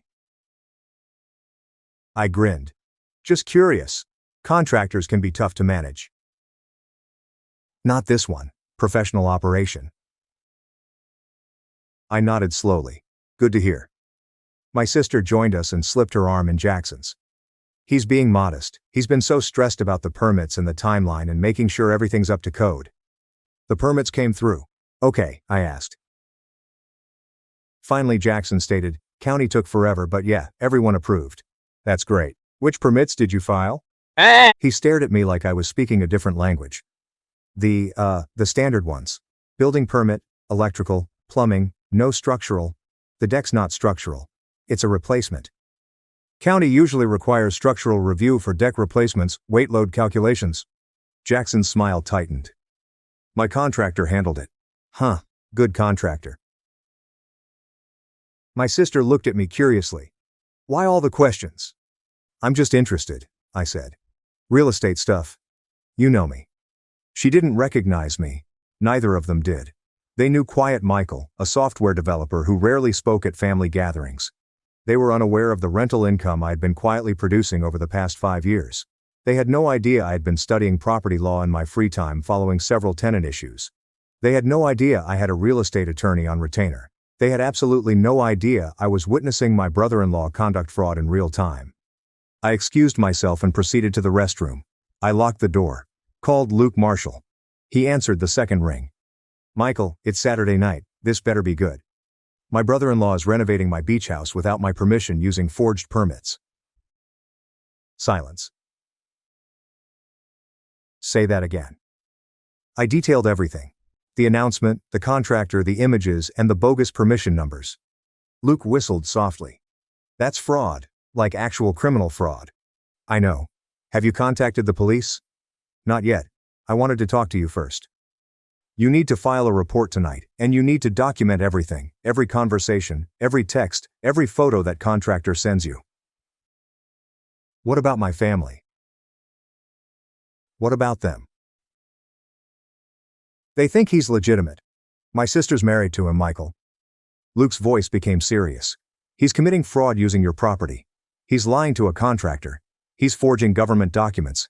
This isn't a family dispute. This is a crime. I know. So, what do you want to do? I glanced at myself in the mirror. Michael, be quiet. Michael was overlooked. Michael was a quiet person. I want to let him hang himself, I said. Luke was quiet for a minute. Meaning he's announced the flip publicly to my entire family. He's committed. He can't back out now without admitting he lied. Okay, I'm going to capture everything. Let him continue talking. And when the time is right, I'm going to show everyone exactly who he is. That is hazardous. What if he does more damage to your property? The contractor is legitimate. He isn't going to ruin the place. In all honesty, the job probably needed to be done anyhow. I'll just make sure Jackson pays for it through legal means. Through legal means, Luke groaned. You are my client, therefore I will assist you. But Michael, take care. Family stuff becomes ugly, and this guy sounds anxious to pull off something this large. I'll be careful. I hung up and returned to the party where Jackson was showing someone images from his phone. Before shots, he explained. The place was a wreck. Has not been updated since the 1990s. In 2021, I plan to remodel the kitchen with new appliances, worktops, and backsplash. The photographs he showed were from an internet real estate ad for an entirely different house. This was not simply fraud, it was complex, intentional deception. I remained for an additional hour. My father patted Jackson on the back and said things like, always knew you had it in you, and that's how you build wealth. My sister glowed with reflected joy as I watched Jackson accumulate accolades like cash. Nobody asked me how I was doing, about my job, my life, or if I had lately visited the beach home. I was invisible as usual, which turned out to be just where I needed to be. 2 days later, I saw James Carter in a coffee shop in Riverside County. He was in his mid-40s, with aged hands and sad eyes, and he had a 6-inch thick file folder. I've been doing this for 12 years, he explained, laying paperwork across the table. I have dealt with homeowners, investors, and flippers. I thought I had seen everything. Tell me how he approached you. The job board advertising stated that he had inherited a family beach house and wanted to remodel it for sales. He showed me images, gave me the address, and stated he had the permits ready to go. I quoted him $25,000 for the deck, bathroom, and interior painting. He settled for $18,000. We shook hands. Did he show you the proof of ownership? He said his name wasn't on the deed yet since it was still in his grandmother's estate. Said the family was handling the paperwork. My grandmother. He had exploited my grandmother's death to justify his deception. When did you begin working? 4 weeks ago. I've put in around 40 hours of effort, plus supplies. I'm in for $18,000 already. I took out my phone and showed him my act. This is the county record with my name and property. I purchased it from my grandmother's estate 5 years ago. James gazed at the document. He said his grandmother just passed. She died 6 years ago. Jesus. Have you got the permits he showed you? James took out photocopies. I opened my laptop and logged into the county permit system, checking each number. These are bogus, I continued, and the permission numbers do not exist in the county database. How did he forge them? Probably got a template online, modified the numbers, and printed them. Most contractors do not check every permit number unless they have a cause to be suspicious. I verified the address, James responded defensively, and I confirmed the property exists.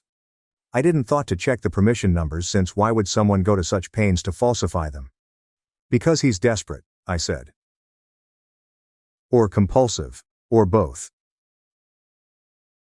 I dug out further county documents and property tax payments, all of which were current and paid by me.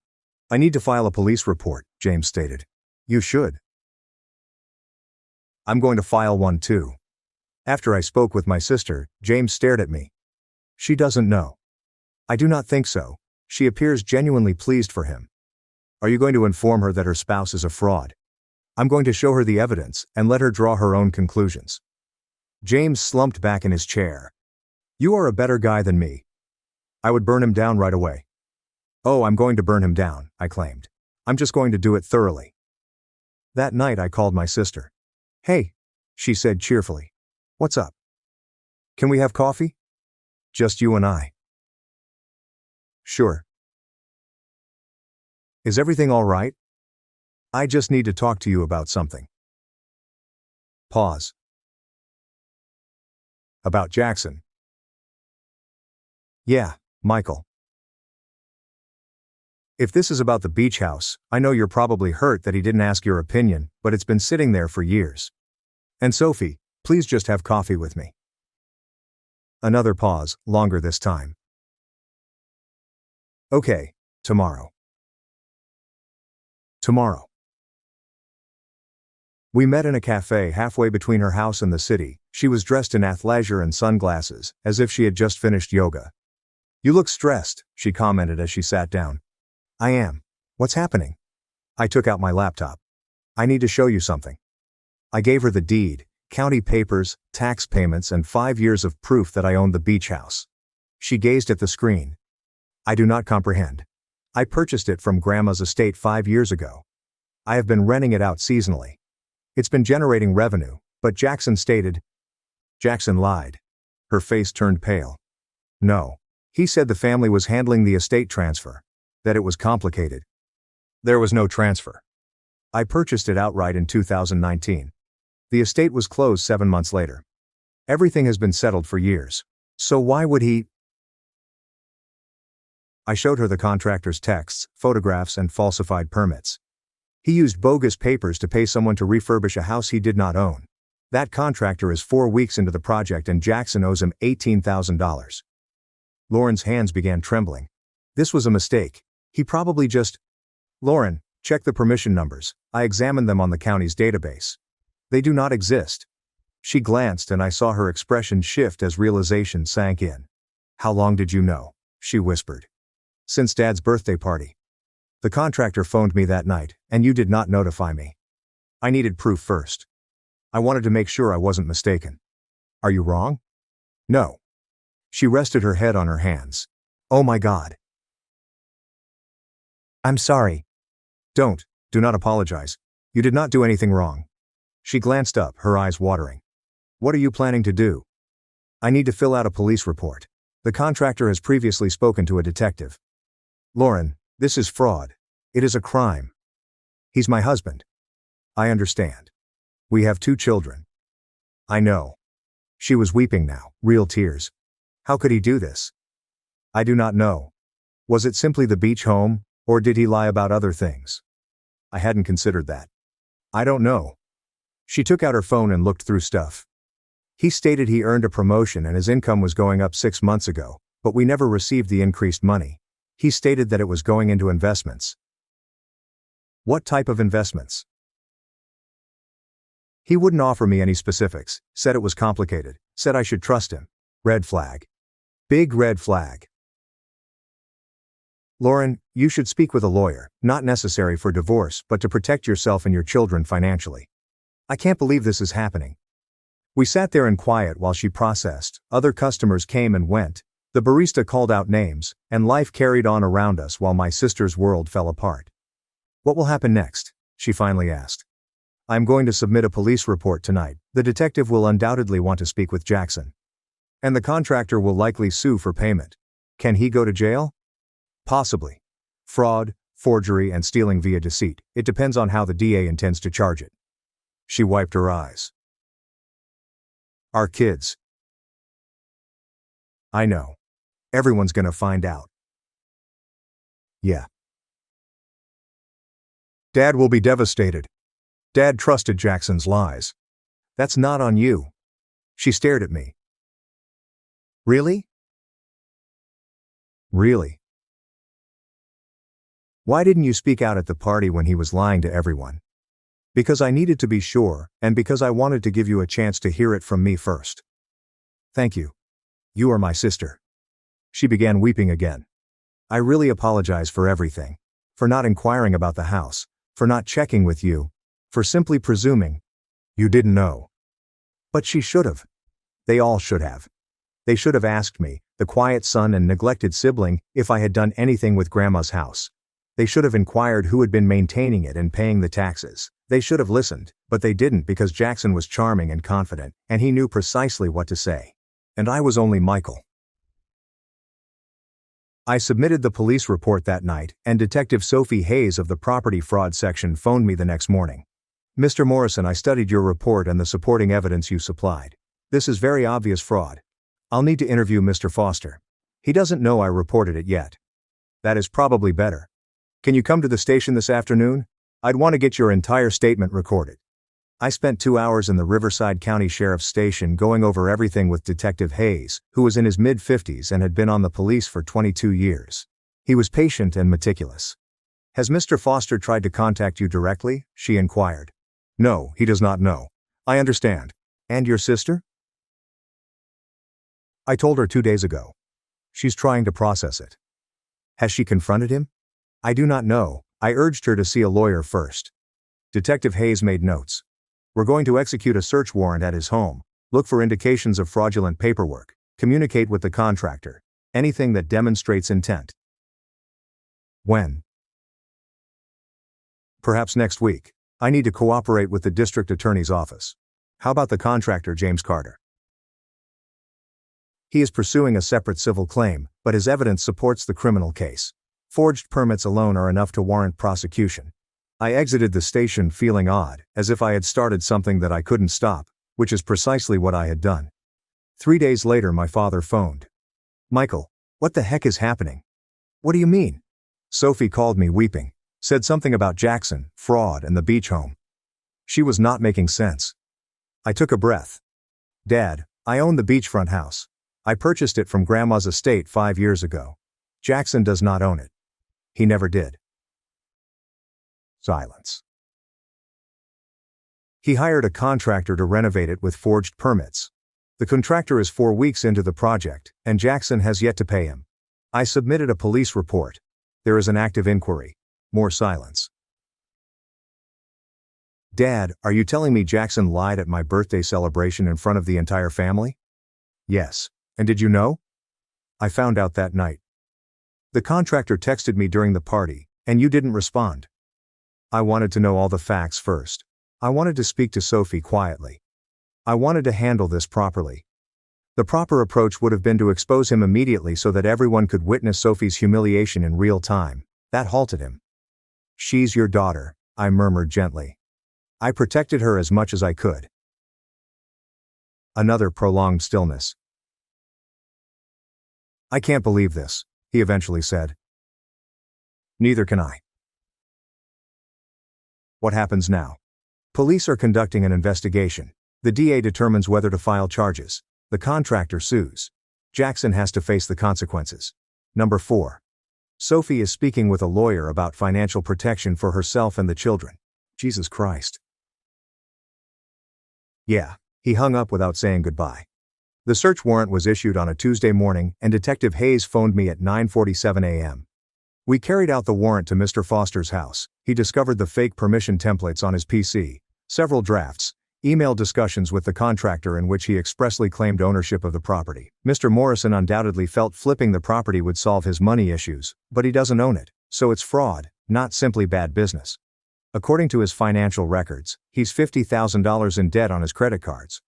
Is he under arrest? Not yet. We're putting together the case for the DA, but it's coming. I sat at my desk, phone glued to my ear, attempting to digest the number.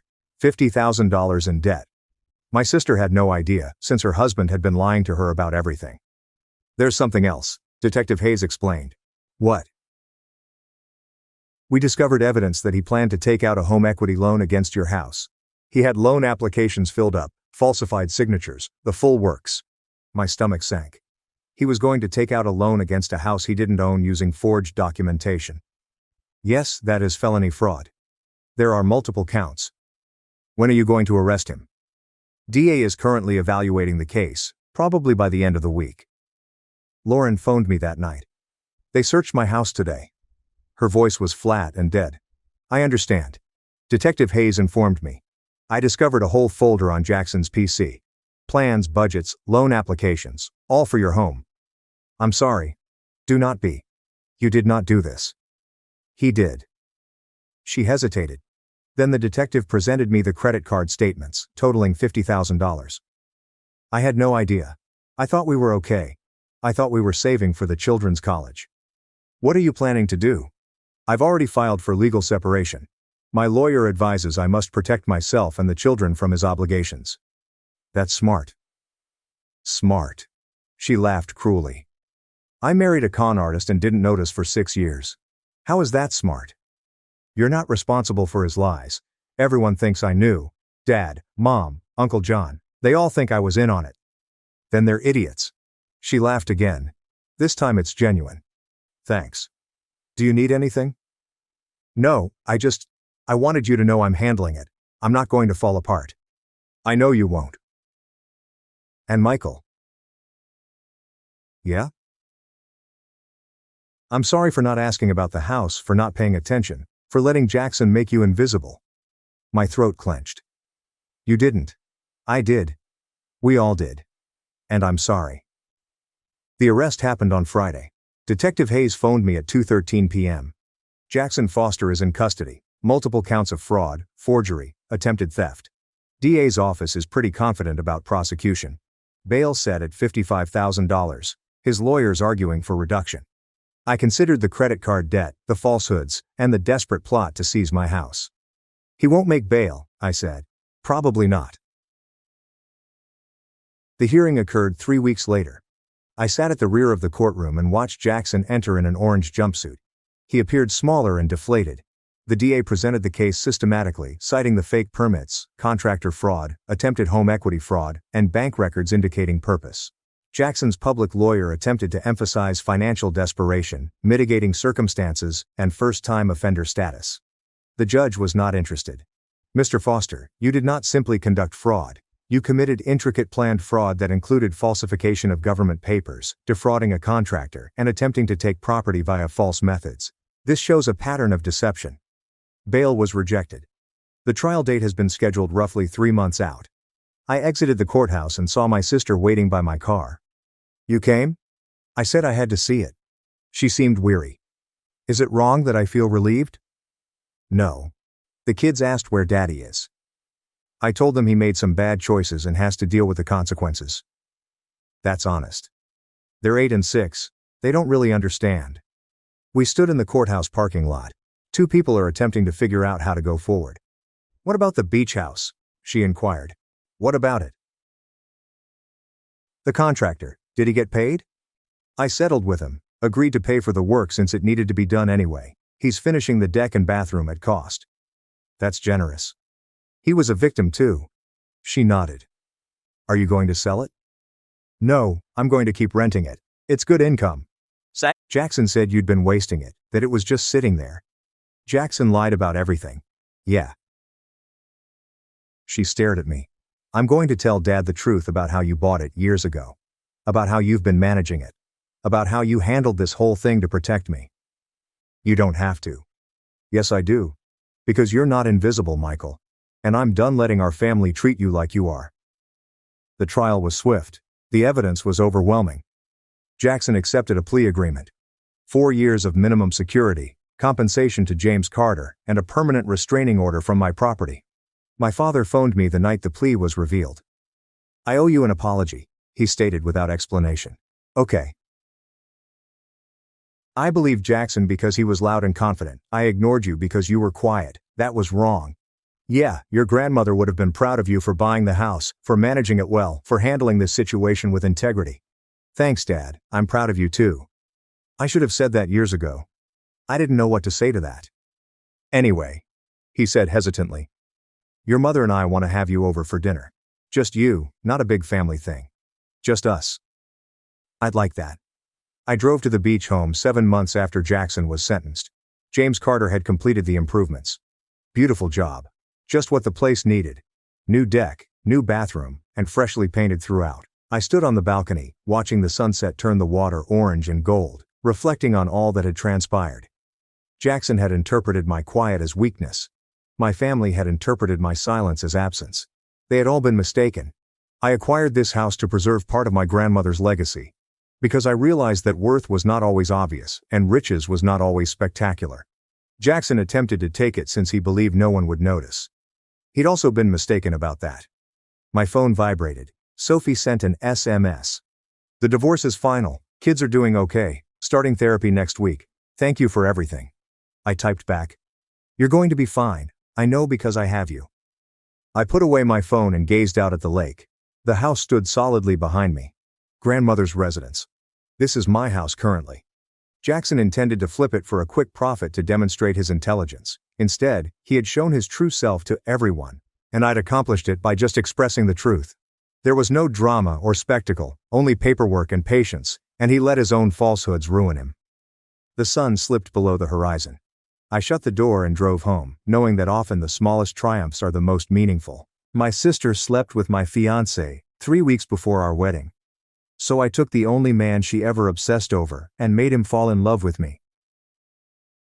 My younger sister Anna has been using the same excuse since she turned 21. She can't have her one true love, so she's free to destroy everyone else's.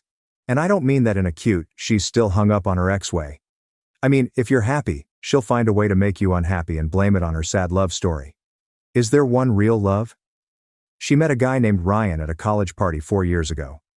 They hooked up once, and he never called, so that became her origin myth for being a piece of trash. It began with her best friend since kindergarten, Jess. Anna spent the weekend at Jess's apartment, and by Monday, Jess's boyfriend was texting Anna good morning. When Jess discovered them together in her own bed, Anna replied, "You don't understand what it's like to lose your soulmate." Jess never spoke to Anna again. Then came our cousin's engagement celebration. Anna arrived in a dress that cost more than my rent, drank champagne, and cornered the groom in the restroom. His exact words later. She kept saying I reminded her of someone special. Thank God he pushed her away and informed his fiancée right away. What about Anna? She cried to our parents about how seeing happy couples caused her grief. Mom treated her to a spa weekend to help her heal. By the time I met Ryan, I was familiar with the drill. I excluded him from family dinners, removed Anna from my social media accounts, and informed him that my sister was going through a difficult time and needed space. For 2 years, it worked. We got engaged last spring. We've arranged a simple ceremony with only ourselves and a few close friends. I did make one mistake, however. I addressed it during Mom's birthday supper. Anna's eyes brightened up, like if Christmas had arrived early. "I'm so happy for you," she murmured, hugging me. "When do I get to meet him?" A week later, Ryan laughed as he showed me his phone. "Your sister found me on Instagram with some fake account. Look at these messages." We read them together, mocking her desperation, and then he agreed to block her. I had the illness 3 weeks before my wedding, and it was horrible. Ryan was meant to be at his brother's golf tournament for the day, but a buddy who lived near Anna's apartment complex phoned me to come over since I was already there with my sister. "What?" She stated that she had noticed Ryan's Tesla in the visitor space. My chest got cold. I drove over, fever and all, and used the spare key Anna had given me for emergency purposes. I discovered them on her couch, with her head on his lap and his hand in her hair, both half-dressed. She looked up at me, phony tears already forming. "I'm so sorry," she muttered. "He just reminds me so much of Ryan." I stormed out. He did not even attempt to rescue what we had. That's when I determined she'd find out what losing is actually like. Ryan wasn't some mysterious figure who simply vanished. We had been following each other on Instagram for 3 years. We had mutual acquaintances from college and would occasionally like each other's postings, but we never really chatted.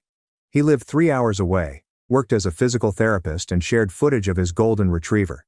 So I went into his DMs with a simple message. "Hey, this is weird, but my sister had a thing for you in college and just ruined my wedding. Want to help me ruin her life?" He responded in 12 minutes. "Anna? The girl who showed up at my mom's house? I'm in."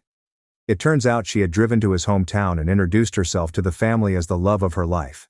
Adrian Chen, a 31-year-old successful architect with the kind of quiet charm that made women melt just by looking at him. Black hair that was always perfectly tousled, dark eyes that seemed to hold secrets, and a smile that made me pause my Instagram scroll for longer than necessary. Adrian and I first met in person at my father's 60th birthday party, 2 weeks after I officially separated from Ryan. I was still wearing sunglasses inside to disguise my dark circles, and arriving late to avoid questions about my romantic life. When I arrived at my parents' place, I found him in the kitchen, helping my mother with the dishes and smiling at a joke she had told. "Ah, this must be the famous older sister," he replied as Anna introduced me, offering his hand with a genuine smile. "Anna talks about you a lot." "I'm sure she does," I thought as I shook his hand, which was firm and warm. "I hope it's good." "Always," he responded. But something about his tone made me believe he understood exactly what kind of person Anna was.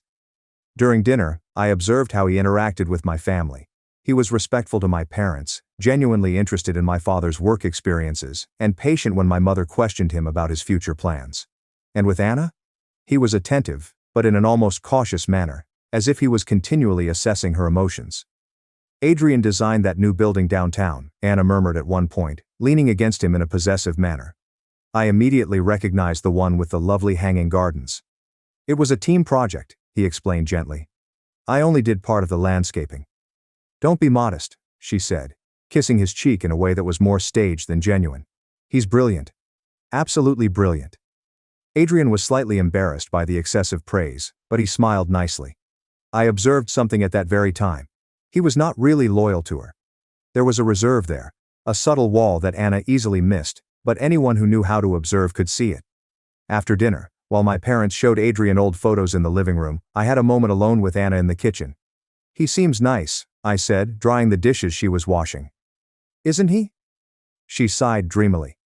"He's so different from all the other guys I've dated. More mature. More stable. Richer," I mentally translated, observing his Rolex watch and the German automobile in the driveway. "How did you meet?" He had come to the law firm where I work for a project meeting. I was delivering paperwork to my boss when she paused, washing the dishes with a lovely smile. It was like in the movies, you know. Our eyes locked across the room, and that was it. "And he asked you out right away?"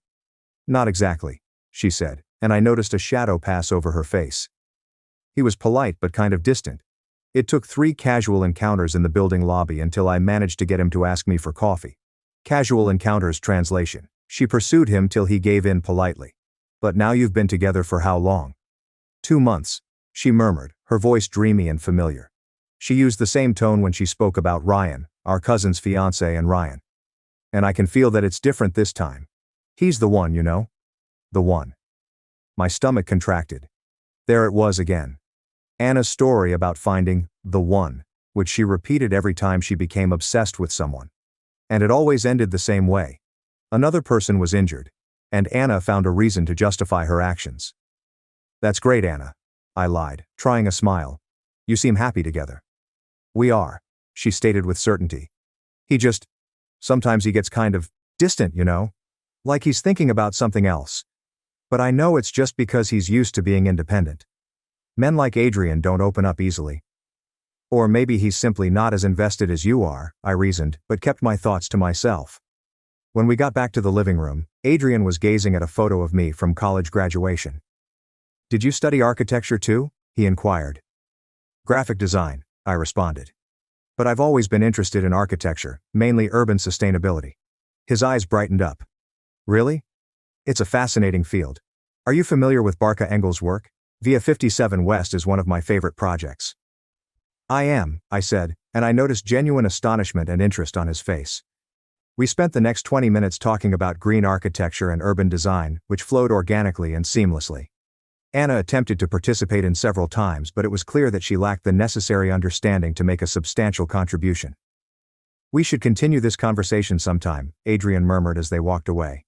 It's rare to find someone who truly understands the importance of sustainable design. Sure, I answered, ignoring Anna's expression. That would be interesting. When I arrived home that night, I couldn't stop thinking about Adrian, not in a romantic way, at least not consciously, but there was something about him that piqued my interest.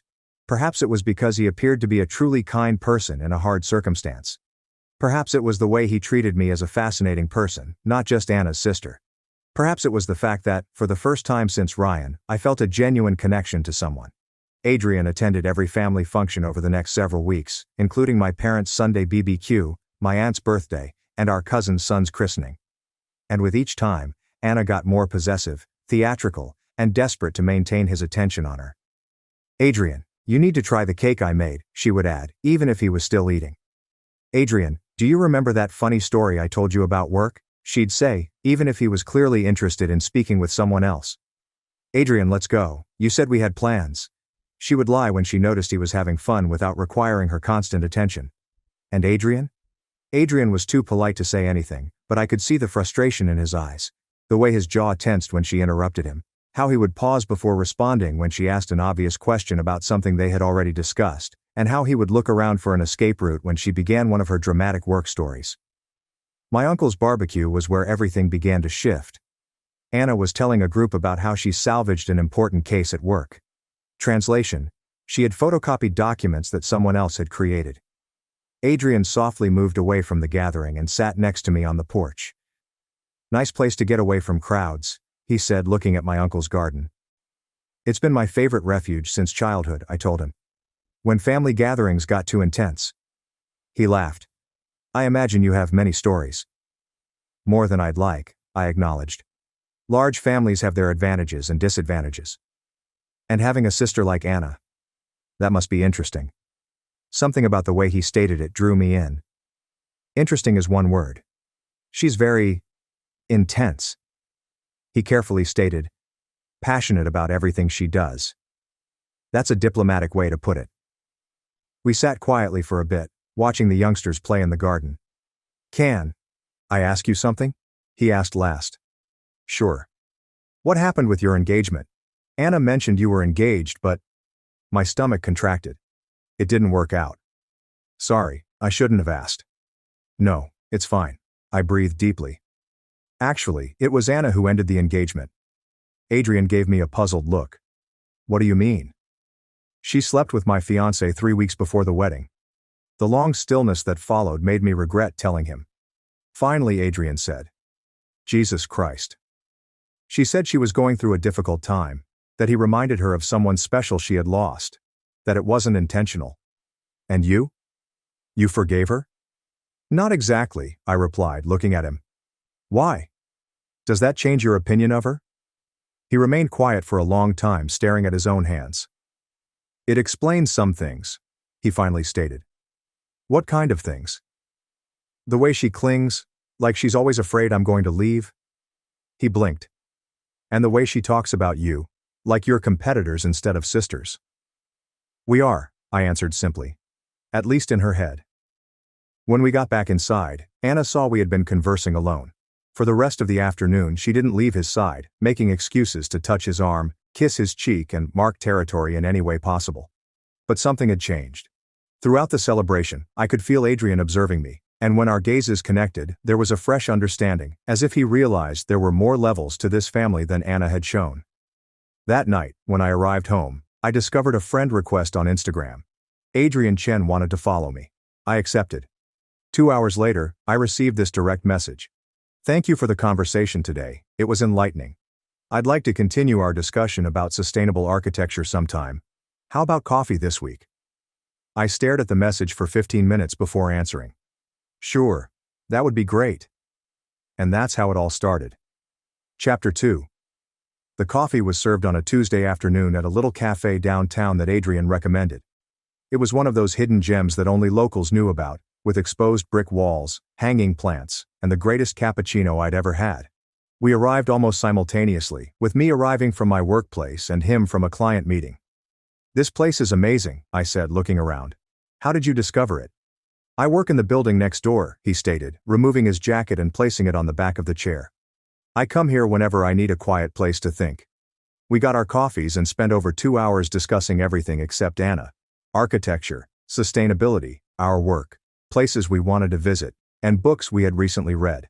The talk flowed so naturally that I forgot I was actually going out with my sister's boyfriend. Adrian possessed an intelligence that did not require proof. Instead of simply waiting his turn to speak, he asked meaningful questions, listened carefully to the responses, and expanded on ideas. It was refreshing after months of dealing with lawyers and clients who spoke more than they listened. "Have you ever thought about going back to school?" he inquired when I revealed my previous interest in urban landscaping. "There are some excellent graduate programs that combine graphic design with urban planning." "I've thought about it," I admitted. "But with everything that's happened recently, I don't know if it's the right time for big changes." "Sometimes big changes are exactly what we need," he said, "especially after unplanned changes." Something in the way he said it made me believe he wasn't simply talking about my circumstance. "Are you speaking from personal experience?" He gave a melancholy smile. "Let's say the last year has been educational." "In what sense?" Adrian was silent for a minute, turning the cup in his hands. "Have you ever found yourself in a situation where you know you should leave, but don't know how?" My heart began racing quicker. "Are you talking about work?" "Not exactly." The stillness that followed was full with implications. I realized I needed to shift the subject because we were entering perilous area. Instead, I heard myself ask, "What's stopping you from leaving?" "Guilt primarily," he sighed. "When someone invests so much in you, emotionally and physically, it's hard to just give up, even when you know it's not sustainable long term. Even when you don't feel the same." Our gazes locked across the table and the entire world seemed to stop. "Especially when you don't feel the same," he added gently. It was at that point that I should have stood up and fled. I should have explained that discussing his relationship with my sister was inappropriate. Should have remembered all the anguish Anna had caused and resolved to be a better person. Instead, I stretched out to touch his hand across the table. "That must be difficult," I replied. Adrian glanced at our clasped hands and did not draw away. "More difficult recently." "Why?" "Because I met someone who reminded me what it's like when a conversation doesn't feel like work." My heart was racing so fast I was sure he could hear it. "Adrian." "I know," he replied swiftly. "I know it's complicated. I know it's wrong. But I can't stop thinking about you since that barbecue." I jerked my hand back, immediately aware of where we were and what we were doing. "We can't." "I know," he reiterated. "But that doesn't change the fact that—" "What?" "That you're the first person in months who makes me want to be a better version of myself." We sat silently for some minutes, each immersed in our own thoughts. Adrian finally motioned to the waiter and paid our bill. "I should go," he replied, getting up. "Adrian, wait." He paused and glanced at me. "Anna is my sister," I said, but the words felt inadequate. "No matter how complicated our relationship is, she's still your sister," he said. "I understand." "Do you understand?" "I understand that you're loyal, even when the person doesn't deserve your loyalty." He grabbed up his jacket. "It's one of the things I admire about you." After he went, I sat in the cafe for another half hour, stirring the last of my coffee and trying to understand what had just transpired. Technically, we had not done anything illegal. We just talked. But there was so much subtext in that chat that I felt as if I had betrayed Anna, which was insane given what she had done to me. That night, I got an SMS from Anna. Adrian said you guys had coffee today. How cool that you're getting along. He seemed much more animated when he got home. I reacted neutrally, saying how lovely it had been to talk about architecture. But her words lingered in my thoughts. He appeared animated. What exactly did that mean? Throughout the next 3 days, I tried to maintain my distance. I didn't react to Adrian's Instagram messages, avoided family gatherings where I knew he would be, and pushed myself to concentrate on work. But he had planted a seed in my mind. Not just about him, but also about Anna. For years I assumed that Anna was merely intense or passionate. But the meeting with Adrian revealed something I had previously denied. Anna wasn't simply intense, she was manipulative, calculated, and destructive. For the first time in my life, I wanted to do to her what she had always done to me. The opportunity arrived 2 weeks later, on our parents' wedding anniversary. My mother had encouraged everyone to dress up for photos, even though the gathering was modest, with only close family and a few intimate friends. I carefully selected my clothing, a navy blue midi dress that complemented my figure without becoming overly noticeable. I planned to arrive a little late, knowing that everyone would already be there and that my arrival would not draw attention to itself. Adrian was in the kitchen, helping my father with drinks when I arrived. He wore a light blue shirt that made his eyes appear even darker, and when he noticed me, he grinned in such a way that my stomach flipped. "You look beautiful," he whispered quietly as I passed by to welcome my father. "Thank you," I answered, brushing my hand against his as I took a sip of water. During dinner, I sat strategically across from Adrian, 2 chairs to the left, close enough to join in talks with him but far enough away not to appear conspicuous. Of course, Anna was right beside him, monopolizing his attention whenever she could. "Adrian, tell everyone about the new project," she murmured at one point, placing her hand on his arm possessively. "It's not that interesting," he admitted, visibly embarrassed by the attention. "Of course it is. He's designing a sustainable housing complex," she replied, ignoring his uneasiness. "For low-income families. Isn't it incredible?" "It sounds fascinating," I responded, gazing right at Adrian. "Are you using integrated solar panels or a geothermal system?" His eyes brightened up. "Actually, we're combining both. The challenge is making everything economically viable without sacrificing energy efficiency." "And what about landscaping? Are you incorporating urban agriculture or just aesthetics?" "Urban agriculture," he said happily. "Community gardens on the roof, collective composting, even a small orchard." "That's brilliant," I exclaimed, leaning forward with pleasure. "It must be incredibly complex to coordinate all these systems." We spent the next 20 minutes discussing the project's technical specifics. Anna attempted to participate several times, but it was clear she didn't understand even the most fundamental notions. She eventually gave up and remained silent, picking at her food with an increasingly annoyed grimace. After dinner, when everyone went to the living room for coffee and dessert, I had a moment alone with Adrian on the porch. "Sorry if I monopolized the conversation in there," I blurted out. "It's just that your project sounds really revolutionary." "Don't apologize," he added, getting a little closer. "It's refreshing to talk to someone who really understands what I'm trying to do." "Anna isn't interested in your work." Adrian paused. "She is interested in the idea of my work, in how it sounds when she tells other people about it. But the real details, the process, the challenges," he said with a shrug. "It's not her fault. Not everyone needs to be passionate about sustainable architecture. But it must be lonely," I added softly, "not having anyone to share that passion with." "It is," he acknowledged. "Very lonely." We stood silently for a bit, gazing at the lawn illuminated by the lamps. "Adrian," I started, but he interrupted me. "I broke up with her," he announced unexpectedly. My heart has stopped. "What?" "Last night. I broke up with Anna." "Why?" "First," inquired, although a part of me already knew the answer. "Because it's not fair to continue with someone when you're thinking about another person." We looked at each other for a long time. Adrian slowly approached. "Can I kiss you?" he said quietly. Rather than responding, I leaned closer and kissed him first. Anna opened the porch door just at that moment. Her scream rang through the house. Chapter 3. Anna's scream was so loud and harsh that the neighbor's dog began barking. Adrian and I split up immediately, but it was too late. She'd spotted us. "What are you doing?" she yelled, her voice sounding unnatural. Within seconds, the entire family was on the porch, including my dad, uncles, cousins, and even the 85-year-old grandmother who usually sat in the living room recliner, all staring at the three of us as if it were a reality show episode gone awry. "Anna, calm down," my mother murmured, approaching her cautiously. "What happened?" "She kissed my boyfriend," Anna cried, pointing a shaking finger at me. "My own sister kissed my boyfriend." "Ex-boyfriend," Adrian corrected gently, which was clearly the incorrect thing to say at the time. Anna looked at him with a rage I'd never seen before. "Ex? Since when?" "Since last night," he continued, gathering the strength to speak louder. "I tried to explain to you, but you didn't want to listen." "You didn't break up with me," she exclaimed. "You said you needed time. That's not breaking up." My mother spoke, breaking the uneasy silence that ensued. "Maybe it would be better to discuss this inside the house," she said tactfully. "No," Anna said. "I want everyone to hear. I want everyone to know what kind of person my sister really is."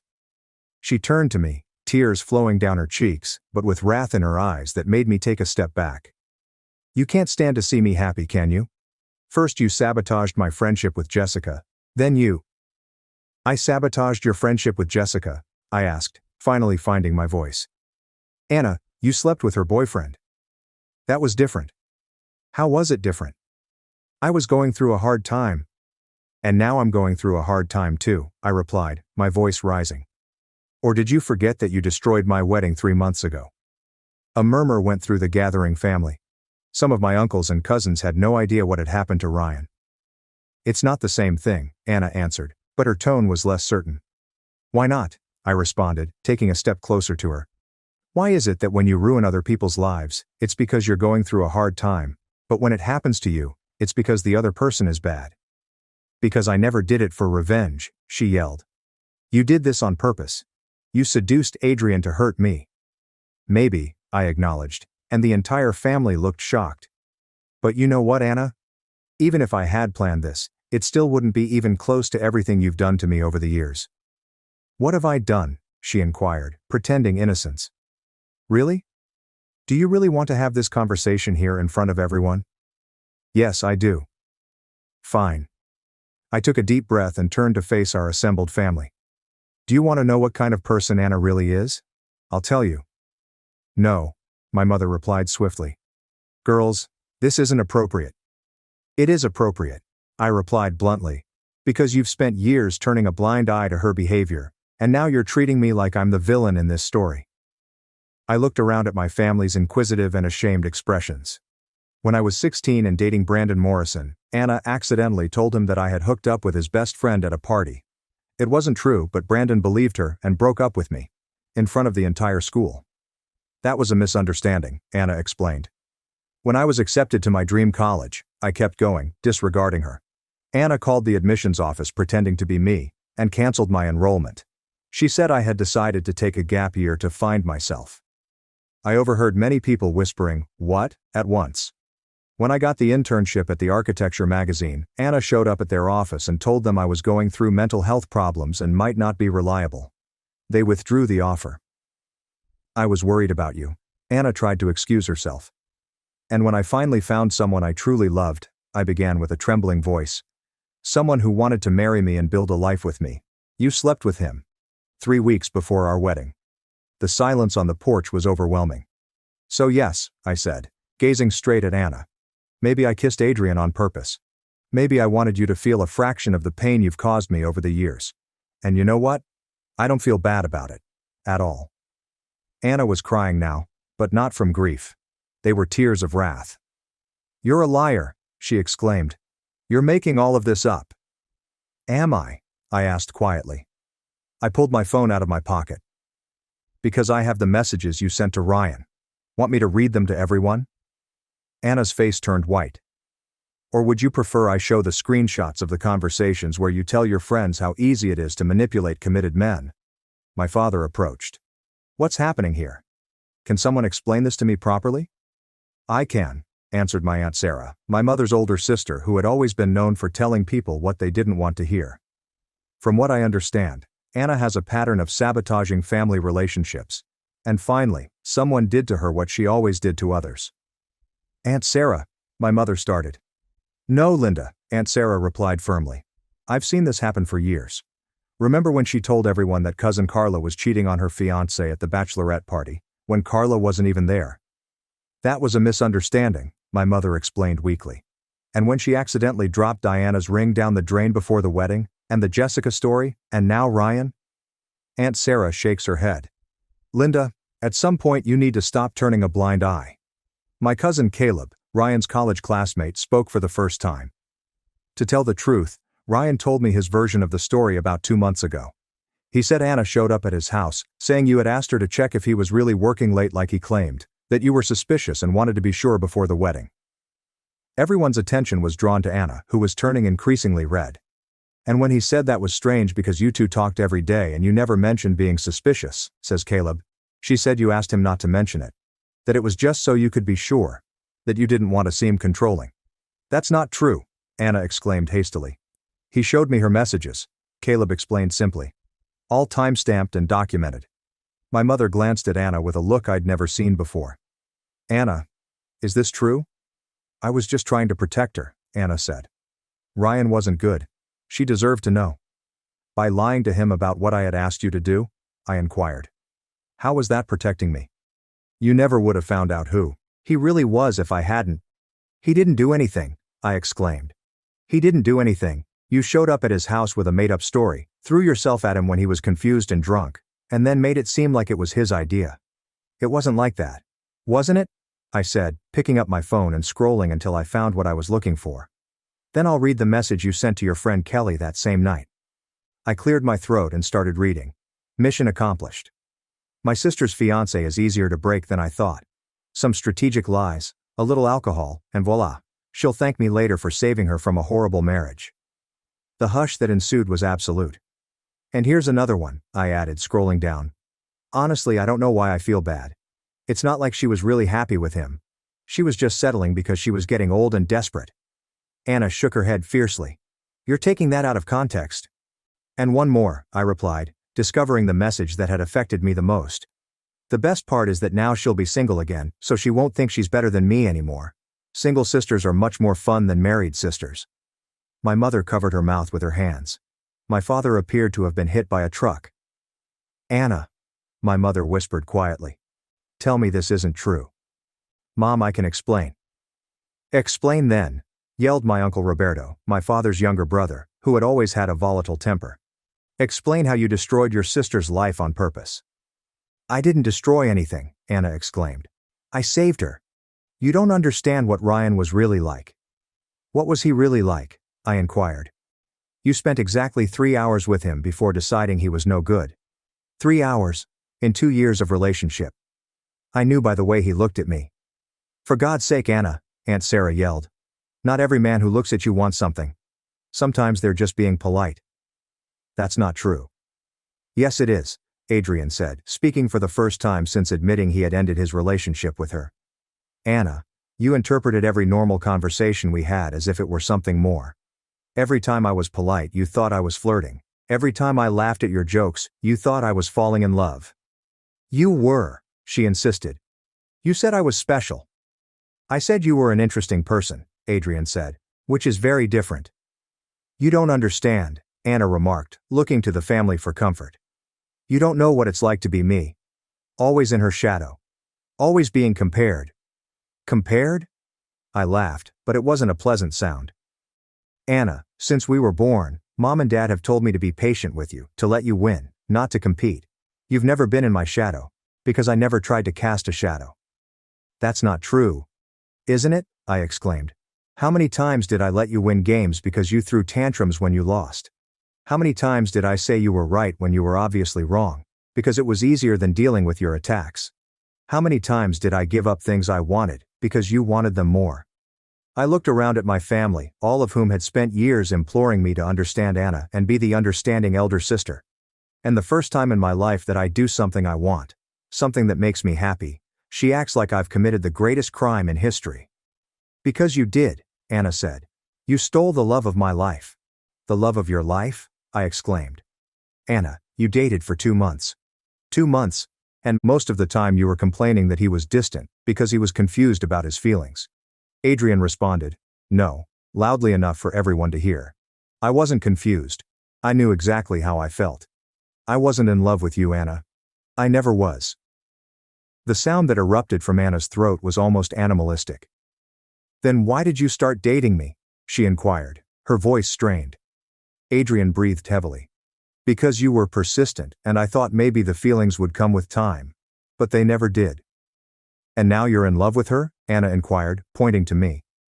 Adrian stared at me and the entire world seemed to stop.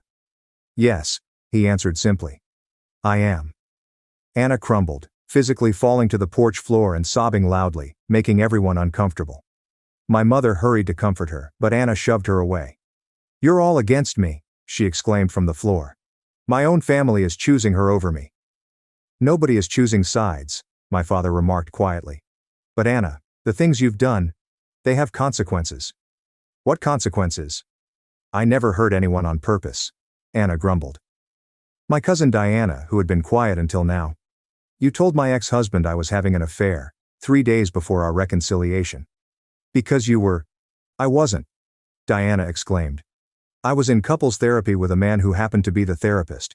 You saw a photo of me leaving an office with a man and made up an entire story. I thought you didn't think, Aunt Sarah firmly stated. You wanted to cause drama. And when you spread to half the city that I had lost my job, my cousin Victor continued. When I had only recently changed offices. You knew that.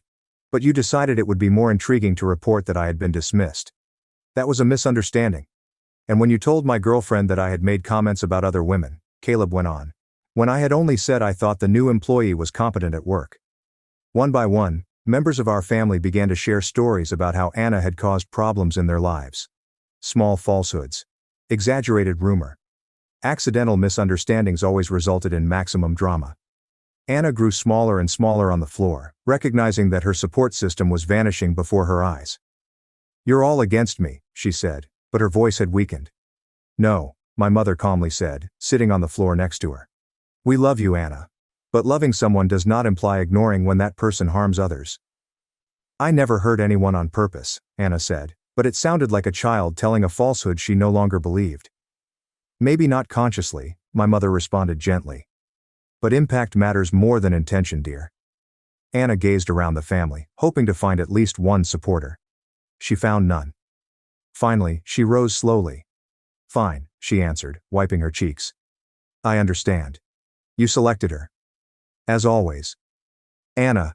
My father started. No, she responded, lifting her hand. Everything is clear now. I've never had a chance in this family anyway. She turned to face me, and for a brief time I saw something that resembled respect, recognition, or... You won, she simply stated. Congratulations. And then she left, leaving the entire family on the porch in complete silence. Chapter 4. My parents' wedding anniversary party came to an end when Anna left. People began saying their goodbyes in small groups, muttering about the drama that had just unfolded. Some offered me words of encouragement, while others seemed unsure what to say. Adrian stayed and helped to clean up as my parents processed what had happened. You can go home, my mother replied, weary.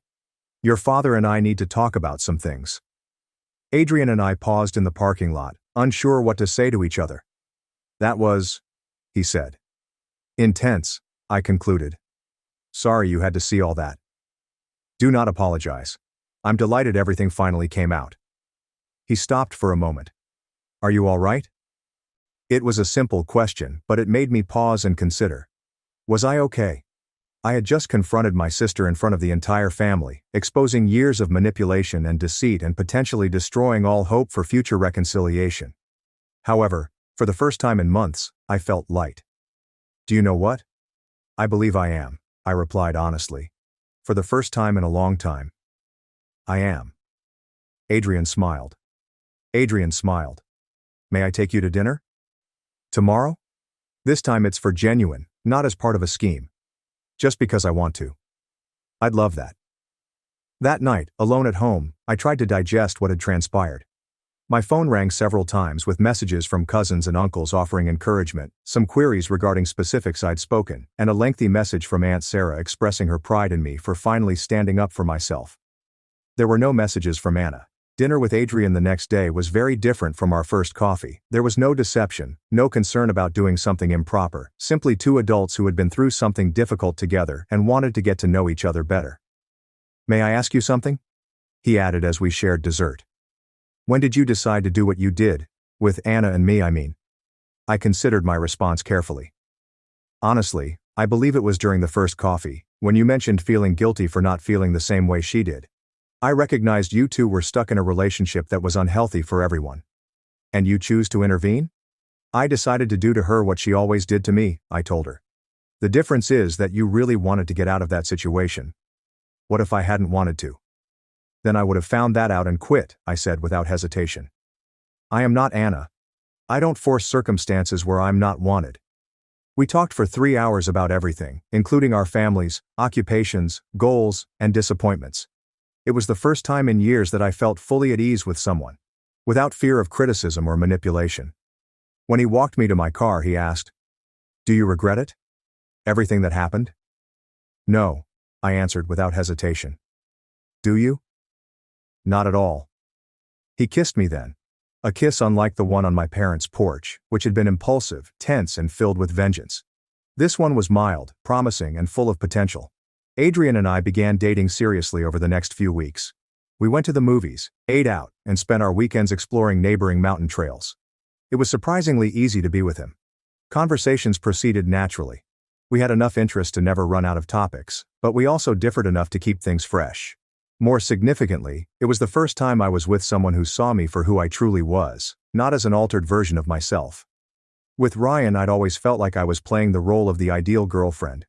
With Adrian, I could just be myself. Anna, meantime, had almost vanished. She didn't show up for Sunday dinners at my parents' place, didn't react to family communications, and had ceased using social media. My mother was concerned, but she understood Anna's need for room to process. "She'll be fine," my father assured me at one of our weekly coffee meetings, a practice we had established following the drama. "Anna has always demonstrated resilience. Perhaps this was what she needed to finally make some changes." I wasn't too sure. I knew Anna well enough to know she did not see this as an opportunity for advancement. For her, this was a complete betrayal by the family she assumed would always be on her side, no matter what she did. 6 weeks later, on a Tuesday night, my cousin Diana called me to confirm. "Did you see Anna's Instagram?" she inquired without prelude. "Number why?" "You need to see this." I accessed Instagram for the first time in weeks and immediately went to Anna's page. The first thing I realized was that she had blocked me. The second was that she had shared a collection of anecdotes about overcoming and family toxicity. "Diana, I cannot see it. She blocked me." "Wait.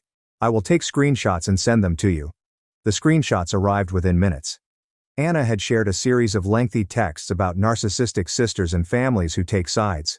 There were quotes about removing harmful people from your life and prioritizing mental health. But what drew my attention the most was the final post. "Sometimes the individuals who are supposed to protect you are the ones who hurt you the most." I discovered that blood does not imply loyalty, and that sometimes you need to start your own family. For everyone who has inquired where I have been, I am recovering from abusive relationships and reconstructing my life. Thank you to everyone who helped me through this difficult period. On healing journey. Yacht a toxic family. Choose yourself. "She's telling everyone we're abusive," I said to Diana. "Things get worse. Check out the comments." I read through the comments and noticed that Anna was responding to queries with vague assertions about years of emotional manipulation and being the family's scapegoat. Some people who didn't know us well offered their support, saying things like, "You deserve better. Toxic families are the worst." "What should I do?" I asked Diana. "Nothing," she answered firmly. "Anyone who knows you both knows the truth. And those who don't know, well, their opinions don't matter." But this was easier said than done. During the next few weeks, I heard reports about the stories Anna was spreading. I had always been envious of her, that I had taken all of her boyfriends throughout the years. Our family has always preferred me. She was the victim of a dysfunctional family dynamic in which she was never given a chance. The irony was that Anna was finally doing what I had always hoped she would do, getting herself out of situations that made her unhappy. The difficulty was that rather than accepting responsibility for her role in the problems, she rewrote the entire story to make herself the victim. She's always been like this, Adrian told me one night, when I was especially irritated because Anna had told mutual acquaintances that I constantly attempted to compete with her. People like Anna are unable to function without a villain in their story.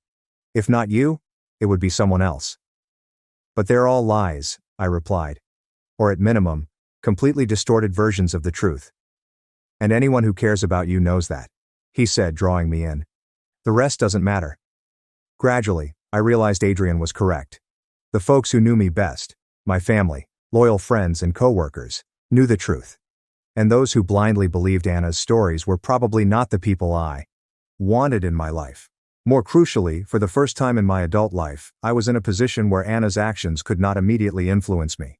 She could no longer ruin my relationship since I had entirely separated myself from her. She could no longer cause trouble at family gatherings because she had excluded herself.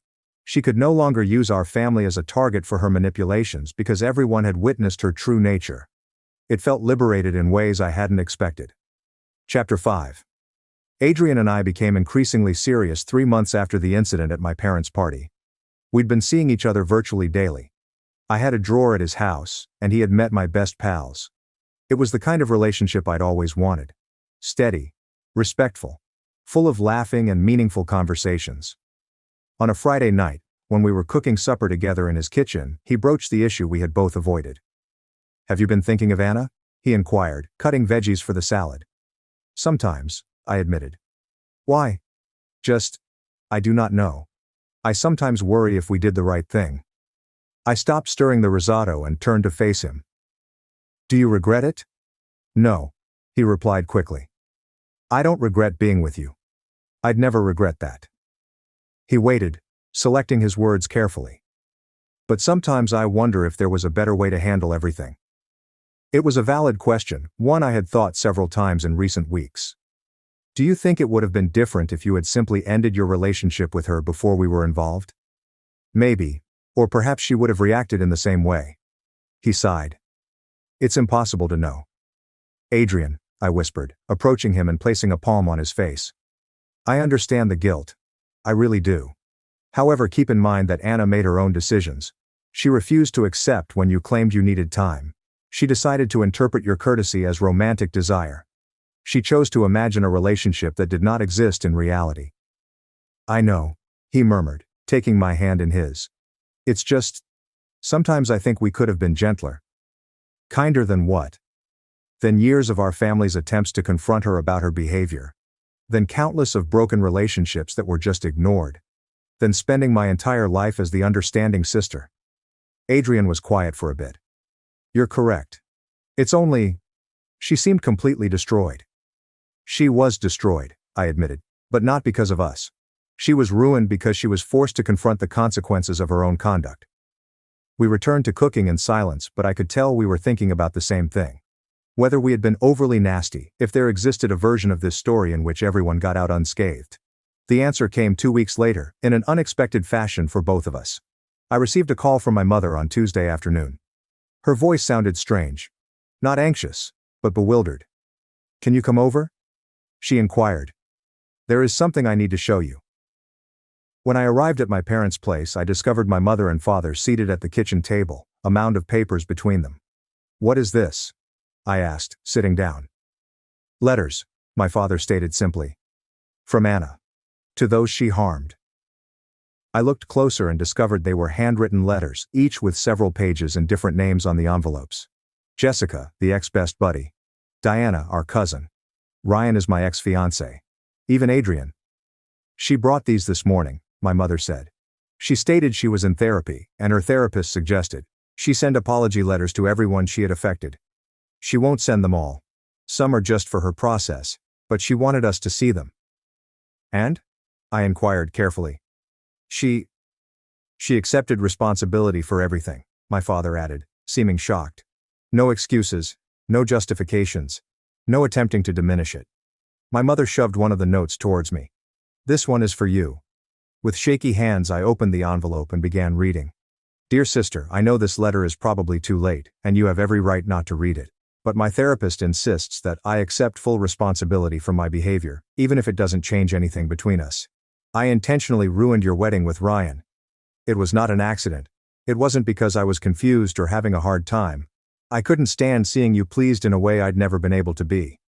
I made up the narrative about you being suspicious of him because I knew it would provide the opportunity I needed. When he was vulnerable, I took advantage. I've also ruined your other connections over the years, including Brandon Morrison, that magazine internship, and your college enrollment. Whenever you were accomplishing something I want for myself, I found a method to undermine it. I convinced myself that I was protecting you, or that you did not deserve these things any more than I did. But the reality is, I couldn't tolerate not being the focus of attention. I know you treated Adrian the same way I treated you, and I know it was deliberate. And you know what? You were correct. I needed to experience what it was like to be on the other side. I needed to know what it was like to have someone you care about ripped away through manipulation and deceit. The difference is that you only did it once, as a lesson. I repeated that for years because I was envious and selfish. I don't anticipate your forgiveness. I don't deserve it. But I want you to know that I am working to become a better person. I'm in treatment and taking medicine for anxiety and depression.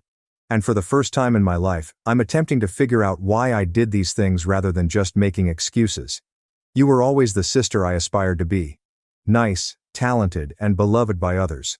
Rather of attempting to be like you, I attempted to pull you down to my level. That was cruel and unfair. And you did not deserve it. I hope you're happy with Adrian. From what I know of him, he appears to be a wonderful person. And you make sense together in a way we never did. I'm sincerely glad you found someone who sees you the way you deserve to be seen. I love you. And I apologize for everything. Anna. When I finished reading, I had tears in my eyes. They weren't really tears of sadness, but of relief. Closure. She brought this personally? I inquired. She did, my mom verified. She only stayed a few minutes. She said she didn't expect it to change anything, but that she needed to do her part to try to repair the damage she caused. How did she seem? Different, my father replied thoughtfully. More quiet. More mature maybe. She lost weight and seemed tired, but not in a bad way. Like she was finally sleeping properly. We spent the next hour discussing the letters, what they represented, and whether we thought Anna's turnaround was genuine or simply another ploy. In the end, we decided that there was no way to know for certain, but the fact that she wasn't looking for anything in return, not forgiveness, reconciliation, or even a response, was a good indication. That night I showed Adrian the letter. He read it silently, his demeanor shifting with each paragraph. How do you feel about this? He said when he had finished. I don't know, I said honestly. Part of me wants to believe she's really changed. Another part is waiting for this to just be another one of her strategies. And if it's genuine? Maybe someday we can have a relationship again. Not like before. Never like before. But perhaps something functional. And if it's not? Then at least I'll know I did my bit. That when she was ready to accept responsibility, I was eager to listen. Adrian pulled me near. You're a better person than I would be in this situation. I'm not sure about that, but I know I don't want to live the rest of my life angry. Not for her. For me. I placed the letter in a drawer on my desk and tried not to think about it too much.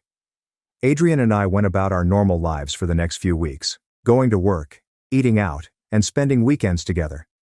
He had begun talking about us moving in together, and as horrifying as the prospect was after what had occurred with Ryan, I was beginning to seriously consider it.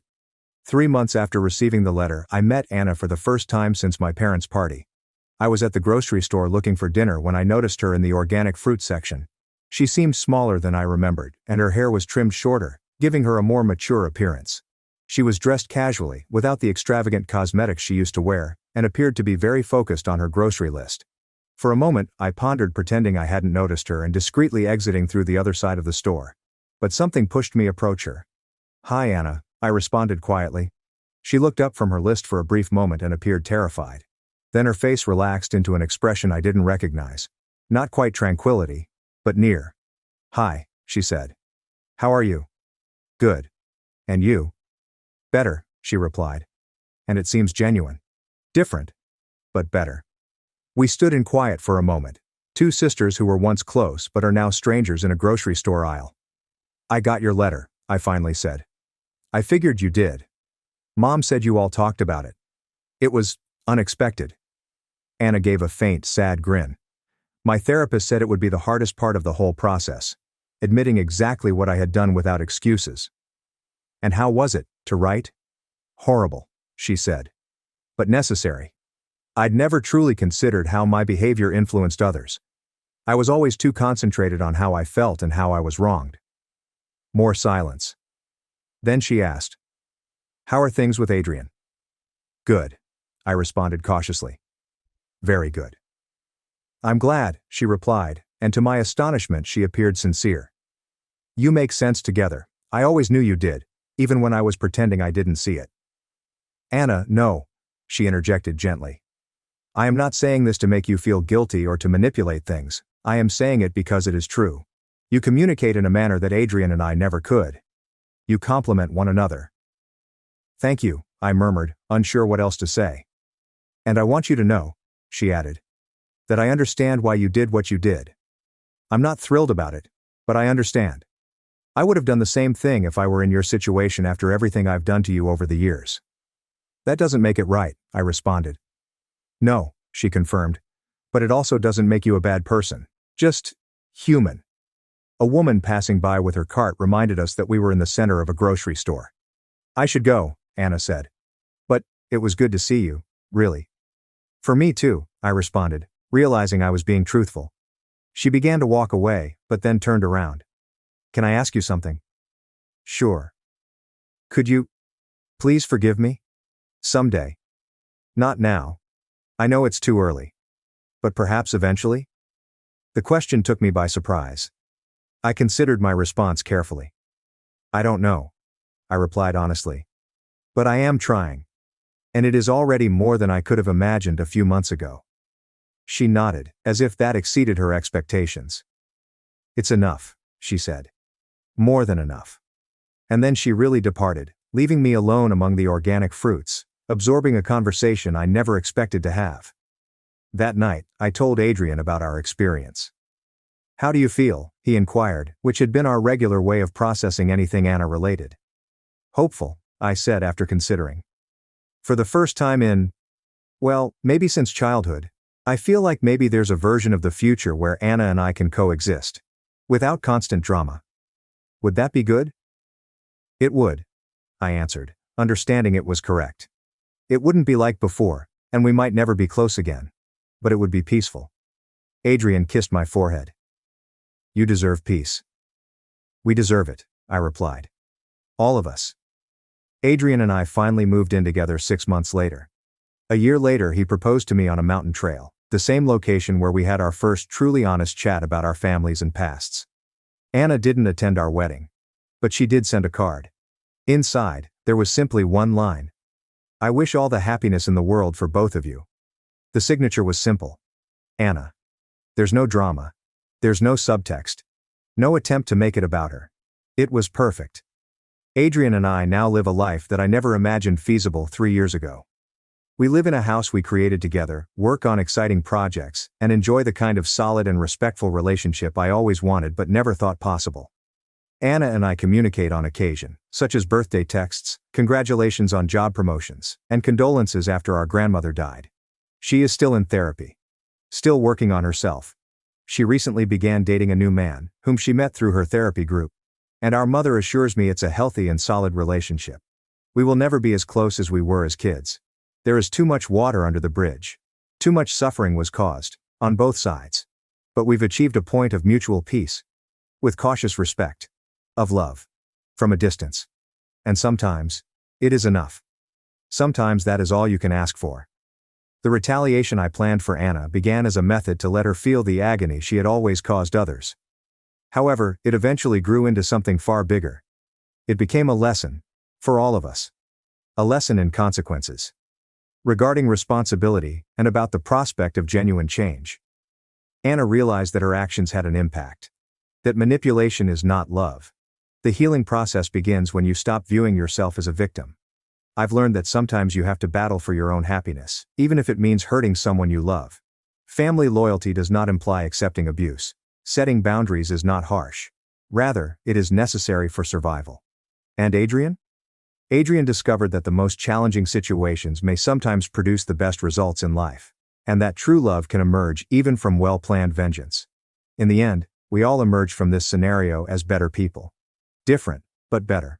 And, I think, is the most effective form of vengeance.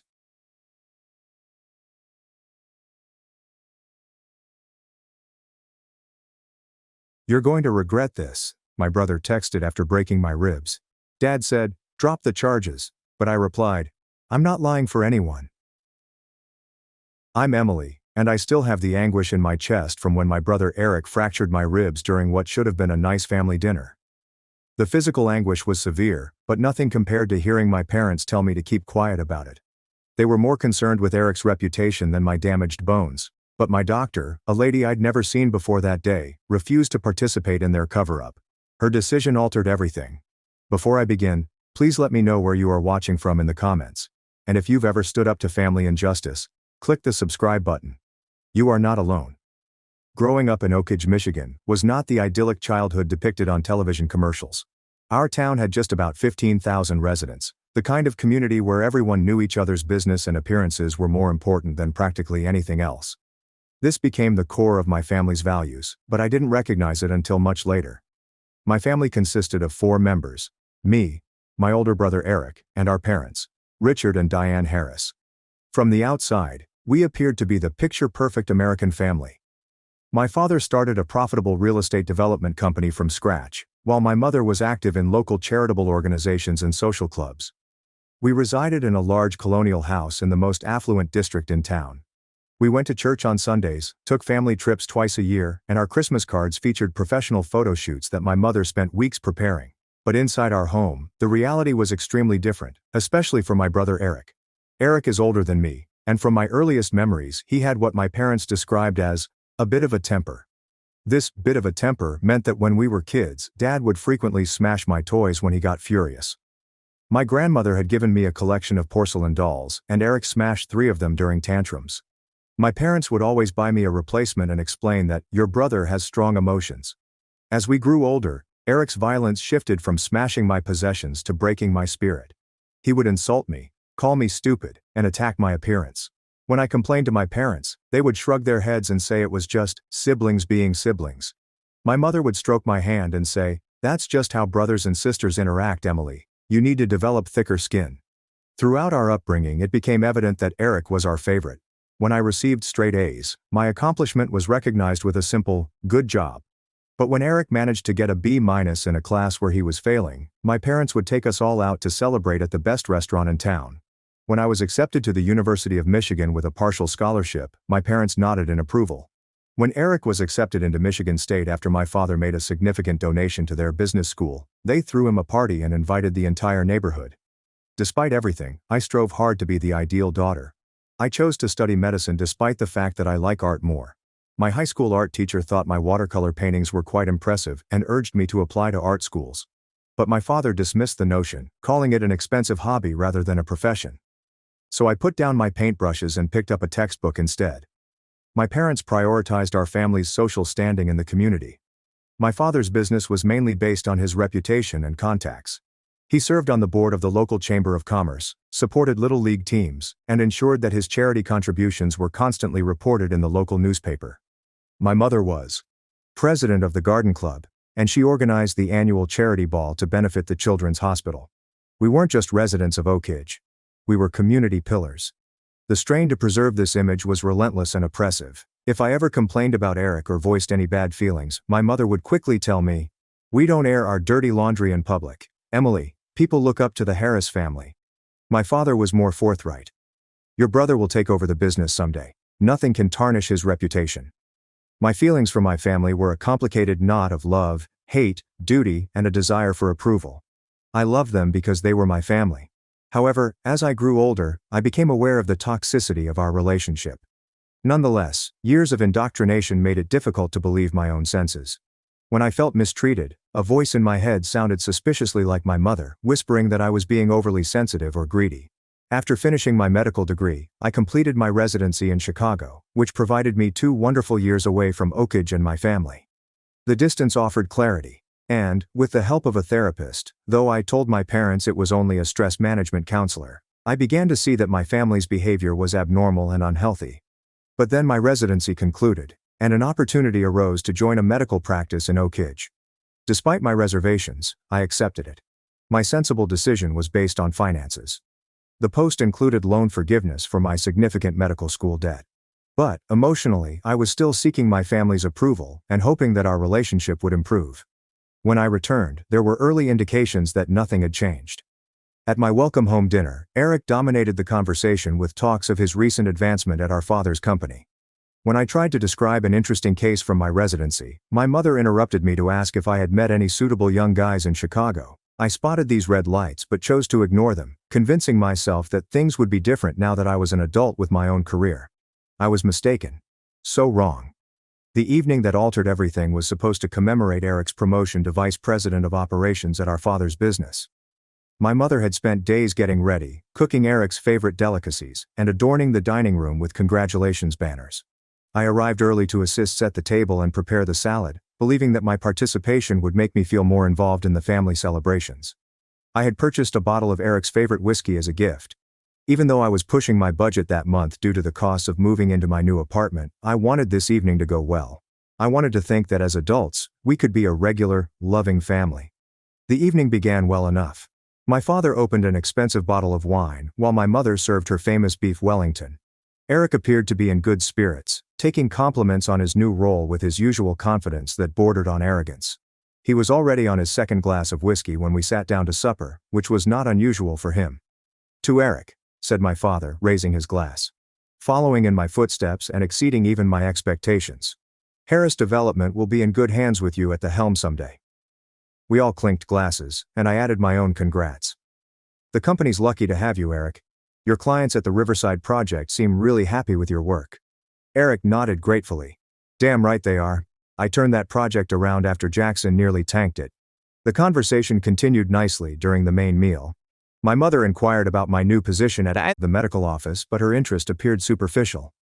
Eric was almost on his third whiskey when he began chatting about Megan, his girlfriend of approximately 6 months.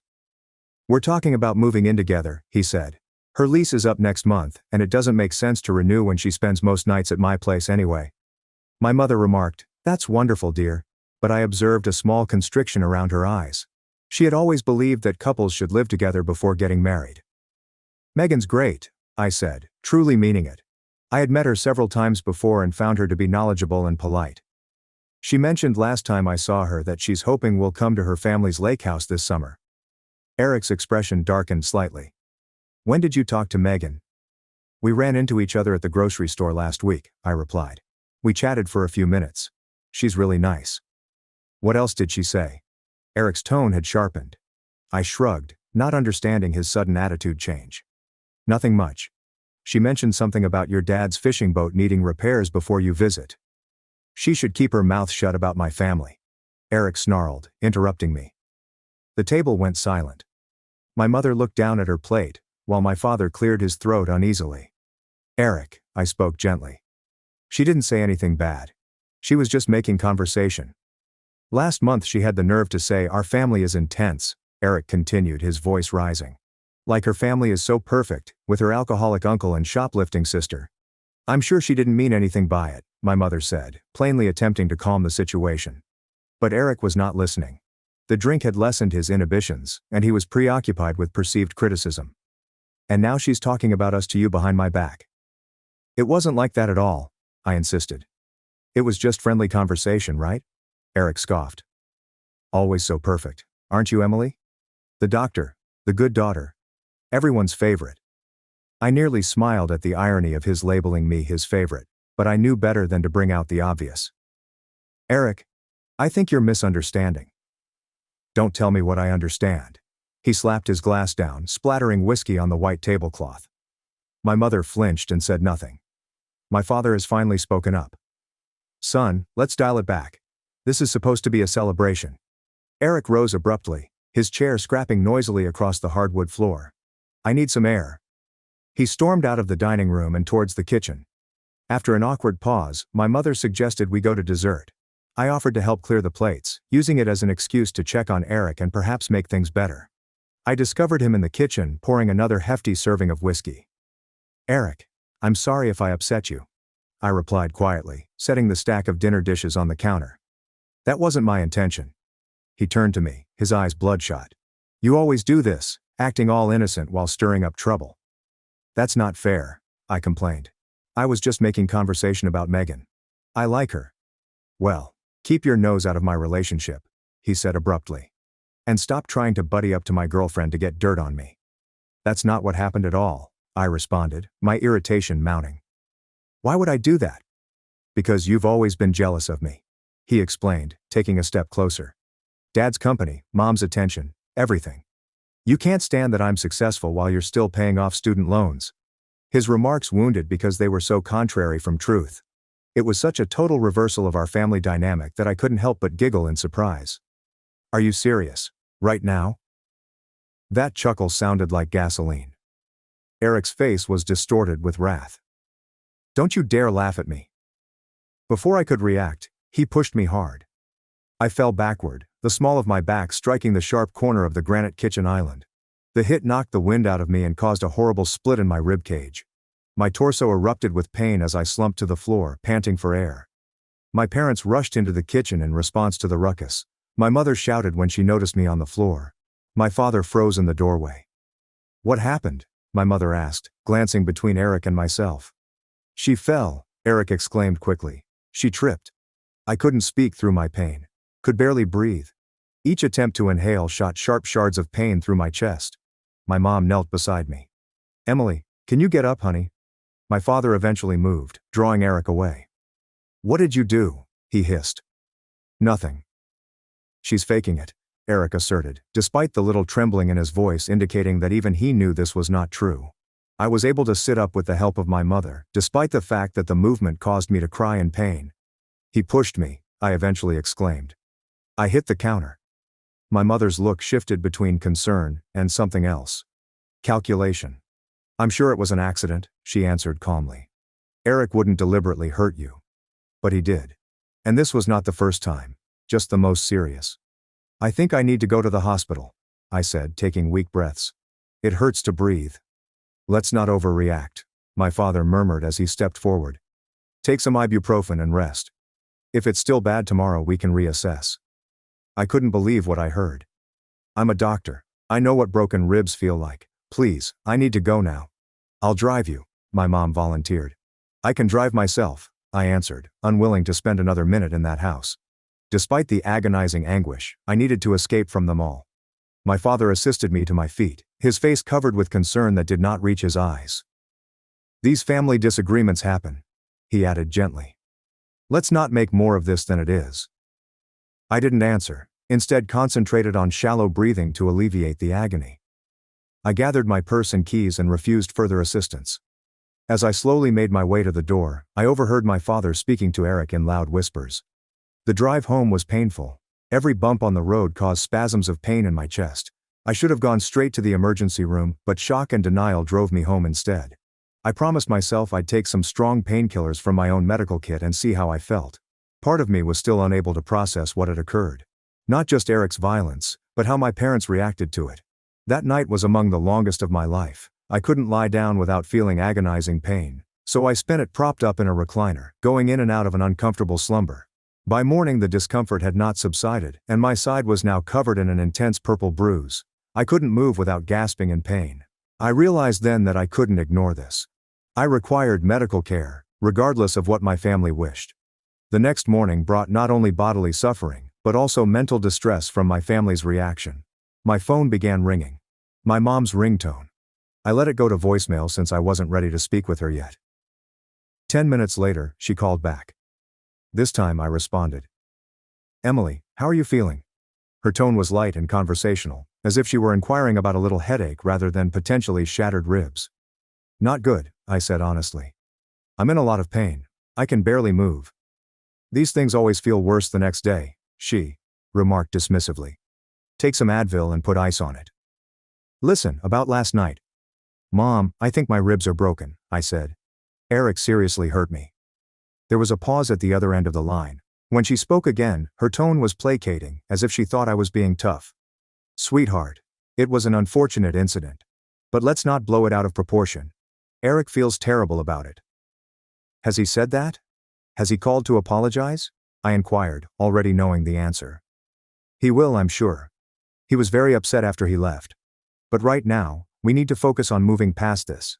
Your father and I think it's best if we just put this behind us. I shifted in my chair, groaning at the sharp ache. Mom, I can't breathe without it hurting.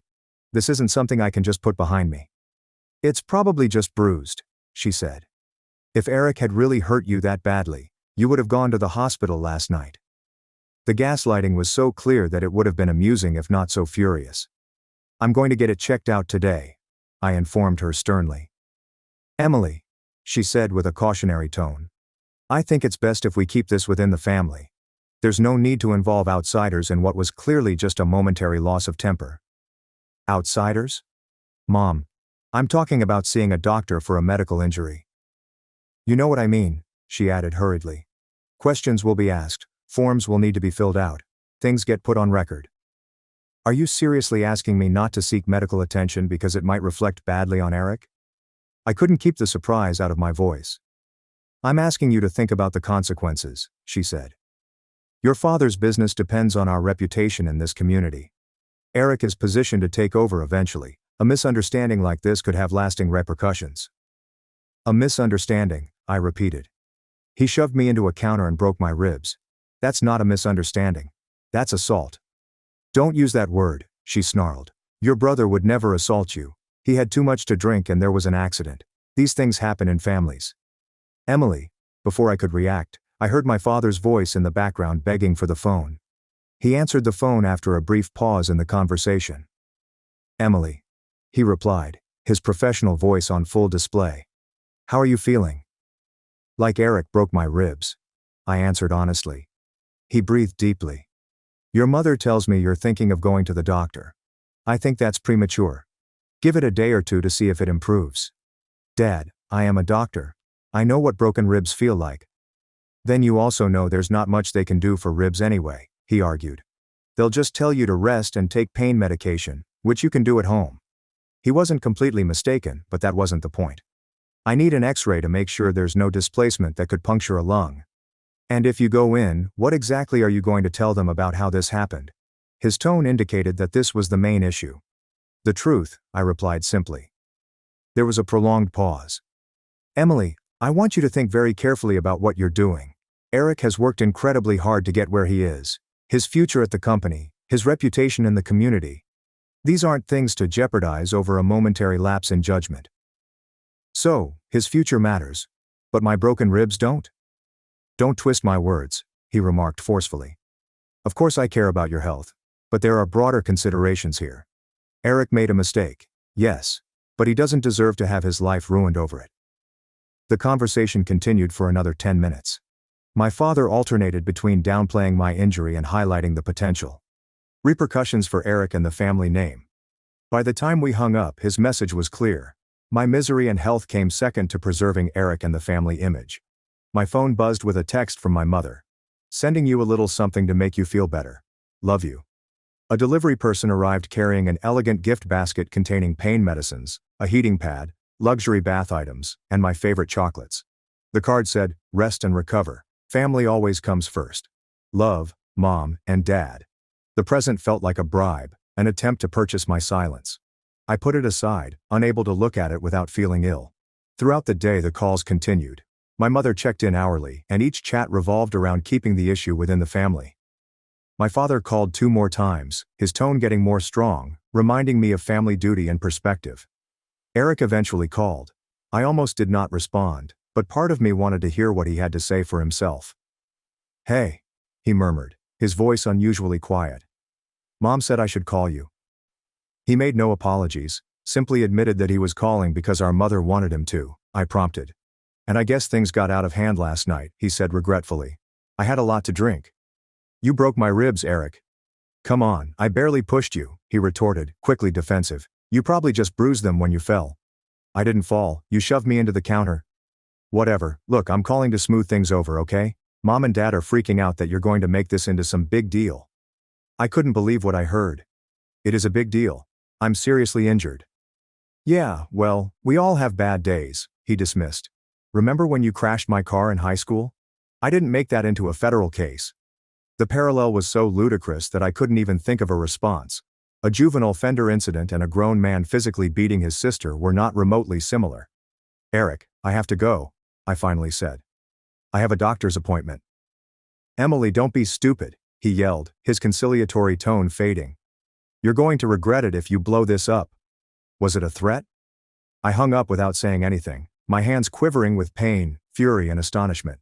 I contacted Rachel, one of the few people from high school with whom I had maintained a close relationship. She had returned to Oakridge after her divorce and was now working as a teacher at our former school. When I told her what had happened, her reply was exactly how my family should have been. Oh my God, Steph. That's terrible. Do you want me to take you to the hospital right now? Her sincere compassion brought me to tears. I have an appointment with a primary care doctor. Dr. Hayes. She had an opening. I'm coming with you, Rachel insisted. No arguments. Text me the address and time. You don't have to do that, I protested weakly, while a part of me urgently desired the support. Yes, I absolutely do, she replied forcefully. And afterward, you're coming to stay with me. You shouldn't be alone right now. By the time my visit arrived, the agony had been so bad that even the prescription-strength ibuprofen I had was ineffective. Every breath was torture, and I had developed a serious shortness of breath. I knew I couldn't put this off any longer, no matter how much pressure my family put on me. As Rachel drove me to the appointment, my phone lit up with calls and texts from my parents. Every communication had the same theme: silence, discretion, and family loyalty. But with each mile closer to medical care, I felt a stronger resolve. This wasn't correct. And, for the first time in my life, I refused to put my family's wants ahead of my own. The medical office was located in a contemporary facility on the outskirts of Oakridge, far enough from the town center that I was unlikely to encounter anyone my parents knew. Rachel assisted me from the car and supported me as we slowly made our way inside. When the receptionist noticed me wincing with each delicate step, she became concerned. Dr. Hayes will be with you shortly, she promised me after I had completed the intake forms, intentionally leaving blank the portion asking how the injury occurred. I did not have to wait long, as the receptionist had promised. Dr. Evelyn Hayes turned out to be a woman in her early 50s with kind eyes and a straightforward approach. She reminded me of my favorite medical school professor, confident, clear, but with an underlying warmth that made patients feel at ease. Dr. Harris, she murmured, reaching out her hand as she entered the examining room. I've heard good things about you from Dr. Whitman at the clinic, though I'm sorry we're meeting under these circumstances. I tried to grin, but it came out more like a grimace. Please call me Emily. And thank you for fitting me in, on such short notice. Of course, she said, looking over my intake documents. I see you're experiencing chest pain and difficulty breathing. Can you tell me what happened?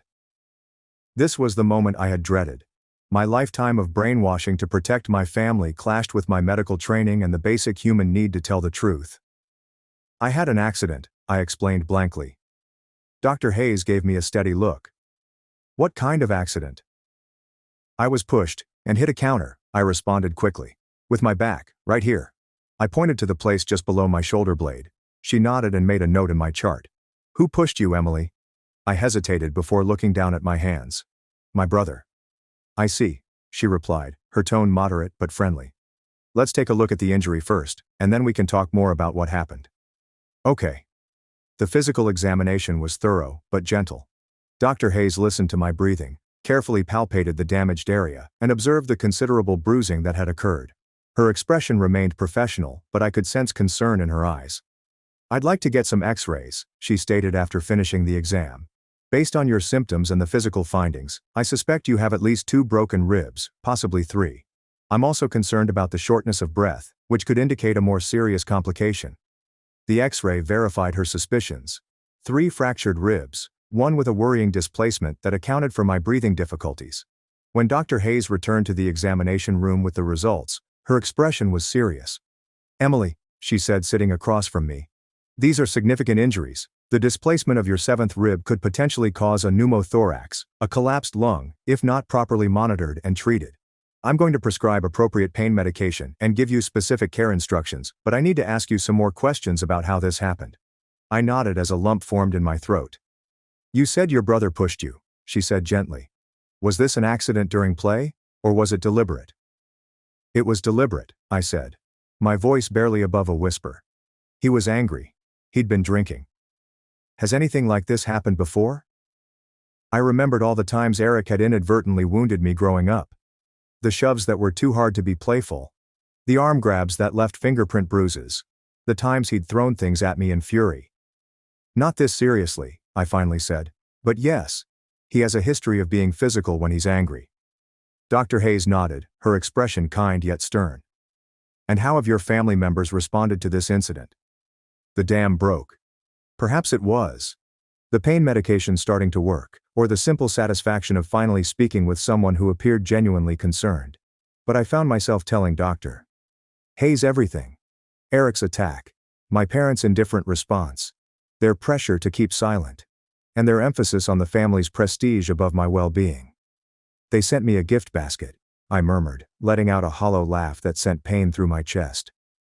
Like chocolates and bath bombs could make up for broken ribs. And the fact that they care more about how this affects Eric than how it affects me. Dr. Hayes listened without interruption, occasionally taking notes. When I eventually fell silent, she set down her pen and stared directly at me. Emily, as a medical professional, I want to be completely transparent with you about my obligations here. What you've described is a case of domestic violence, and in my position, I am a mandatory reporter. My heart fell. What does that mean exactly? It means that I am legally required to report incidents of suspected abuse to the appropriate authorities, she said with humor. In this case, that would mean filing a report with the police.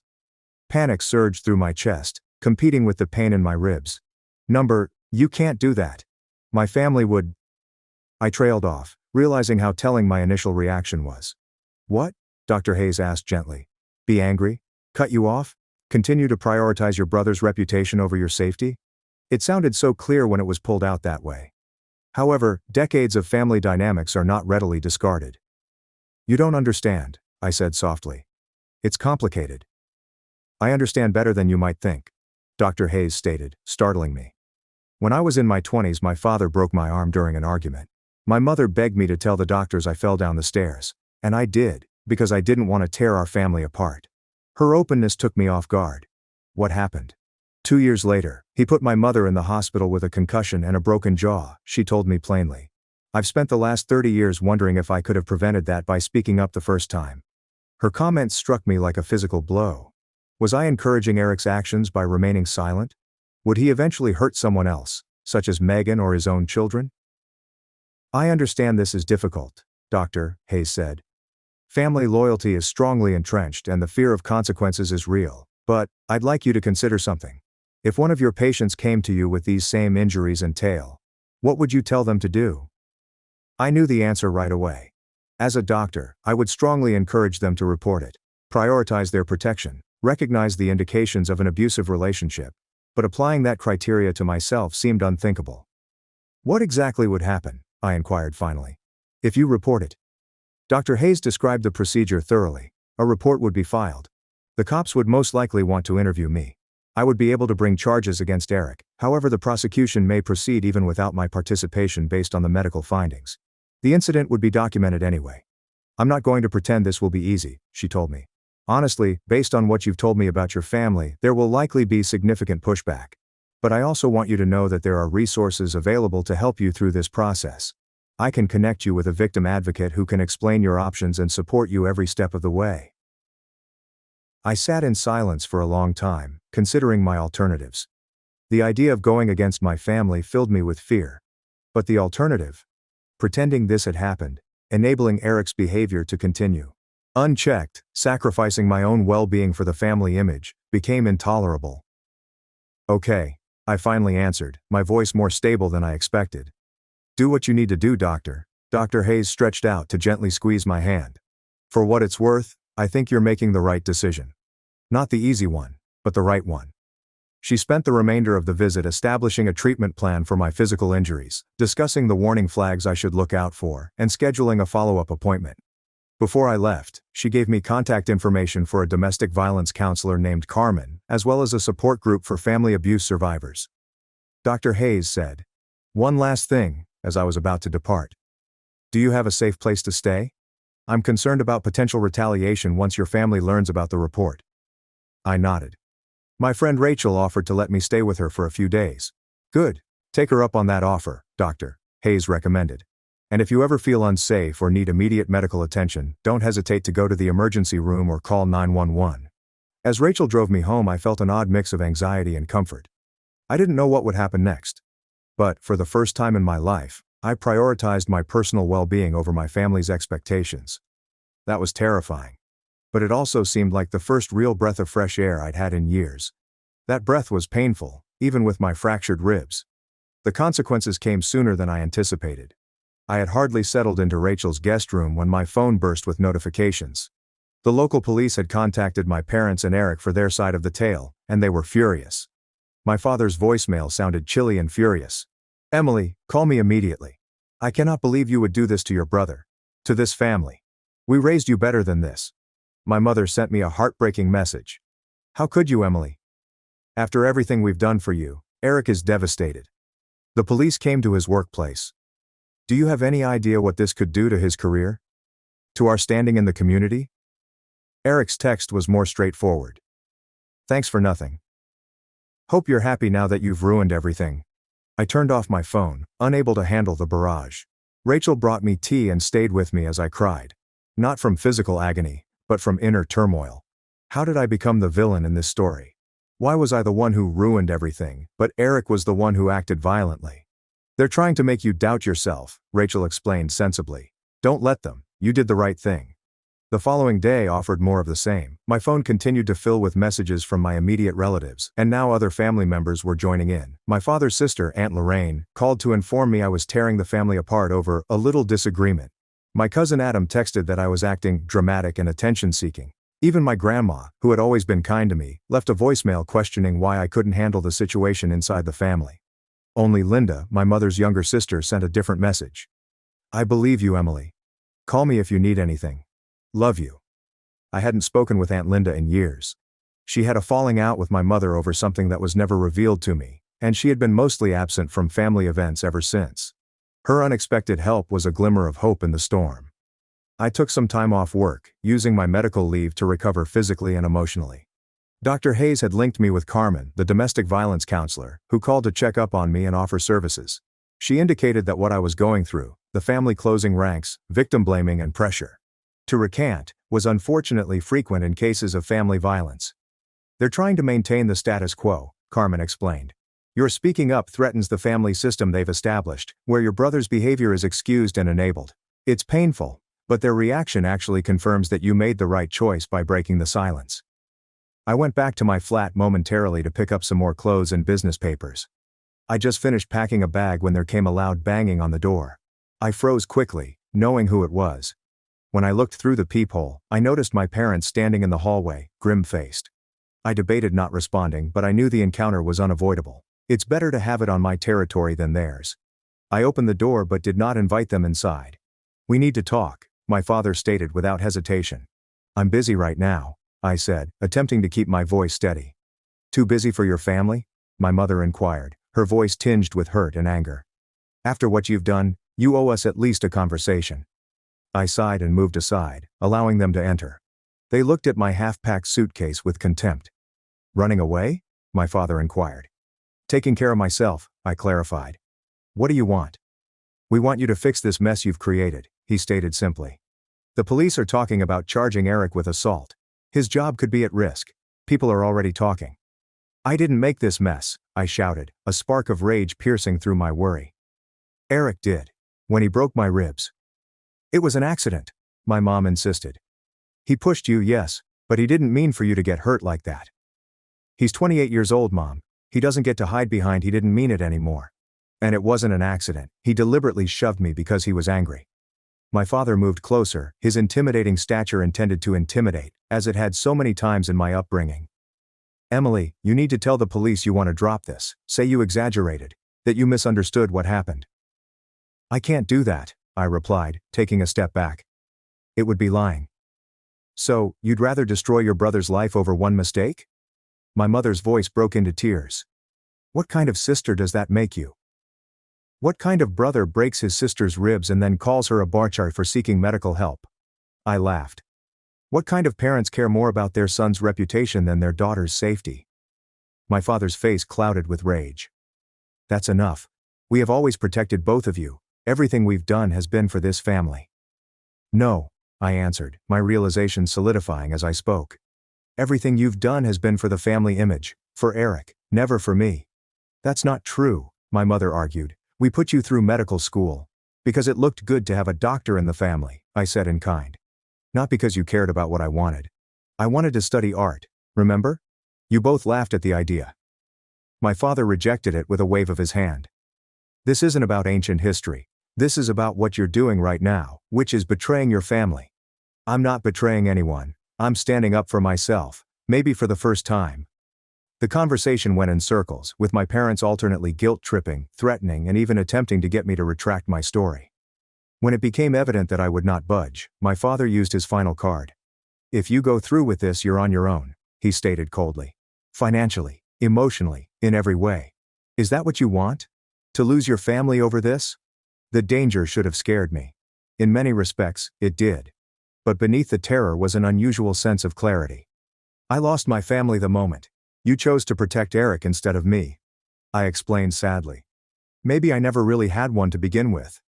My mother started crying in earnest, and my father's face turned stone. You'll regret this, he finally said. When the dust settles and you've burned all your bridges, you'll realize what you've thrown away. After they went, I sat on my couch for a long time, trembling from the effects of adrenaline. I'd kept my ground, but the cost was becoming increasingly obvious. My phone vibrated with a text from Eric. I hope you're happy now that Mom is hysterical. Dad believes you are no longer alive. Great job, sis. The harassment did not end there. Eric's campaign against me grew in intensity over the following few days. He made vague but pointed remarks on social media about family traitors and attention-seeking liars. He called mutual acquaintances and told them his side of the event, portraying me as unstable and nasty. Most dangerously, he started spreading stories at the hospital where I worked, claiming that I had made up the abuse charges because I was jealous of his success. Some friends distanced themselves, uneasy about being sucked into family conflict. Colleagues gave me odd looks in the hallway. Even Rachel, as supportive as she was, seems overwhelmed by the gravity of the situation. I had no idea your family would react like this, she said one evening. I mean, I knew they were kind of intense, but this is next level. I nodded, acknowledging her distress. You don't have to keep letting me stay here if it's too much. I can find somewhere else. Don't be ridiculous, she stated firmly. I'm not abandoning you. I'm just saying it's a lot. But we'll get through it. Her dedication meant everything to me, especially while others drifted away. My circle was fast decreasing, and pressure was increasing from all directions. Work became more stressful as I tried to maintain my professional manner under the murmurs and pressure of Eric's smear campaign. The ultimate blow arrived in the shape of an ultimatum presented by my father's attorney. If I did not withdraw my statement to the police and the medical report within 48 hours, my parents would cut off all remaining financial support, including assistance with my school loan payments. Remove me from the family trust. 3 people publicly rejected me as their daughter. The letter ended with a reminder that they had always been gracious and would welcome me back into the family if I came to my senses and repaired the harm I had caused. I felt a shift inside me as I read those cold, calculating words. The shroud of doubt and guilt that had obscured my judgment began to lift. This was not love. It had never been love. Real families do not threaten, manipulate, or enable abuse. Real families protect one another from damage, not cause it. That night, I sat at Rachel's kitchen table with the lawyer's letter spread out in front of me, and made a decision. I was not going to retract. I was not going to lie. For perhaps the first time in my life, I was going to stand solid in my truth, no matter what the repercussions were. The next morning I called Carmen, a domestic violence counselor. I need help, I informed her. My family is escalating their pressure, and I don't know what to do next. You're doing exactly the right thing by reaching out, I was told. Let's talk about some practical steps to protect yourself and build a support system that doesn't include your biological family. That conversation marked the beginning of my journey toward actual independence, not only financially, but also emotionally and psychologically. It was terrible to face the future without the family I'd always had. However, as I would soon realize, it marked the beginning of a tremendous emancipation. I returned for a follow-up with Dr. Hayes. The physical recovery had started. The pain was less severe, and my breathing had improved. But, emotionally, I remained raw and vulnerable. How are you holding up? Dr. Hayes inquired after evaluating my ribs and confirmed appropriate healing. Physically better, I admitted. The rest? It's complicated. She nodded, indicating comprehension. Family trauma usually is. Have you been in touch with Carmen? Yes. She's been incredibly helpful. This was an understatement. Carmen had become my lifeline, guiding me through not only the legal parts of my predicament, but also the emotional minefield that was familial estrangement. She suggested that I attend a support group for family violence survivors. I went to my first meeting. Dr. Hayes agreed, saying, "That's excellent. How did it go?" It was intense, but good. For the first time, I was in a room full of people who completely understood what I'm going through. No judgment, no questions about why I didn't just work it out with my family. Dr. Hayes grinned. That kind of validation can be incredibly healing. I still remember my first support group meeting after my own experience. It was like finally being able to breathe after holding my breath for years. Exactly, I concurred. One woman there, Naomi, had a similar experience with her older sister. Her parents also chose the abuser over her. Hearing her story made me feel less alone, less crazy for standing my ground. "You're definitely not crazy," Dr. Hayes informed me. "What you're doing takes tremendous courage. Not many people have the strength to break generational patterns of abuse and enablement." Our topic went to my physical recuperation and preparations to return to work. Before I departed, Dr. Hayes gave me a card. "I don't normally do this with patients, but given the circumstances, I want you to have my personal cell number. If you ever need medical advice or just someone to talk to who understands, please don't hesitate to call." Her generosity moved me to tears. "Thank you for everything. I don't know what I would have done if I'd seen a different doctor that day." "You would have found your way," she declared confidently. "You're stronger than you realize, Emily." With Carmen's help, I started developing a support network outside of my original family. Rachel stayed steadfast, donating not only her guest room but her unflinching faith in me. Naomi from the support group became a friend, and our shared experiences formed an instant bond. And to my astonishment, my Aunt Linda contacted me again. "I've been wanting to reconnect with you for years," she said as we met for coffee. "Your mother made it difficult. After our falling out, she essentially blocked my access to you and Eric." "What was the disagreement about?" I inquired, realizing I'd never understood the full tale. Linda sighed. "I confronted your father about his favoritism toward Eric and the way they both enabled his behavior. This was after I saw Eric push you at a family barbecue when you were about 14. You fell and scraped your hands badly. Do you remember?" I remembered. Eric was upset because I had beaten him at a lawn game in front of his pals. My parents had dismissed it as siblings being competitive. "Your mother accused me of trying to cause trouble in the family," she said. "Said I was jealous because I didn't have children of my own. After that, I was gradually excluded from family events. But I always worried about you." Having Linda back in my life was like discovering a piece of myself that I had not realized was missing. She was the family I needed, supportive, honest, and protective in ways my parents never were. Along with developing these personal relationships, I took practical actions to maintain my freedom. I changed the locks on my flat, established a security system, and placed cameras at the entry. I spoke with a lawyer about the consequences of being removed from the family trust and cut off financially. I opened fresh accounts at a bank other than the one my family used. Small steps, but each one helped me feel more safe and in control of my own life.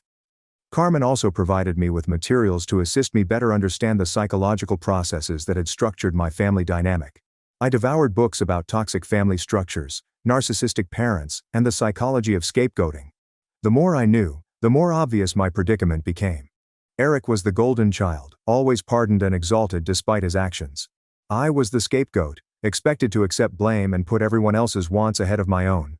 This educational experience was both painful and empowering. It was painful to recognize how terribly dysfunctional my family was, but liberating to realize that it wasn't my fault. I had not provoked the abuse by being overly sensitive or tough, as my parents had often indicated. I had neither imagined nor exaggerated the mistreatment. It was real, and I had every right to defend myself from it. The most difficult aspect of this new knowledge was learning to establish and maintain boundaries. My entire existence had been based on meeting my family's demands and expectations.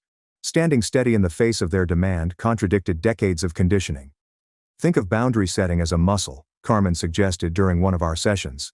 "It's weak at first because you've never been allowed to use it. But each time you hold your ground, it gets stronger." I practiced little acts of boundary setting on a daily basis, such as not responding to every call or text from my parents right away, refusing to engage when they tried to guilt or manipulate me, and correcting disinformation when common acquaintances repeated Eric's version of events. Each small act of self-advocacy increased my confidence for larger confrontations. The police investigation into the incident proceeded, and a prosecutor eventually decided to charge Eric with domestic abuse, despite my parents' efforts to intervene. Eric obtained an expensive attorney and pled not guilty, paving the way for a possible trial in which I would have to testify against him. The prospect was terrible, but I was determined to get through it. Despite all of this, I was surprised to find an unexpected sense of tranquility blossoming alongside the chaos. For so long, I had distorted myself to meet my family's expectations, ignoring my own needs and perspectives in order to maintain unity. Despite the exterior commotion, I was experiencing an interior alignment that I had never felt before. My ideas, feelings and actions were finally aligned. I was living my truth, as difficult as it was. My support group provided a safe place for me to discuss my anxieties and questions without being judged. During one especially difficult session, after receiving a caustic email from my father, I broke down. "Sometimes I wonder if it would have been easier to just stay silent," I said through tears. "To just take the pain and keep the peace like I always have." "Easier in the short term maybe," Naomi answered gently. "But that kind of silence eats away at your soul. Trust me, I tried it for years."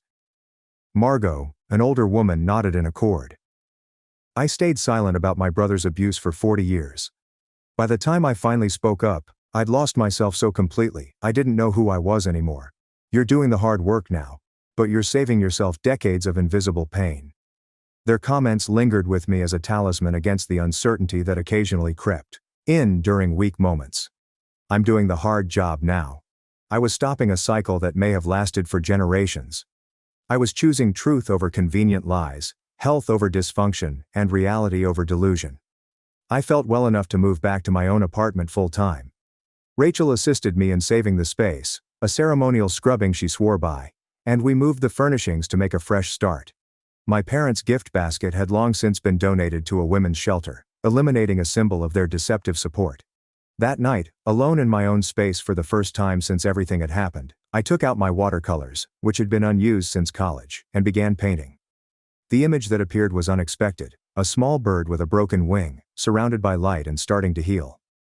As I lost myself in the creative process that had previously been my passion, I sensed something moving, opening, and releasing inside me. I wasn't simply surviving this ordeal, it was profoundly transforming me. Time passed, bringing developments I could not have predicted. When I first sat in Dr. Hayes' office room with fractured ribs and a broken heart, physical recovery seemed unattainable. The ache has subsided. My ribs had healed without issues, with only a minor discomfort during weather changes to remind me of the damage.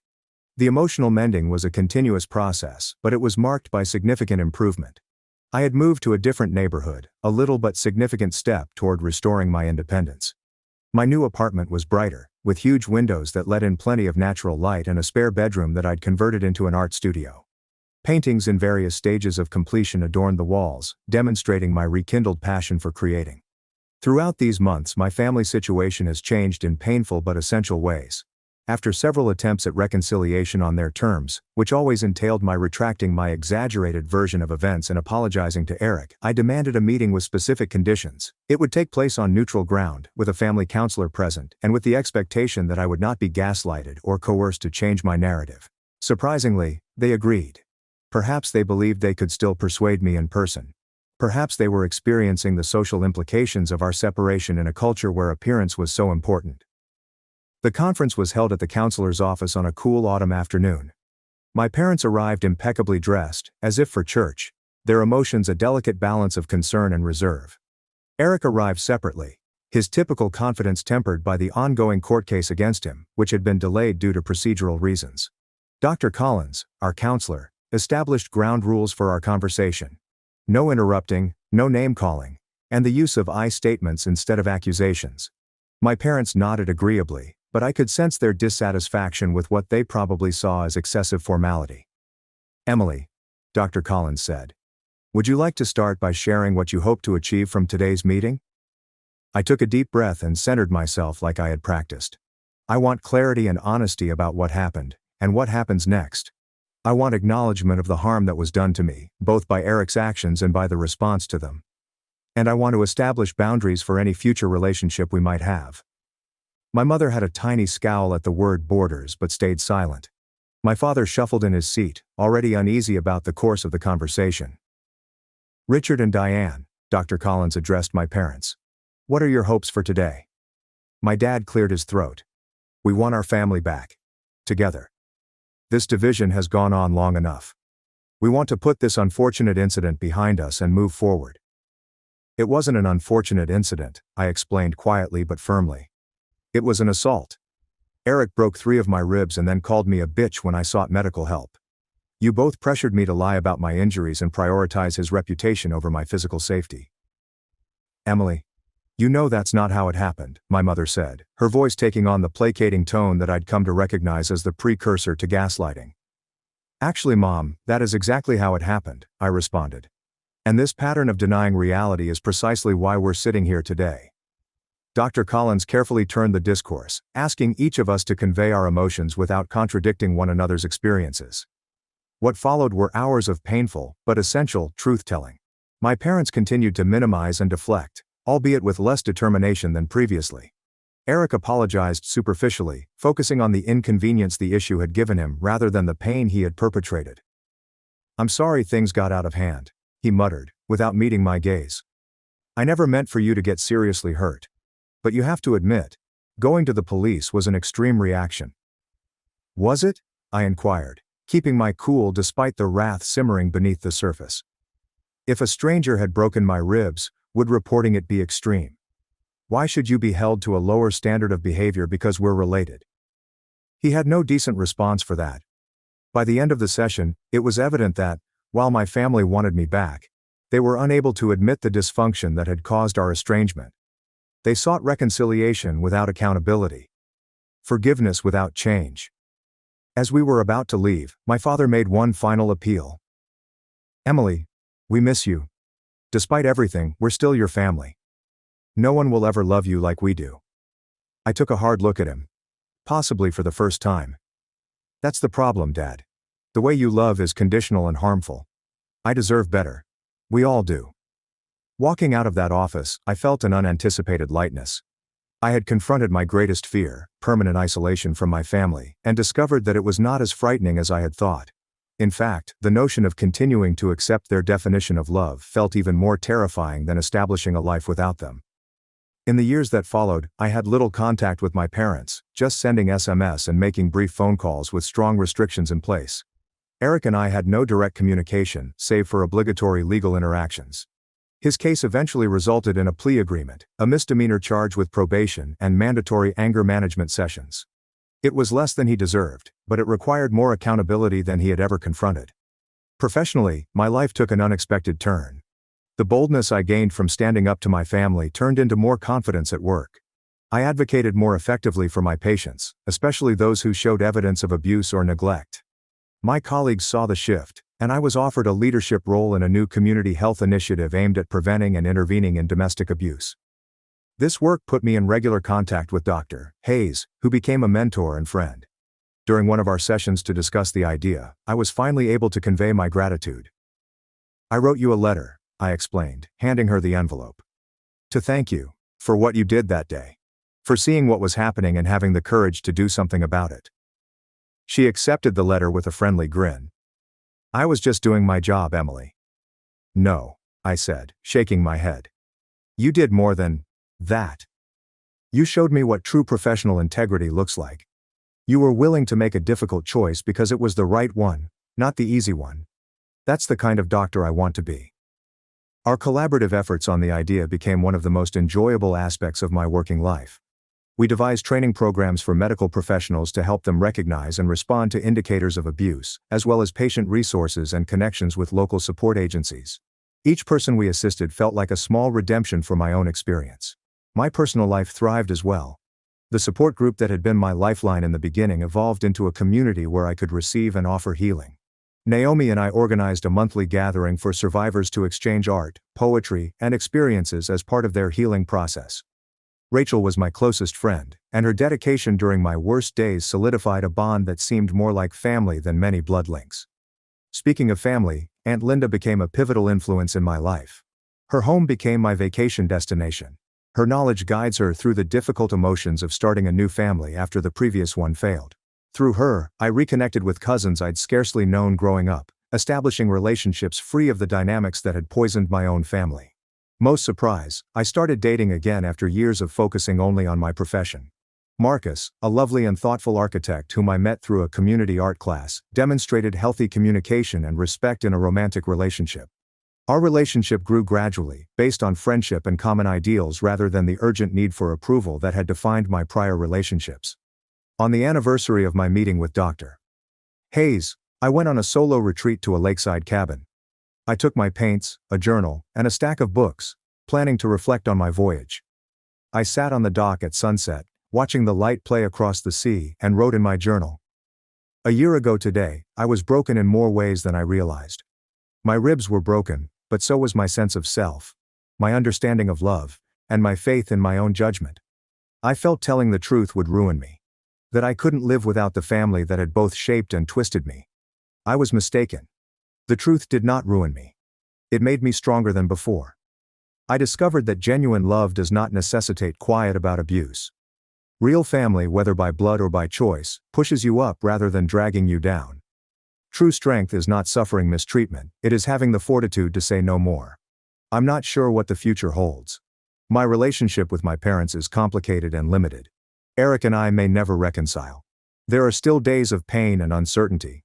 But for the first time in my life, I'm laying a foundation founded on truth rather than deception. Instead of obligation, focus on true connection, focusing on self-respect rather than self-sacrifice. That seems like victory. That feels like healing. It feels like home.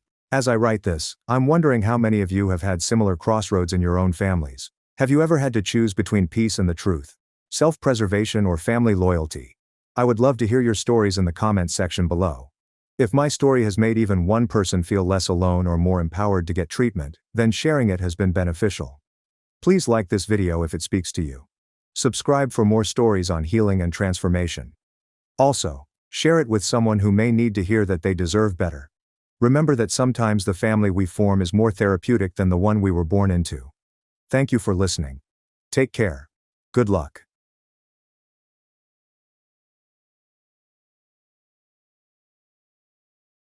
My parents raised a golden child who wrecked his life, yet they wanted me to fund his failed business. As I refused, they sued me for unjust enrichment. When I turned 18, I made a secret pledge to myself. I would never expect anyone to save me. Nor my parents, nor my instructors, not some great opportunity that could come my way. It's just me. That pledge affected every decision I made thereafter, even if no one around me noticed or cared at the time, particularly my parents. If you asked them back then, I was the silent one. The boy who was constantly immersed in his laptop. The person who did not comprehend how the world operates. Meanwhile, my older brother Victor strode around as if he were born with a crown. His birthdays seemed like coronations. Every supper was a demonstration of his alleged genius. My folks clapped the loudest. My name is Dylan. I'm 26 now. But my narrative begins a few years ago when I was just turning 23. By then, I had paid off my school loans. Yes, each of them. I had purchased my first home with cash. Nothing fancy, just a simple house in the suburbs, and I had built my e-commerce firm into something I was proud of. 6 figures in income, a few freelancers under me, and the type of independence that most people my age could only dream of. I was not showy. I did not make a post about it. I simply kept my head down and worked because I knew if I stopped to rejoice, someone would attempt to take it away from me. Turns that I was correct.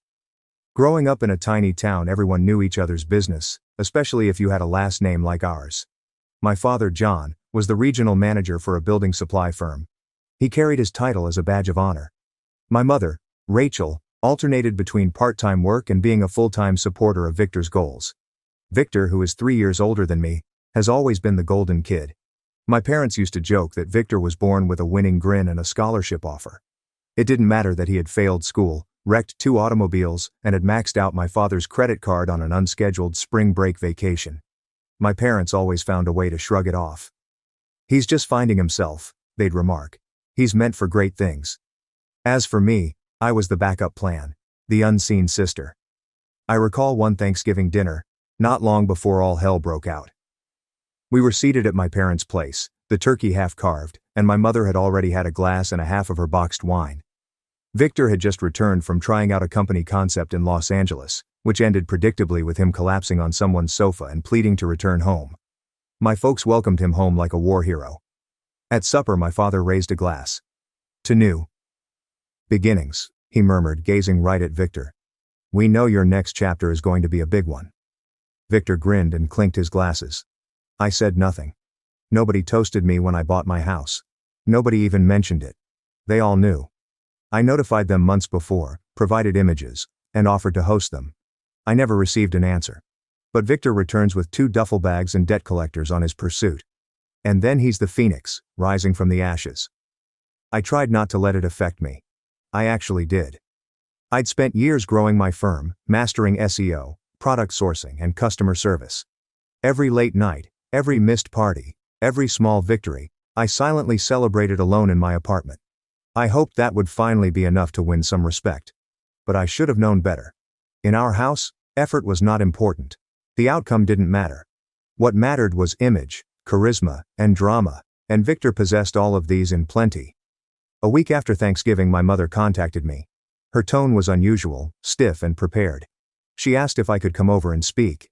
I figured it had to do with Victor. Perhaps they wanted me to assist him get work or act as a reference. I was accustomed to being the silent fixer, the ghost behind the curtain. But when I arrived, I sensed something wasn't right. My father sat in his recliner, arms folded, television muted. Victor sat on the couch in sweatpants, looking smug as if he was in on an inside joke. My mother usually smiled nervously before saying something that she knew would anger me.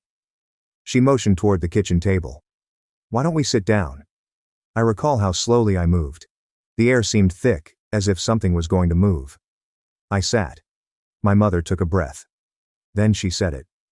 We were hoping you could assist Victor with a small investment. That word lingered in the air like a terrible odor. Investment. As if I were an angel investor they might persuade to save their dying ship. I blinked. What kind of investment? Victor said, leaning closer. I've got this idea. It's like a subscription box service but for tech gadgets. You know, like those mystery boxes. We could market it to college kids. Low overhead, high margins. I was staring at him and my parents. And you want me to fund it? My father said, clearing his mouth. Not quite funded. Just help him get started. You've had a wonderful run, Dylan. You've done well for yourself. It's time to pay it forward. Pay it forward. I felt like I'd been given something for free. Like at 2 a.m. Customer emails, 12-hour workdays, and ramen-fueled academic grind all meant nothing since I hadn't done it correctly. I'm sorry, I responded softly, attempting to keep my voice controlled. Victor wrinkled his eyes. But I'm not in a position to just throw money at a vague idea with no business plan. It's not vague. I've got contacts. I know people. You've been back here for 2 weeks, I replied, living in the guest room. That was a mistake. I noticed my mother's face stiffen. The way my father leaned forward. My mother laid her hand on the table. Dylan, we're just asking you to help your brother. Family supports each other. I've supported myself since I was 18, I said, raising my voice. That's how I was taught, right? They didn't respond, so I left. I assumed that would be the end of it. I expected them to guilt trip me. Maybe send a few passive-aggressive texts before moving on. That's how things had always gone. But I had no idea how dire things were going to get. I didn't realize how far my parents would go to defend their golden boy.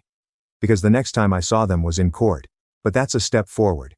There is more to tell. There's so much more.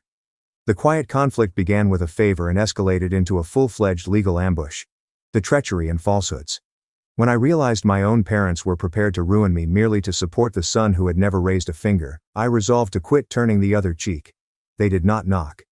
It was a Wednesday night, and I remember it vividly because it was inventory night, the least glamorous but most important aspect of my firm. Every week I'd move boxes from the storage room, scan and repack merchandise, and prepare orders for my fulfillment partners. That night, I was ankle-deep in mailing labels when I heard my front door open. At first, I felt I was dreaming things. I lived alone. Nobody had a spare key.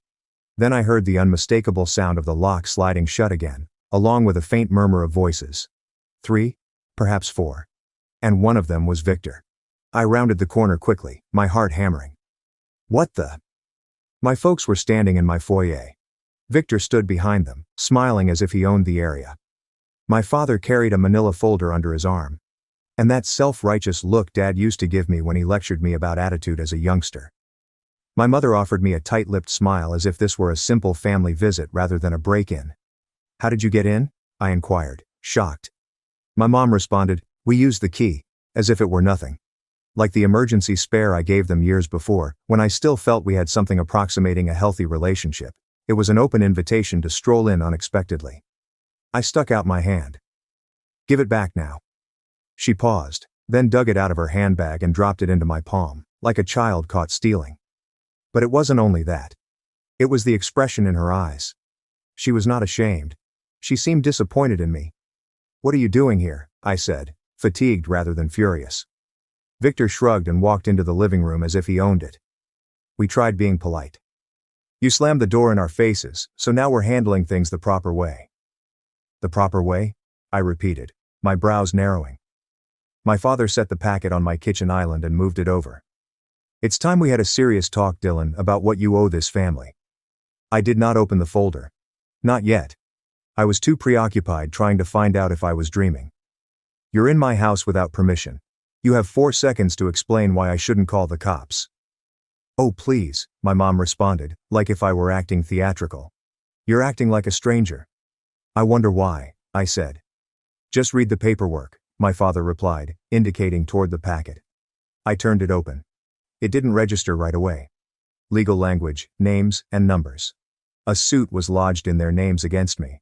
Then, fraudulent withholding of assets, misappropriation of family investment, unjust enrichment at the expense of sibling. I was staring at the words. What the hell is this? My voice broke sharply and loudly in the quiet of my home. Victor stepped forward, arms crossed. "It's what you get when you lie about where the money came from." "I didn't lie about anything." "Oh, come on," he remarked, rolling his eyes. "We all know you didn't build this business from scratch. You used the money Grandma left, didn't you?" My jaw fell. "Are you serious right now?" He smiled like a cat that had just trapped a mouse. "You think I didn't notice how you suddenly got real cozy with e-commerce the year Grandma died? That's when your little side hustle blew up. Admit it." "I didn't get a cent from Grandma's estate," I remarked, surprised. "She left everything to Nana. She made that clear." "Yeah, and she always had a soft spot for you," my mother explained gently. "Even when Victor was the one who needed help." "So, let me get this straight," I began carefully. "You break into my house, throw false accusations at me, and what? You want me to admit to stealing money I never touched?" "We want what's fair," my father stated forcefully. "Victor has been struggling. You've clearly been profiting. It's time to rebalance the scales." There was a sign. The mask was off. I anticipated deception, even guilt trips, but this, a lawsuit against their own son, shattered something inside of me. Years of being disregarded, spoken down to, and treated as a supporting role in Victor's tale. Everything boiled over at once. "You want to rebalance the scales?" I said, my voice trembling. "Alloweds talk about scales. Let's talk about the 2 automobiles you bought him before he was even 20. How you co-signed his loans, paid off his credit cards, and allowed him move back. Every time he failed, you gave him everything. And me? I've never asked you for a penny since you were always so proud." My mother snapped. "Because I had to be." I yelled. "You never offered. You've never believed in me. You never inquired about what I was constructing. And now that it's succeeded, do you think I owe you?" After a brief period of stillness, Victor mumbled. "You wouldn't even have a future if it weren't for this family." My fists tightened. "You mean, the family that is suing me?" My father took a step forward. "You can prevent all of this. If you just assist your brother in getting back on his feet, we can dismiss the claim. A clean slate." "You mean hand up my money so you don't ruin my reputation?" He did not respond. I grabbed the folder and flung it back. "Get out now." My mother looked like she wanted to quarrel, and my father looked like he wanted to punch a wall. Victor didn't say anything, just turned and went away with that arrogant swagger that showed he felt he'd won, but they hadn't. They'd ignited the fire. The fallout gradually began to arrive over the next few days. A letter from their lawyer arrived first, confirming they were proceeding with the claim. Then came calls from extended family, uncles, cousins, and even old neighbors I hadn't spoken to in years, all wanting to check in after hearing some things. The rumor mill was spinning fast, and everything painted me as the villain. I tried to stay focused, but I couldn't ignore how poisoned everything felt. Every email notification felt like a subpoena, and every family text felt like a trap.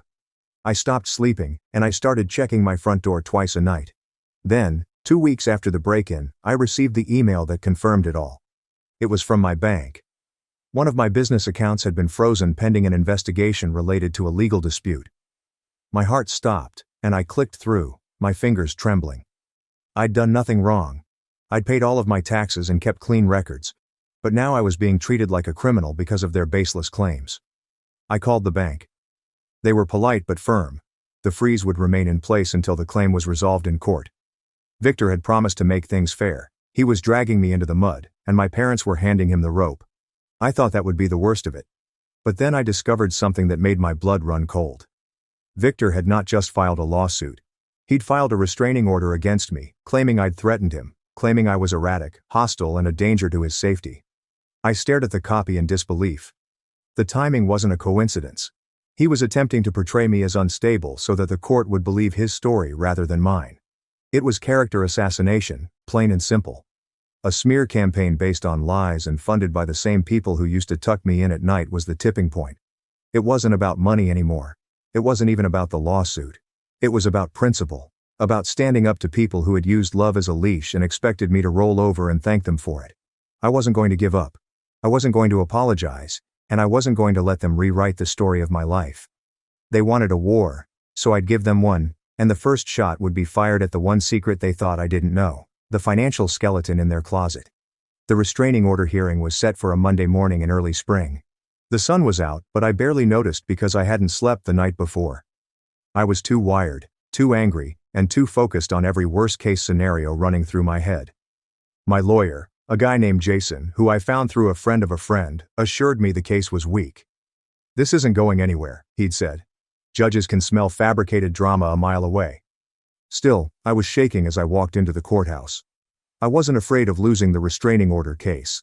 I was afraid of what it meant that Victor was willing to go this far, that my parents were willing to swear under oath that I was violent, unstable, and a danger to my own brother, and that they were coaching him on what to say. My parents sat behind Victor, acting as if he were the victim of a mafia vendetta, and their fingerprints were all over the document, despite the fact that their names were not on it. Mom was wiping away her fake tears. When the judge threw out the case 20 minutes in, citing insufficient evidence and a clear motive of financial retaliation, they were stunned. Victor even tried to speak again after the gavel dropped, as if he thought he could persuade the judge to change his mind, but that part was over. I wasn't relieved. I went home that day, sat on my living room floor, and stared at the unopened boxes of unsent inventory stacked against the wall. Even though I'd technically won, I knew this wasn't over. The restraining order was merely a distraction, a character hit piece designed to soften me up before the lawsuit began. For the first time in years, I didn't want to work, I didn't want to fight, I just sat there in silence, feeling as if I'd lost something I couldn't name. Over the next month, everything stalled. My business accounts remained partially frozen. I moved some operations to a backup account, but the damage had already been done. My cash flow suffered. My ad budget dried up, my fulfillment timeline slowed, and some customers backed out. One of my best-selling suppliers dropped me, citing reputational risk. I tried to explain and fight through it, but the more I pushed, the more I felt like I was drowning in mud that someone else had poured on me. I was losing my footing, not only financially, but also mentally. Then came the worst blow. On a Thursday afternoon, my landlord for the warehouse space I rented, which was only 800 square feet but had become the beating heart of my operation, informed me that he was not renewing my lease due to too much legal noise. "I have other tenants. I can't afford drama." I begged.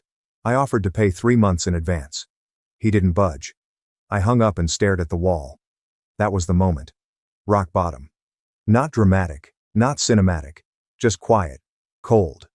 As if something inside me finally broke free and drifted away. I'd spent 3 years building something that worked, something honest, something mine.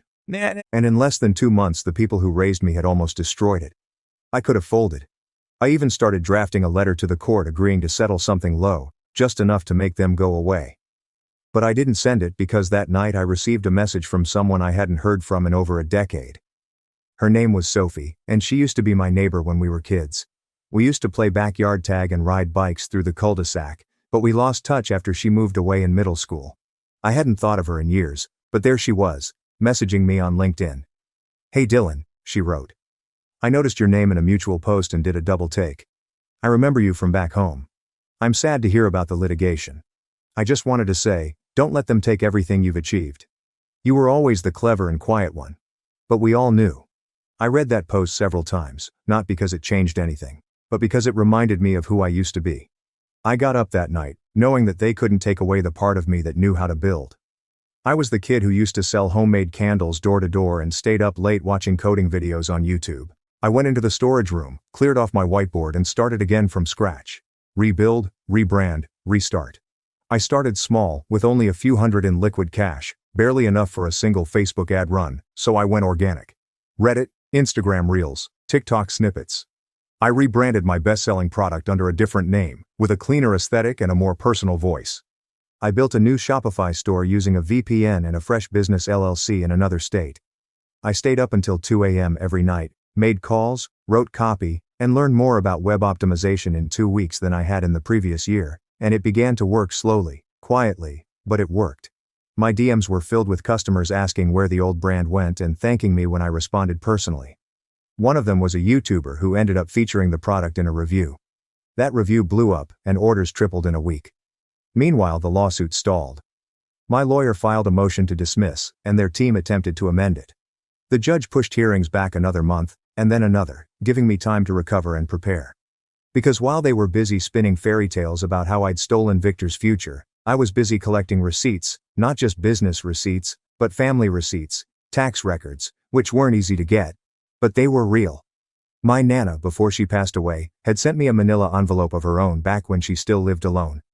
Victor had gotten a large payout, enough to pay off his college loans, start a business, or buy a house. But he blew it. Gambling, bars, trips, crypto scams, all gone within a year, and he knew it. My parents also knew it. But they never expected me to find out. I also discovered an old voicemail from Nana, who left it a few weeks before her death.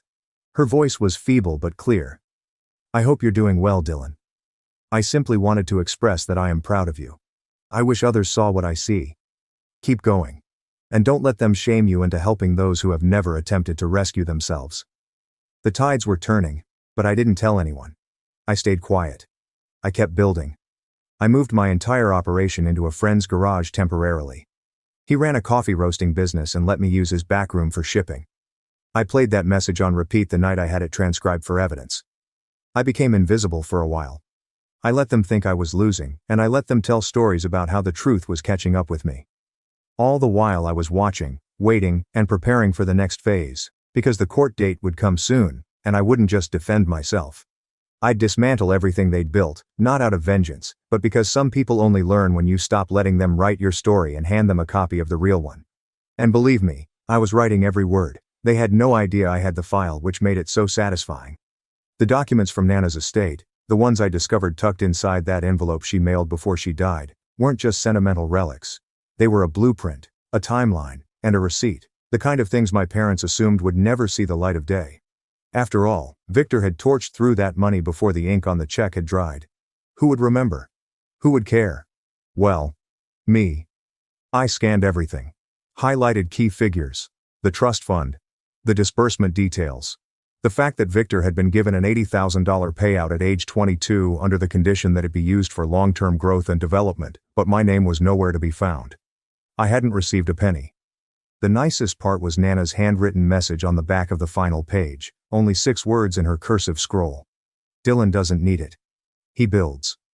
6 words that shattered my parents' whole narrative. 6 words that exposed Victor's sob tale for what it was. An inheritance wasted rather than stolen, a future he set on fire. But I didn't go public with it yet. The case was still plodding along, and my parents' lawyer continued trying to put hearings back, which was okay with me. Every week that went gave me time to grow stronger and them more rope to hang themselves with. While they delayed, I began digging. I reached out to an old neighbor, Mrs. Thompson, who used to live across from us growing up, and she remembered everything, including the day Victor received the check and the brand new car that appeared in our driveway a week later. People talk, especially when you're polite and quiet. Mrs. Thompson told me over tea, "Your Nana," about the parties and screaming scenes between him and my father when the money ran out. She always thought he'd spend it. She was not blind. You know, she simply didn't want to harm your mother. I didn't even have to request a statement, she provided one. Word spread, and I soon had a little file full of messages, texts, and even images. Victor in Vegas, champagne in hand. Victor on a boat, tagged in an old college friend's Instagram post, clutching a bottle of Grey Goose and flipping at the camera. All within 10 months of Nana's trust being paid out, painted a picture that was loud, brash, and irrefutable. But that wasn't the only angle I was working. I had one more card to play, one that required some finesse.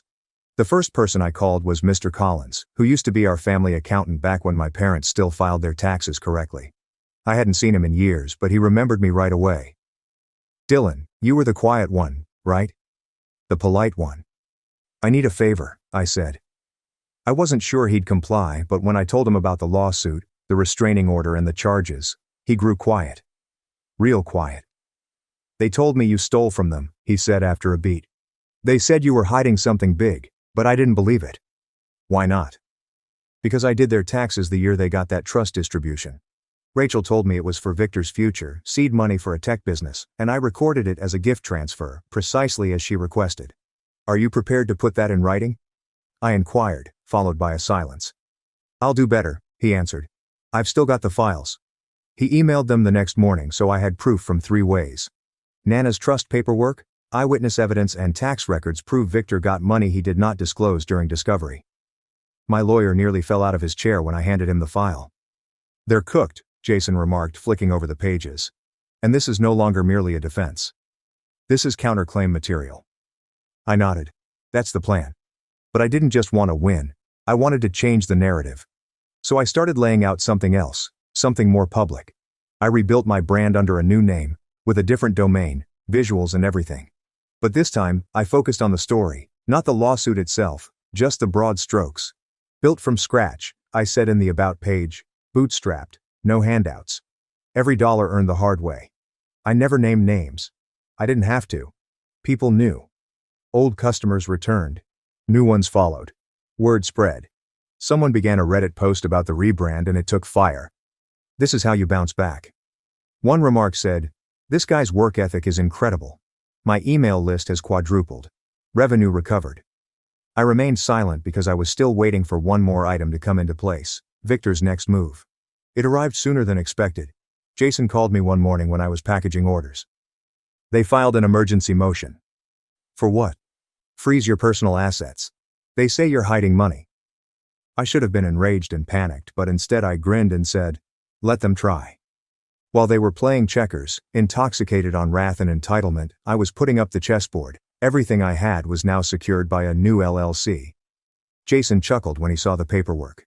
The property was transferred to a trust, the automobile was leased via the firm, and my savings were split between 2 accounts under different holding companies. "You've been busy." "They taught me well," I told them. "Never trust anyone, not even family." We opposed the motion with everything.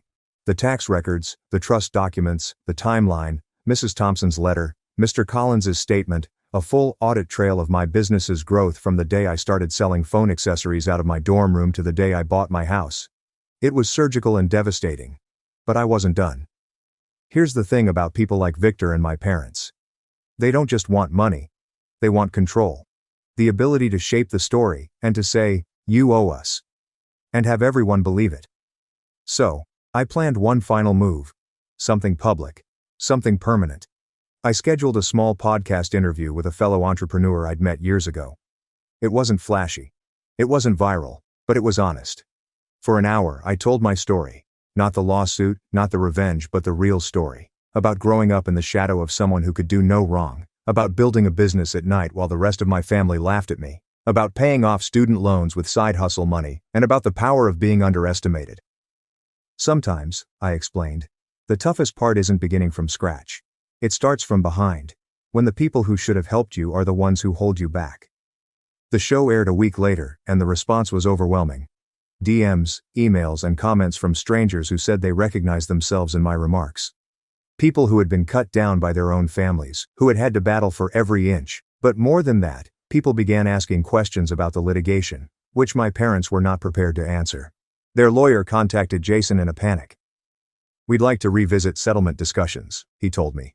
"We're not interested," Jason said. because it was too late. I wasn't playing defense anymore, I was setting the terms. The next hearing was fast approaching, and I was prepared. Not just with evidence. Not just with allies. But with the unshakable truth that no matter how many times they tried to rewrite my story, I still held the pen, and soon, I'd use it to end theirs. The courtroom was colder than I remembered, not physically, but in that sterile, stiff kind of cold that you get in your spine when you know something irreversible is about to happen. The walls were beige, the lighting was fluorescent, and there was no dramatic music, just the hum of tension as everyone took their seats. It had been 8 months since they first filed the lawsuit, 8 months since my parents and my golden child brother Victor decided I owed them the life he had squandered, 8 months of venomous texts, weaponized family gossip, and pathetic attempts to destroy everything I'd built on my own since I was 18 years old, and now it was time. Victor sat next to their attorney in a wrinkled suit he didn't know how to wear, chewing the inside of his cheek like he was trying to disappear into his seat. My parents were behind him, both dressed like they were attending a church fundraiser. Mom in pearls and pastel, Dad stiff in a blazer that didn't quite fit around his stomach anymore, and they refused to look at me. My lawyer, Jason, shuffled papers beside me. I was nervous, but it was a strange quiet calm, the kind you only get when you've spent months preparing for a moment with such surgical precision. There was nothing left to panic about. Everything had already been set in motion. He leaned over and whispered, "This is going to be fun." The judge, a stern woman in her early 60s, called everyone to order. The hearing began with their lawyer laying out the same tired argument that I had unfairly benefited from family resources, that I'd misled my parents into believing I was self-made, and that Victor's life had been derailed because I hoarded financial assets that should have been shared. The remarks sounded desperate and empty, and suddenly it was our turn. Jason stepped up, no theatrics, no yelling, just facts. "Your Honor," he started, "we will demonstrate 3 things. First, my client, Dylan, did not get any financial support or inheritance from his family. Second, the plaintiff's son, Victor, acquired $80,000 from a family trust and spent it foolishly. And third, that this lawsuit is a malicious attempt to extract funds from my client under false pretenses after the plaintiffs failed to control their own finances or their son." He then threw the file away. Exhibit A. Nana's trust paperwork, plainly state that the money was for Victor and only Victor. My name wasn't mentioned. Exhibit B. The notarized letter from Mr. Collins, their former accountant, confirming he filed that gift as a trust distribution with explicit instructions from my mother. Exhibit C shows a timeline of Victor's social media posts, travel logs, and online purchases. Everything from designer footwear to bottle service in Miami coincides nicely with the 10-month period following the trust payoff. Exhibit D is a recorded voicemail from Nana herself, verified and transcribed, in which she states unequivocally, "Dylan doesn't need it.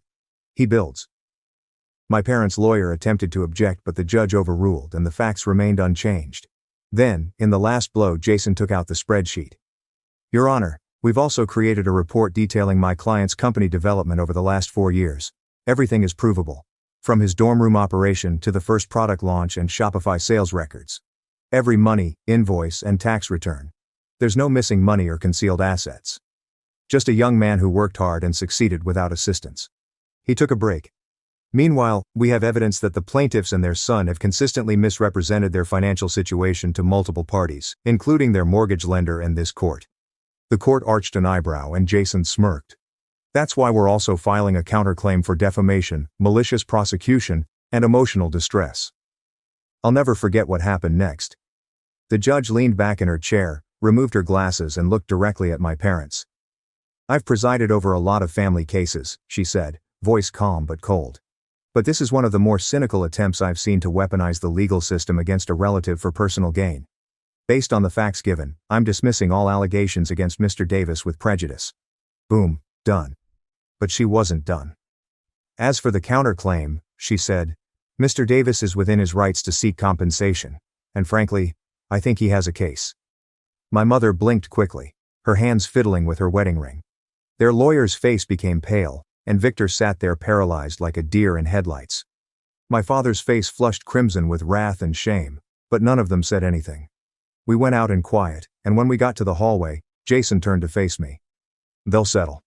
Trust me, they can't afford not to." And they did. 2 weeks later, their lawyer contacted them with an offer. They would pay all of my legal fees, issue a written apology drafted by us, and waive any future legal action if I dropped the counterclaim. I didn't agree right away because I needed one more thing. The truth. I wanted the apology published, not buried in a private letter or hidden behind legal jargon. I made a formal statement on my company's website, shared it in an open letter on LinkedIn, and even featured it in the same small podcast that had sparked the first wave of support. I didn't want money from them, but I did want accountability. The day the message went up, I received over 150 emails from strangers, acquaintances, former students, and even a few old instructors, all expressing the same thing. Thank you for telling the truth. Victor vanished from social media, and word circulated that he had left town, maybe to live with a cousin 2 states away. His name became something whispered in our village, not with adoration, but with humiliation. My parents also lost the majority of their close network. Mrs. Thompson stated that they had stopped attending church entirely, and there were no more neighborhood BBQs, no more faking. People who used to chat with them had crossed the street to avoid them. They didn't just lose the case, they lost the story because I recovered it. In the months that followed, my company doubled in size. I added 2 new product lines, recruited a small crew, and started a mentorship program for underprivileged students looking to start their own business. I dubbed it the Builders Fund, and I knew Nana would have appreciated it. I could forgive them one day, but not yet, since forgiveness is earned, and they never even tried. They believed they could steal what I created, not realizing that I am what I made, like a slap. You want to rebalance the scales? I said, my voice trembling. Allows talk about scales. Let's talk about the 2 automobiles you bought him before he was even 20. How you co-signed his loans, paid off his credit cards, and allowed him move back. Every time he failed, you gave him everything. And me? I've never asked you for a penny since you were always so proud. My mother snapped. Because I had to be. I yelled. You never offered. You've never believed in me. You never inquired about what I was constructing. And now that it's succeeded, do you think I owe you? After a brief period of stillness, Victor mumbled. You wouldn't even have a future if it weren't for this family. My fist tightened. You mean the family that is suing me? My father took a step forward. You can prevent all of this. If you just assist your brother in getting back on his feet, we can dismiss the claim. A clean slate? You mean hand up my money so you don't ruin my reputation? He did not respond. I grabbed the folder and flung it back. Get out now. My mother looked like she wanted to quarrel, and my father looked like he wanted to punch a wall. Victor didn't say anything, just turned and went away with that arrogant swagger that showed he felt he'd won. But they hadn't. They'd ignited the fire. The fallout gradually began to arrive over the next few days. A letter from their lawyer arrived first, confirming they were proceeding with the claim. Then came calls from extended family, uncles, cousins, and even old neighbors I hadn't spoken to in years, all wanting to check in after hearing some things. The rumor mill was spinning fast, and everything painted me as the villain. I tried to stay focused, but I couldn't ignore how poisoned everything felt. Every email notification felt like a subpoena, and every family text felt like a trap. I stopped sleeping, and I started checking my front door twice a night. Then, 2 weeks after the break-in, I received the email that confirmed it all. It was from my bank. One of my business accounts had been frozen pending an investigation related to a legal dispute. My heart stopped, and I clicked through, my fingers trembling. I'd done nothing wrong. I'd paid all of my taxes and kept clean records, but now I was being treated like a criminal because of their baseless claims. I called the bank. They were polite but firm. The freeze would remain in place until the claim was resolved in court. Victor had promised to make things fair. He was dragging me into the mud, and my parents were handing him the rope. I thought that would be the worst of it. But then I discovered something that made my blood run cold. Victor had not just filed a lawsuit. He'd filed a restraining order against me, claiming I'd threatened him, claiming I was erratic, hostile, and a danger to his safety. I stared at the copy in disbelief. The timing wasn't a coincidence. He was attempting to portray me as unstable so that the court would believe his story rather than mine. It was character assassination, plain and simple. A smear campaign based on lies and funded by the same people who used to tuck me in at night was the tipping point. It wasn't about money anymore. It wasn't even about the lawsuit. It was about principle, about standing up to people who had used love as a leash and expected me to roll over and thank them for it. I wasn't going to give up. I wasn't going to apologize. And I wasn't going to let them rewrite the story of my life. They wanted a war, so I'd give them one. And the first shot would be fired at the one secret they thought I didn't know. The financial skeleton in their closet. The restraining order hearing was set for a Monday morning in early spring. The sun was out, but I barely noticed because I hadn't slept the night before. I was too wired, too angry, and too focused on every worst-case scenario running through my head. My lawyer, a guy named Jason, who I found through a friend of a friend, assured me the case was weak. "This isn't going anywhere," he'd said. "Judges can smell fabricated drama a mile away." Still, I was shaking as I walked into the courthouse. I wasn't afraid of losing the restraining order case. I was afraid of what it meant that Victor was willing to go this far. That my parents were willing to swear under oath that I was violent, unstable, and a danger to my own brother, and that they were coaching him on what to say. My parents sat behind Victor, acting as if he were the victim of a mafia vendetta, and their fingerprints were all over the document, despite the fact that their names were not on it. Mom was wiping away her fake tears. When the judge threw out the case 20 minutes in, citing insufficient evidence and a clear motive of financial retaliation, they were stunned. Victor even tried to speak again after the gavel dropped, as if he thought he could persuade the judge to change his mind. But that part was over.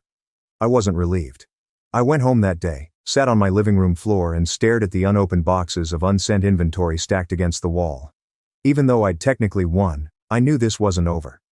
The restraining order was merely a distraction, a character hit piece designed to soften me up before the lawsuit began. For the first time in years, I didn't want to work. I didn't want to fight. I just sat there in silence, feeling as if I'd lost something I couldn't name. Over the next month, everything stalled. My business accounts remained partially frozen. I moved some operations to a backup account, but the damage had already been done. My cash flow suffered. My ad budget dried up, my fulfillment timeline slowed, and some customers backed out. One of my best-selling suppliers dropped me, citing reputational risk. I tried to explain and fight through it, but the more I pushed, the more I felt like I was drowning in mud that someone else had poured on me. I was losing my footing, not only financially, but also mentally. Then came the worst blow. On a Thursday afternoon, my landlord for the warehouse space I rented, which was only 800 square feet but had become the beating heart of my operation, informed me that he was not renewing my lease due to too much legal noise. "I have other tenants. I can't afford drama." I begged. I offered to pay 3 months in advance. He didn't budge. I hung up and stared at the wall. That was the moment. Rock bottom. Not dramatic, not cinematic, just quiet, cold. As if something inside me finally broke free and drifted away. I'd spent 3 years building something that worked, something honest, something mine. And in less than 2 months the people who raised me had almost destroyed it. I could have folded. I even started drafting a letter to the court agreeing to settle something low, just enough to make them go away. But I didn't send it because that night, I received a message from someone I hadn't heard from in over a decade. Her name was Sophie, and she used to be my neighbor when we were kids. We used to play backyard tag and ride bikes through the cul-de-sac, but we lost touch after she moved away in middle school. I hadn't thought of her in years, but there she was, messaging me on LinkedIn. "Hey Dylan," she wrote. "I noticed your name in a mutual post and did a double take. I remember you from back home. I am sad to hear about the litigation. I just wanted to say, don't let them take everything you've achieved. You were always the clever and quiet one. But we all knew."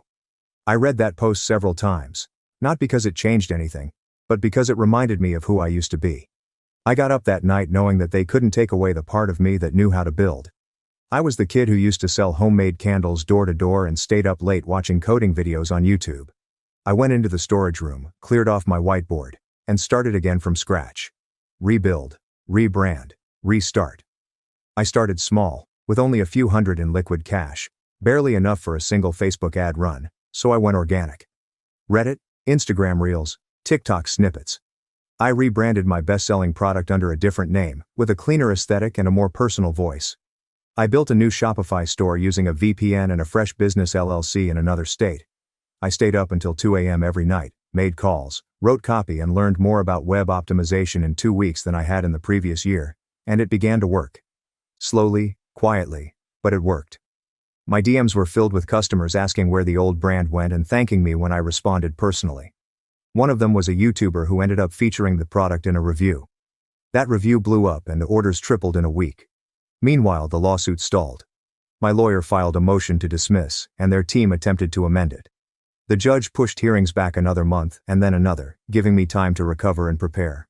Because while they were busy spinning fairy tales about how I'd stolen Victor's future, I was busy collecting receipts, not just business receipts, but family receipts, tax records, which weren't easy to get, but they were real. My Nana, before she passed away, had sent me a manila envelope of her own back when she still lived alone.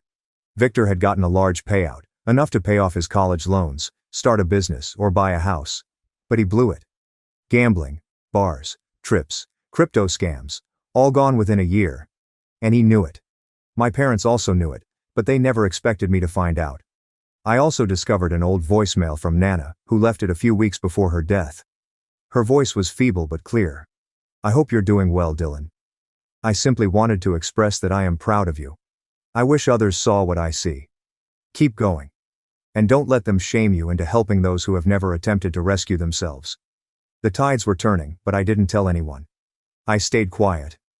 I kept building. I moved my entire operation into a friend's garage temporarily. He ran a coffee roasting business and let me use his back room for shipping. I played that message on repeat the night I had it transcribed for evidence.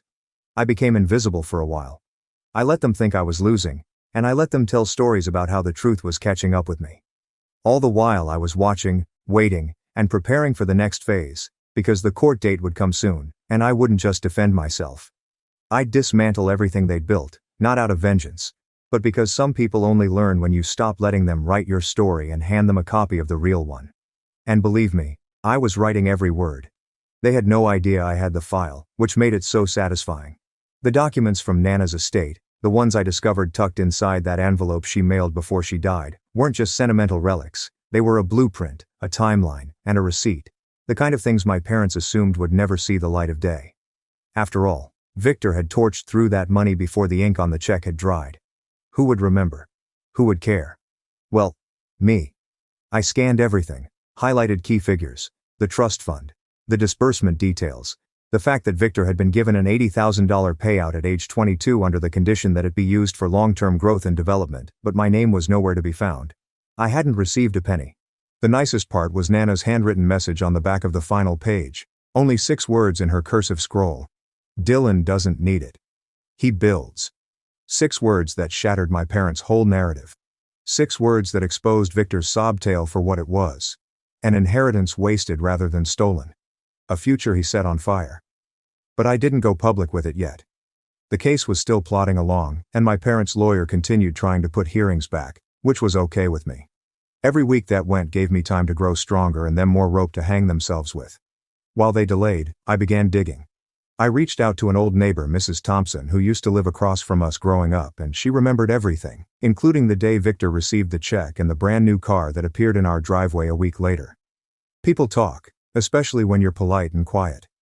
Mrs. Thompson told me over tea, "Your Nana," about the parties and screaming scenes between him and my father when the money ran out. She always thought he'd spend it. She was not blind. You know, she simply didn't want to harm your mother.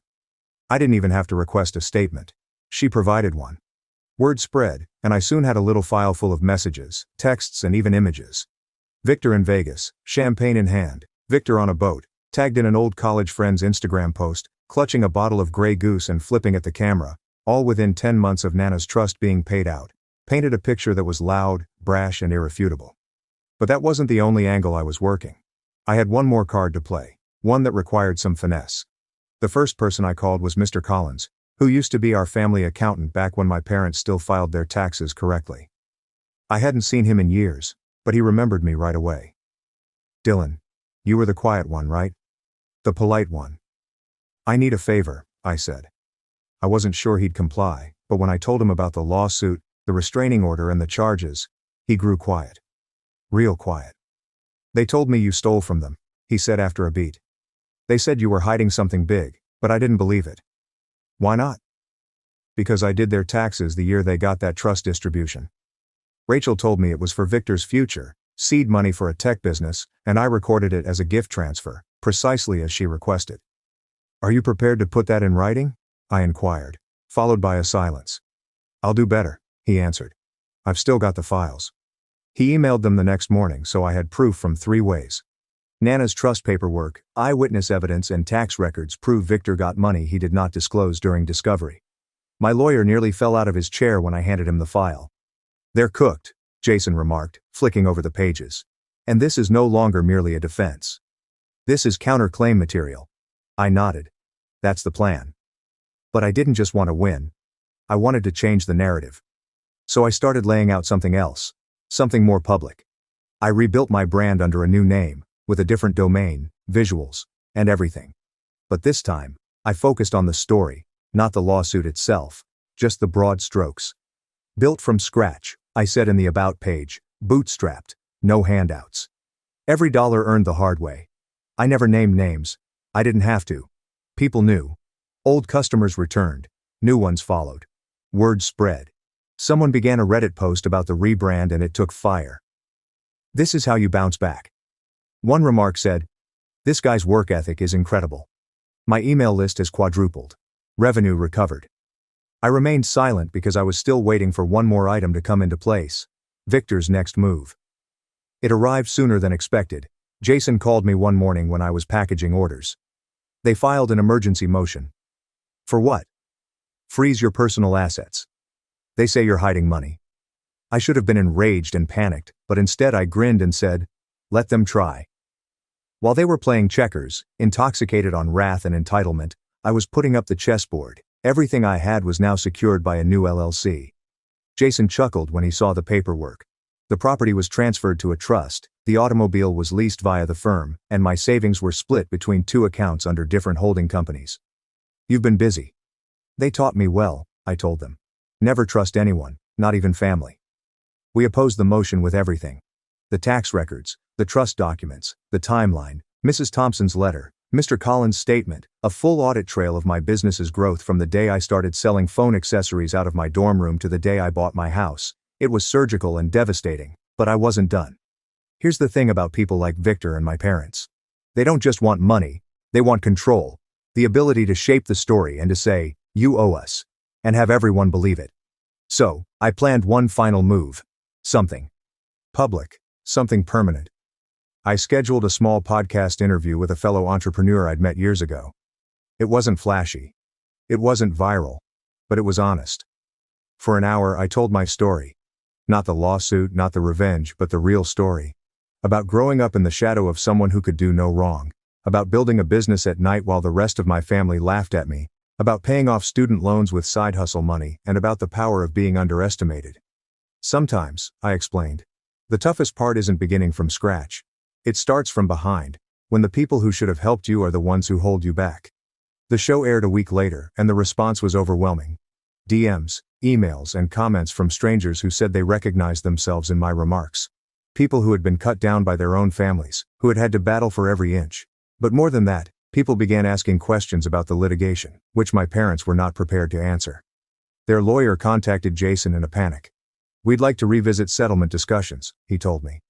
"We're not interested," Jason said. Because it was too late. I wasn't playing defense anymore. I was setting the terms.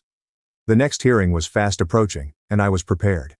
Not just with evidence, not just with allies, but with the unshakable truth that no matter how many times they tried to rewrite my story, I still held the pen. And soon, I'd use it to end theirs.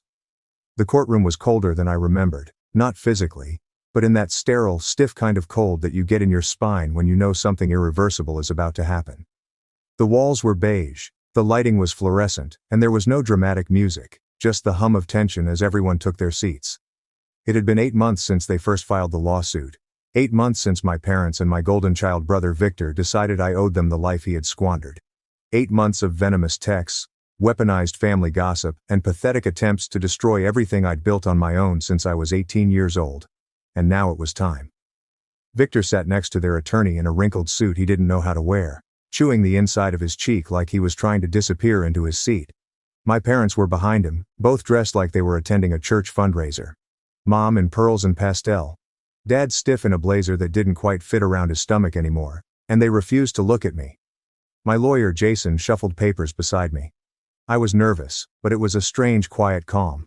The kind you only get when you've spent months preparing for a moment with such surgical precision.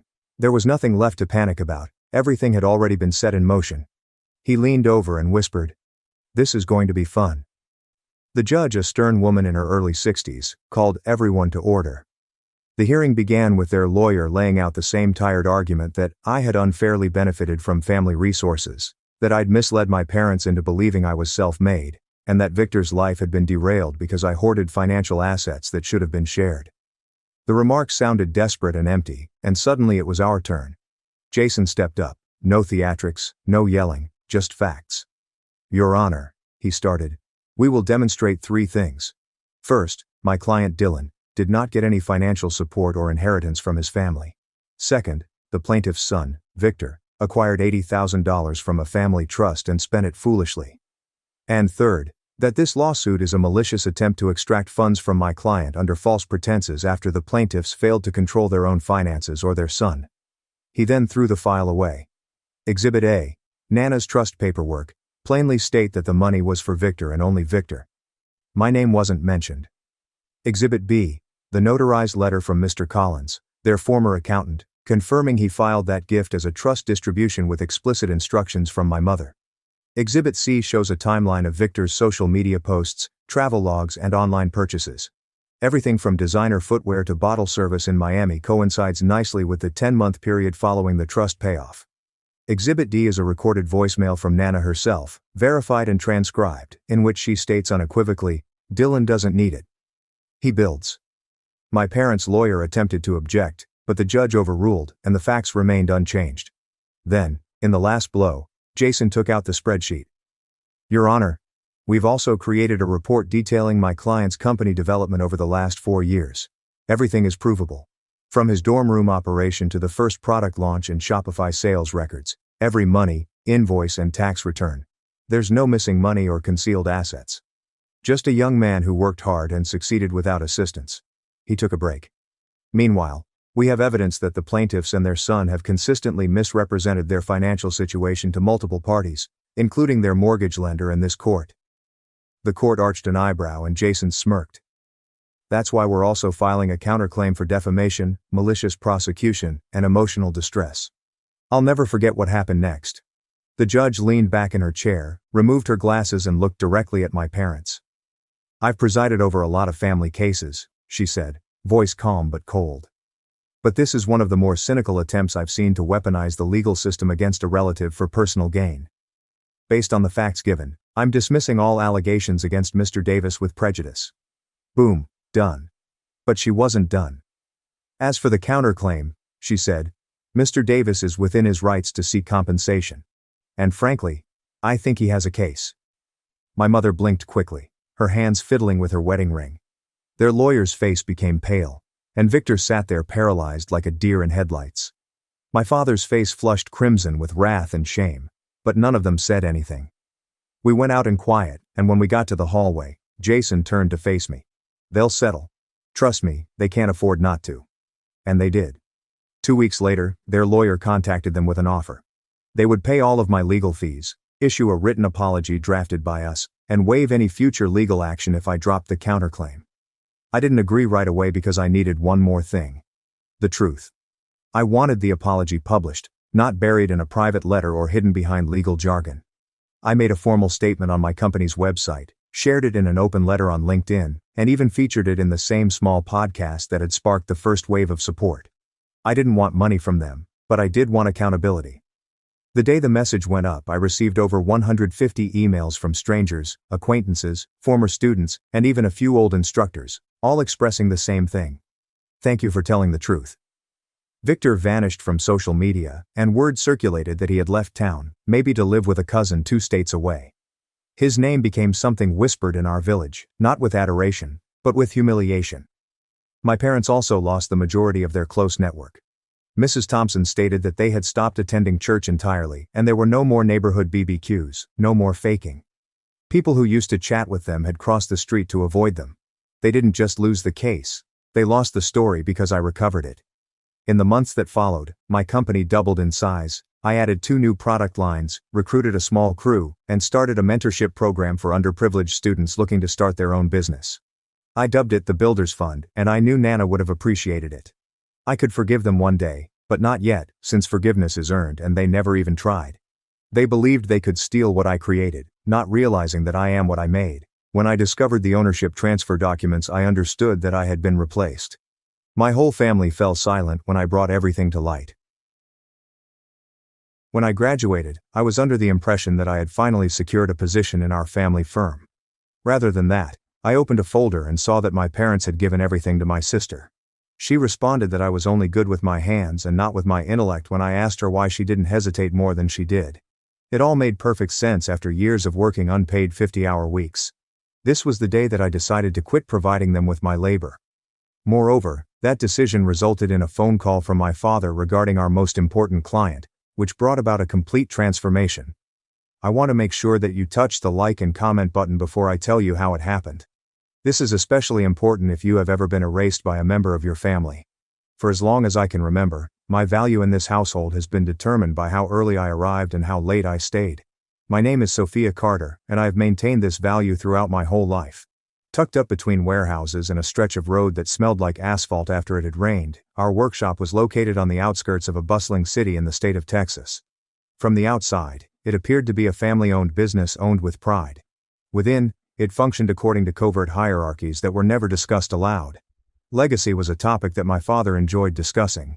He said that while he was running his fingertips over finished surfaces and nodded his head in agreement at framed photographs of previous work that were hanging on the wall. During our conversation, my mother discussed image, including how things seemed, how they landed, and how people regarded us. There was never a moment when the two of them did not talk about the future as if it were already in the possession of another individual. Emma, who is my younger sister, was the person in question. Sawdust was never part of Emma's odor profile. She appeared with her hair styled and immaculately dressed as if she had not been working. Whenever customers came to visit, she would stroll through the showroom with a smile that was captured in beautiful photographs. My parents regarded her as if she were evidence that they had done something that was appropriate. It was different when they looked at me that they noticed. I had already been allocated and placed in the position. I was taught at a young age to avoid arguments. My weekends consisted of chores such as cleaning, sanding, and packing when I was a teenager. When other children were talking about their vacations and lessons, I was learning the value of raw materials and how to correct problems that no one else wanted to take responsibility for. There was a crack in my hands every winter. Never did the skin completely recover.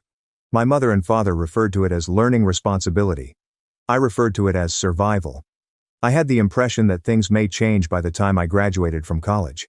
I returned with information that I now think to be significant. Systems, logistics, and methods to prevent anything from breaking when pressure is applied are described. In my mind, I was imagining sitting in meetings rather than simply standing at benches. I pictured myself being asked rather than told. However, there was no change at all. I put forth more effort than I ever had before. Nights were longer as the days became longer. It was not unusual to work for 50 hours. There was never a delay in providing payment or an explanation. The reason, according to my parents, is for the company. You will eventually get it back. One of my goals was to believe them. Because I had to. The silence that surrounded the job was the thing that caused the most pain. Emma's name was brought up often whenever projects were successful. When issues arose, they were placed directly in front of me without any prior discussion. When my mother saw me loading supplies into my vehicle, she commented, "You're lucky you're good with your hands. Not everyone has that." She intended it as a form of reassurance while she was watching me. This was a limit that I heard. Still, I did not leave. Mostly due to the fact that when you are raised to be useful rather than chosen, you learn to confuse perseverance with love. To add insult to injury, I was unaware at that time of the meticulousness with which my position had already been selected. When I finally became aware that anything was wrong, it was not because someone had brought it to my attention verbally. It was the subtle changes. The kind that you only become aware of after standing in the same spot for a number of years. The meetings began to take place without my presence. When I stepped in, there was a stop in the conversations, but they continued later behind closed doors. Nothing really noteworthy happened. Instantaneously, decisions about the suppliers were already taken care of. Client calls that I used to take went unanswered until Emma stepped in and responded with cleverly prepared messages that sounded impressive but said very little. After that, I would not answer any of the calls. Meanwhile, the amount of work I had to do increased. My responsibility was to rectify hurried orders and correct any errors that were made before they were delivered to customers.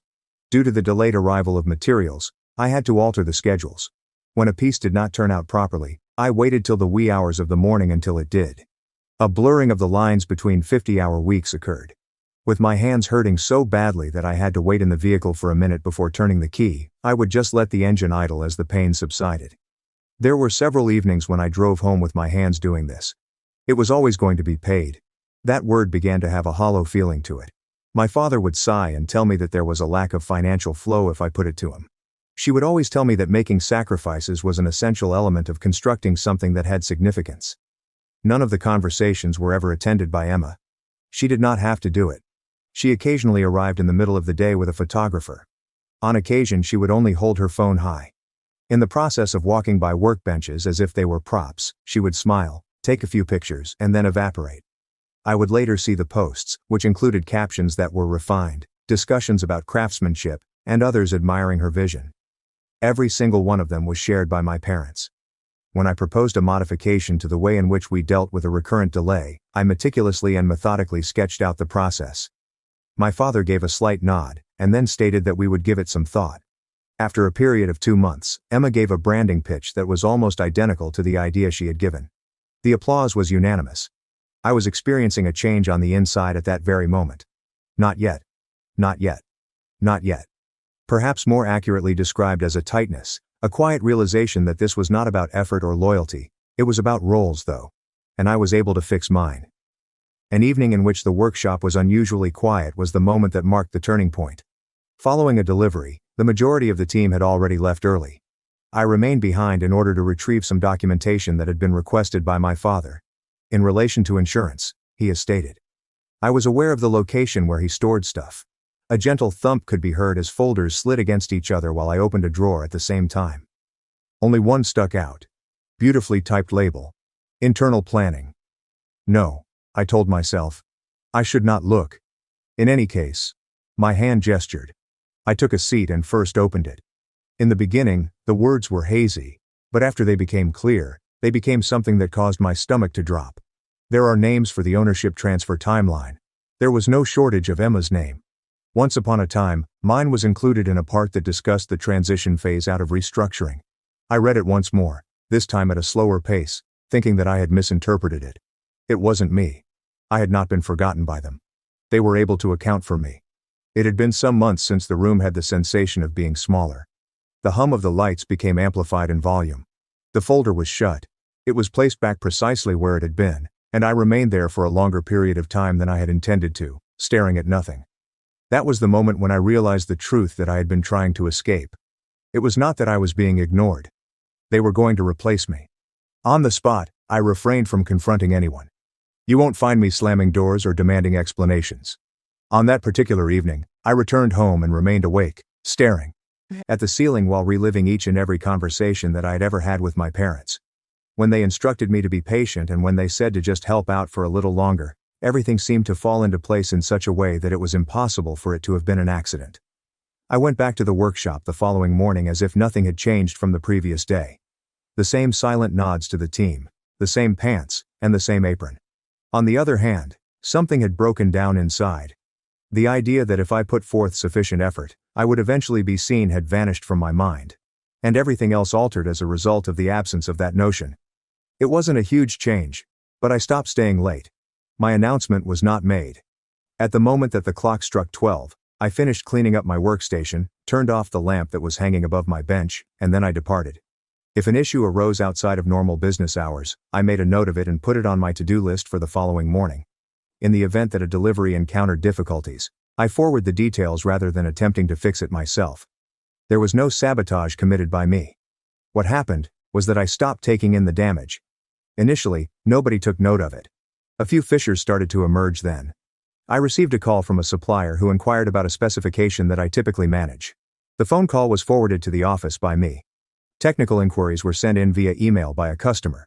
Instead of responding directly, I responded in a courteous manner and told management about the situation. The length of the meetings increased. Neither decision was made. The element of guilt was the most difficult. During times of relative calm, when I observed the crew battling with issues that I could solve in a matter of minutes, it snuck up on me.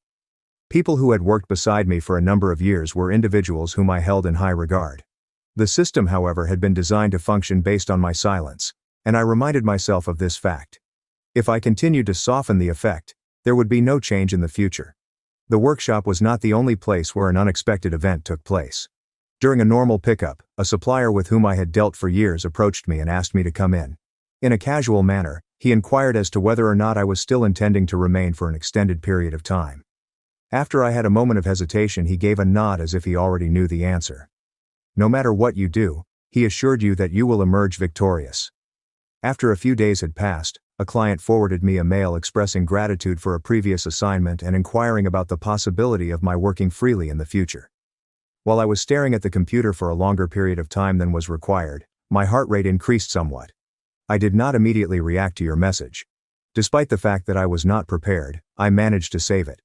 That week's conclusion marked the beginning of the true collapse. During the time that I was loading my truck, my phone rang. When I saw my father's name, the screen lit up. It was unusual for him to call me directly during my work hours. He spoke in a manner that was tight, controlled, but strained when I responded to him. His words were, "We are in a predicament." I looked back at the workshop, the open bay doors, the familiar buzz, the place that had stolen everything away from me while offering me nothing by saying, "Our most important client has concerns. They are asking questions that only you can answer." "I'll get back to you," I said, and for the very first time, I honestly meant what I said. It took me some time to get back in touch with my father. As I sat in my truck with my hands resting on the steering wheel and the engine off, I observed the dust that was moving through the open doors of the workshop. For many years that sound, which consisted of the steady hum of machines and the distant scratch of wood, had come to seem like home. At this moment, it seemed as though I had already left the room, despite the fact that my body was still present. I was able to maintain a steady tone of voice when I finally returned his call. "What were the client's issues?" I inquired about them. Suddenly my father let out a sudden exhalation, as if he had been holding his air. He stated that they are requesting modifications. Those that are technical. It is not comfortable for them to move on without receiving assurances. Reassuring words? When I heard the word, I almost smiled. Any and all documentation has been dispatched. "Everything is in the shared system," I responded. After that, there was a pause, and then the silence returned. "You were explicitly inquired about by them." "Exactly. That was the initial crack." As soon as he had finished speaking, I ended the call and told him that we may discuss at a later time. In the evening, we had our usual meal with the family. The same house in which I had spent my childhood. In the same table, the surface has been polished to a sheen, reflecting the pleasant lights that are overhead. As a matter of course, I arrived early to assist. When I arrived that evening, I was punctual. As I entered the room, my mother was busily organizing the dishes. Taking a quick peek up, she smiled briefly before returning her gaze to the ground and adjusting a napkin that did not require any adjustments. Emma was the next person to come, and she was holding a phone that was exquisitely put together. This was followed by my father, who was carrying a bottle of wine as if there was nothing wrong with the world. We sat for a short period of time. There was some idle chatter. In a recent post, Emma remarked that it had been really successful. With a nod of approval, my mother nodded. With regard to the weather, my father inquired. Everything appeared to be rehearsed, as if they had practiced the scene without me present. After reaching into my backpack, I positioned a thin folder in the middle of the table by placing it there. It was initially untouchable by anyone. My father inquired, "What exactly is that?"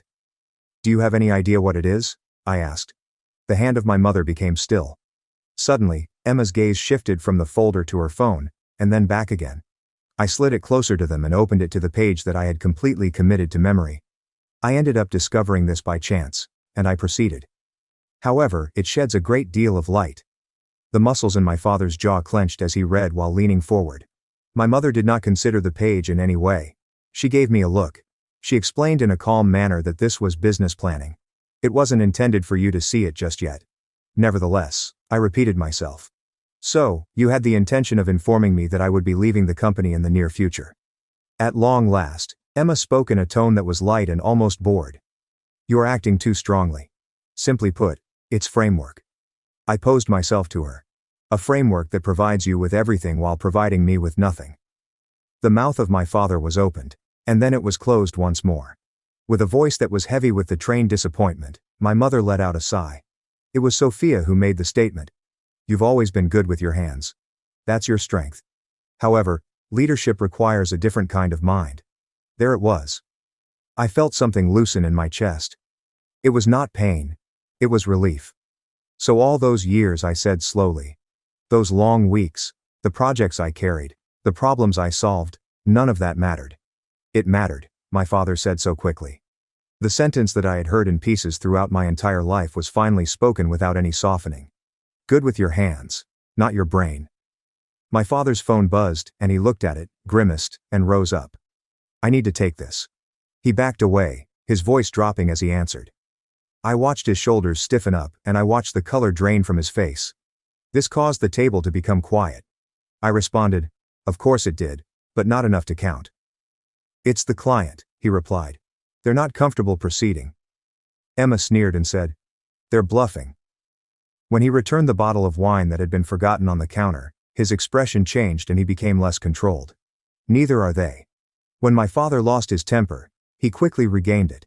He shifted his attention to me. They have made a request for you. They stated that they are re-evaluating their decision if you are not involved. I looked into his eyes. It is recorded that everything you require is available to you. They are not interested in paperwork. He stated that they are looking for the guy in whom they have complete faith. At that moment, my mother looked between us, a look of bewilderment appearing on her face. What exactly does that say? This meant everything to me. I drew in a big breath. That the relationship was with me, and not with the brand or the image, is what it implies. I am. With a harsh and unbelieving chuckle, Emma laughed. That is completely absurd. It is the company that they work for. I advise them to work with the person who delivers. Who is available to take their calls at night? 2. What extent do things get fixed before they become problems? My dad massaged his forehead affectionately. We need you, Sophia, to take the initiative. Just for the moment. I was on the verge of smiling at the irony. I would like to know if I will be phased out again when I have finished fixing this issue. His voice was faint as he said, we can revisit things. My mother leaned in closer to me. You are acting in a self-centered manner. All of us are impacted by this. In a low voice, I declined. That which you constructed is impacted by this. There is yet another buzz. For the second time my father examined his phone. His hand trembled. He stated that they are leaving the area. Starts immediately after that. Emma stood up. That wouldn't be possible. To which he responded, they sent notice. They are finished. It seemed as though the space was getting smaller and the air was getting heavier. There was a brief period of uncertainty in Emma's confidence. My mom appeared to be staring at the table. My dad stared at me as if he was seeing me clearly for the very first time, but it was too late for him to remember me. You have the ability to put a stop to this, he continued. I gave a slight shake of my head. The silence that stretched between us was thick and uncomfortable. No. I couldn't. Not anymore. I went on to say that I was not doing this in order to punish you. The reason I'm doing it is because I've finally realized where I belong. This is not where it is. The voice of my mother was trembling. Our family is your family. Yes, I did say that. Because of this, it is painful. However, your family will not secretly plot your departure while continuing to take credit for your efforts. The arms of Emma were crossed. What does it matter? You're just going to leave, right? I responded by saying that I had already done it. I retrieved the folder and replaced it in my backpack after gathering it. My father reached out to put his hand on my shoulder, but he stopped himself. It was not necessary for this to take place, he stated. I responded by saying, you are correct. I went without saying anything else after saying, it didn't, but you chose it. The night air felt refreshingly chilly to the touch while I was outside. I sat in my truck for a brief period of time, focusing on my breathing and allowing the tightness to leave my shoulders.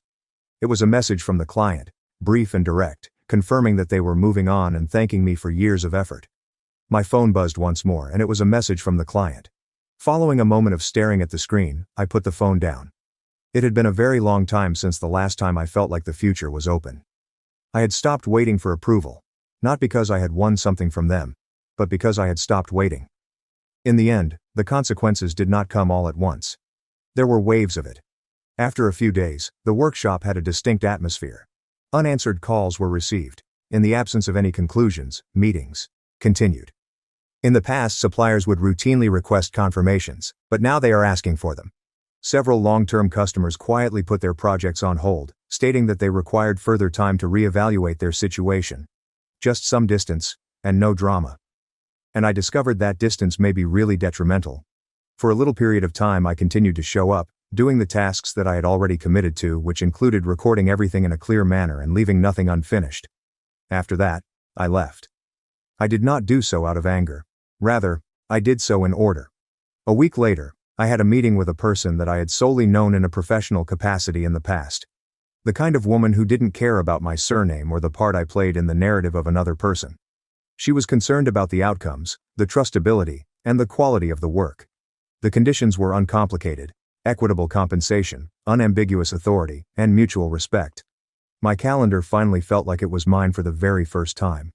My phone rang less frequently once I was back at home. I allowed it to go to voicemail when it finally did. The messages that my parents left were a circle around the truth, but they did not touch it. More than ever, Emma posted. Her captions were more audible, and her self-assurance was diminishing. I didn't engage with any of it in any way.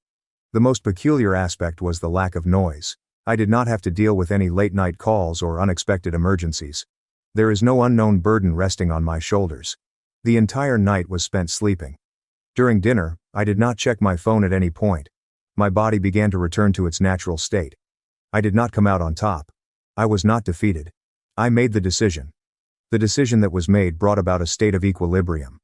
I was under the impression that my value was contingent upon the fact that I was required by individuals who had no intention of selecting me. I had a mistake. Your worth is not determined by who takes credit for your work or who pushes you to the background when it is more convenient for them to do so. What you know, what you give, and what you finally refuse to give away for free are all components that are built into it. I would appreciate it if you could tell me where you are listening from and share your experience in the comments section if this story struck a chord with you. And sign up for it. More stories are waiting for you, and you won't want to miss them. When I learned my mother left everything to my spoiled brother in her will, I realized I was just a resource, not a daughter, so I cut all ties. In the middle of a calm Tuesday evening, my phone rang. "What's up? And how are you doing?" Only the voice of my mother, asking in a tone that was both flat and impatient, where her money was. Yes, that was it. She contacted me as if I were a mistake after she had done everything she could to cover my brother's payments, bills, and every excuse she could think of for him for an entire year. Neither of us argued. I did not provide an apology. The only thing I did was listen, and I felt something inside of me finally clicking into place. That phone call didn't hurt, that's why. This made everything much clearer. And the reality about it began a very long time before that particular event. Before I tell what happened next, I want you to touch the like button and comment on your city if you have ever spent money on family boundaries. I did not grow up with the notion that my family was dysfunctional. From the outside, it appeared as though we were just like any other family living in a peaceful American metropolis.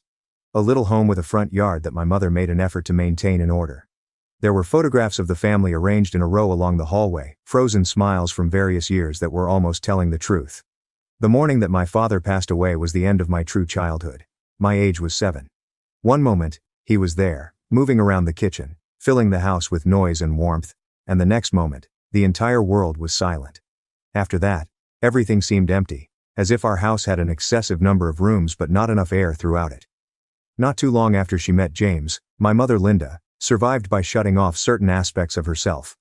This is a strategy that some individuals use to live. Although he was not very loud or charismatic, he was perceptive. It was noticeable to him when I paused in the middle of a statement. When I began doing my own laundry before I was tall enough to reach the machines comfortably, he took notice of my actions. The birth of my brother Ryan caused a change in the center of gravity in our home during that time. At first it wasn't very spectacular. It was just a few minor things. My requirements grew more adaptable. His became an urgent matter.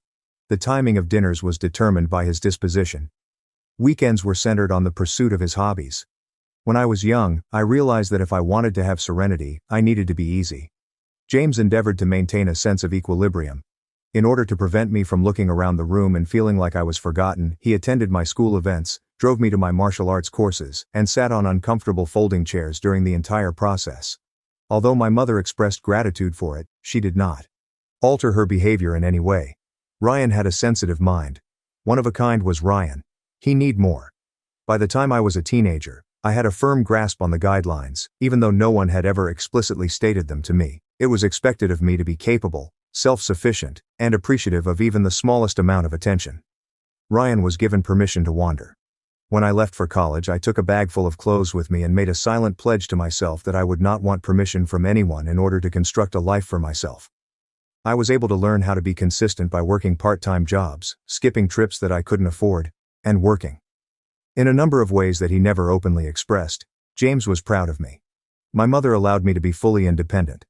A number of years later, when James passed away unexpectedly, it was as if I had lost my father every single time.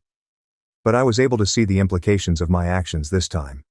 Because he was absent, there was no buffer. The fact that my mother had 2 children was silently brought to her attention. Around that time, the calls began to come in.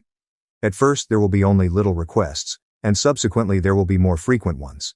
Due to the fact that this was what I had always done, I came forward without any trepidation. I also convinced myself that it was only a transitory situation for a while. Every time I went to the house after James passed away, it seemed to be getting smaller. In terms of the emotions, not the body. Despite the fact that the walls were the same, the air was heavier and thicker, with expectations that were not stated.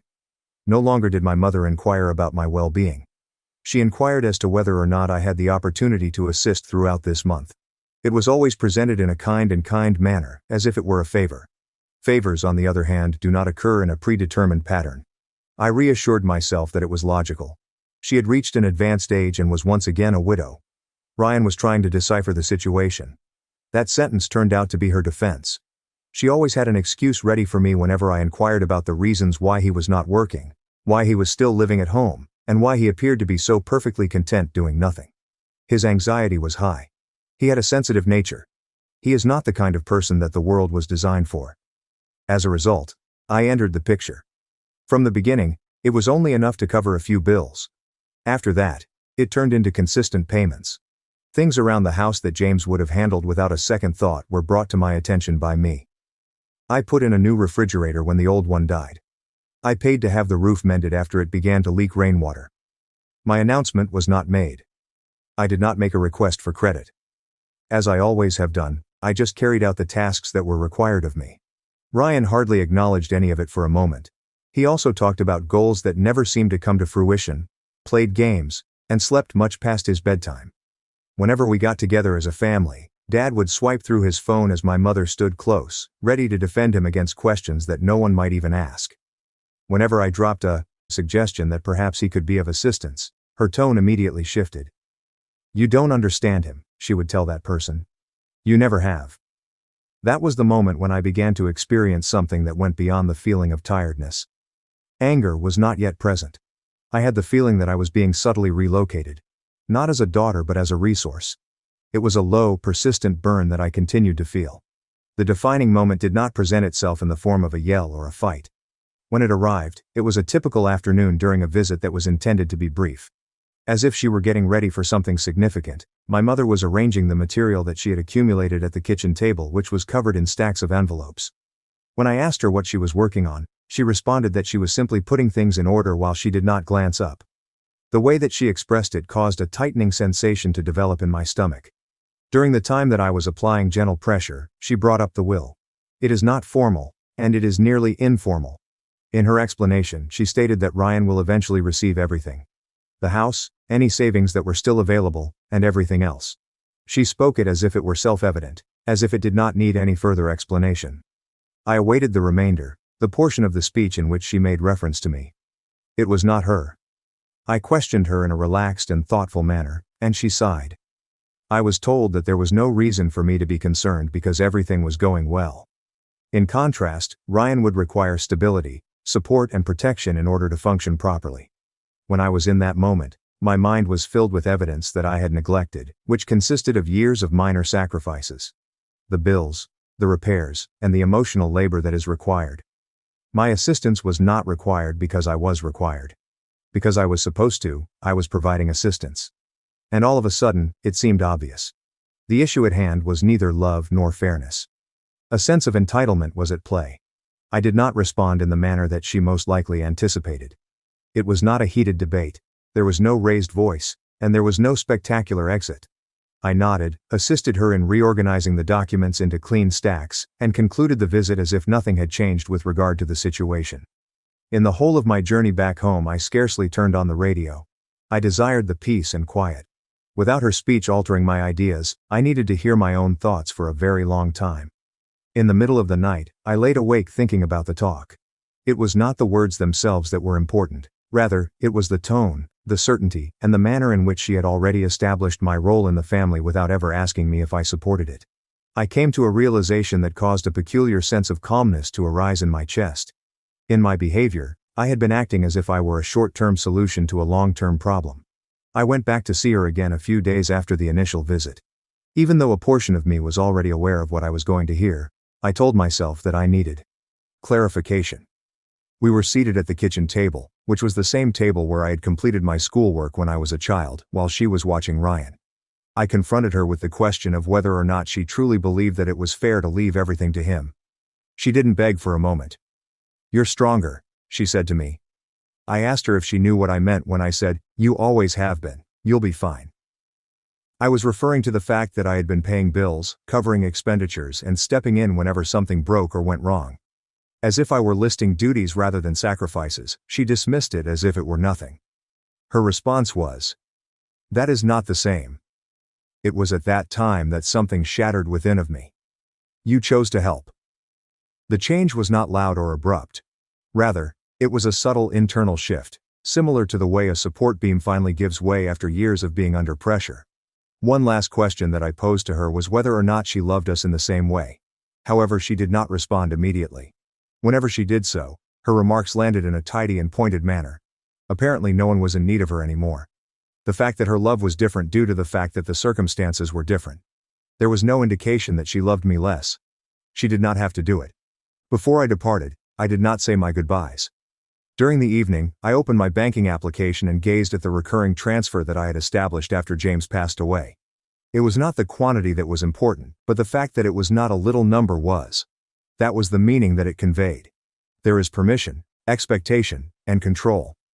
I lingered over the screen for a longer period of time than I had anticipated. Rather than because I was uncertain, I was allowing myself to feel the weight of the decision that I was about to make. Then I decided to abort it. No announcement, no warning was given. It was neither my mother or my brother that I called or texted. I did not provide an explanation. I simply came to a halt. Following that, there was a hush that seemed foreign and somewhat perilous, much like the moment you take your first steps off of solid ground. Nevertheless, beneath that anxiety was something more stable, a sense of relief. I found myself not reacting for the very first time. I was making a decision. And I was aware that it wouldn't be long before they became aware of it. The time it took was precisely 2 months, not 3 weeks or 6 weeks.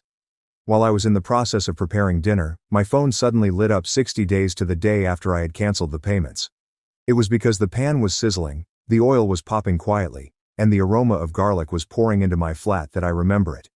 For the first time in a very long time, I was able to concentrate on the task at hand without feeling rushed or constantly calculating what the next bill would be.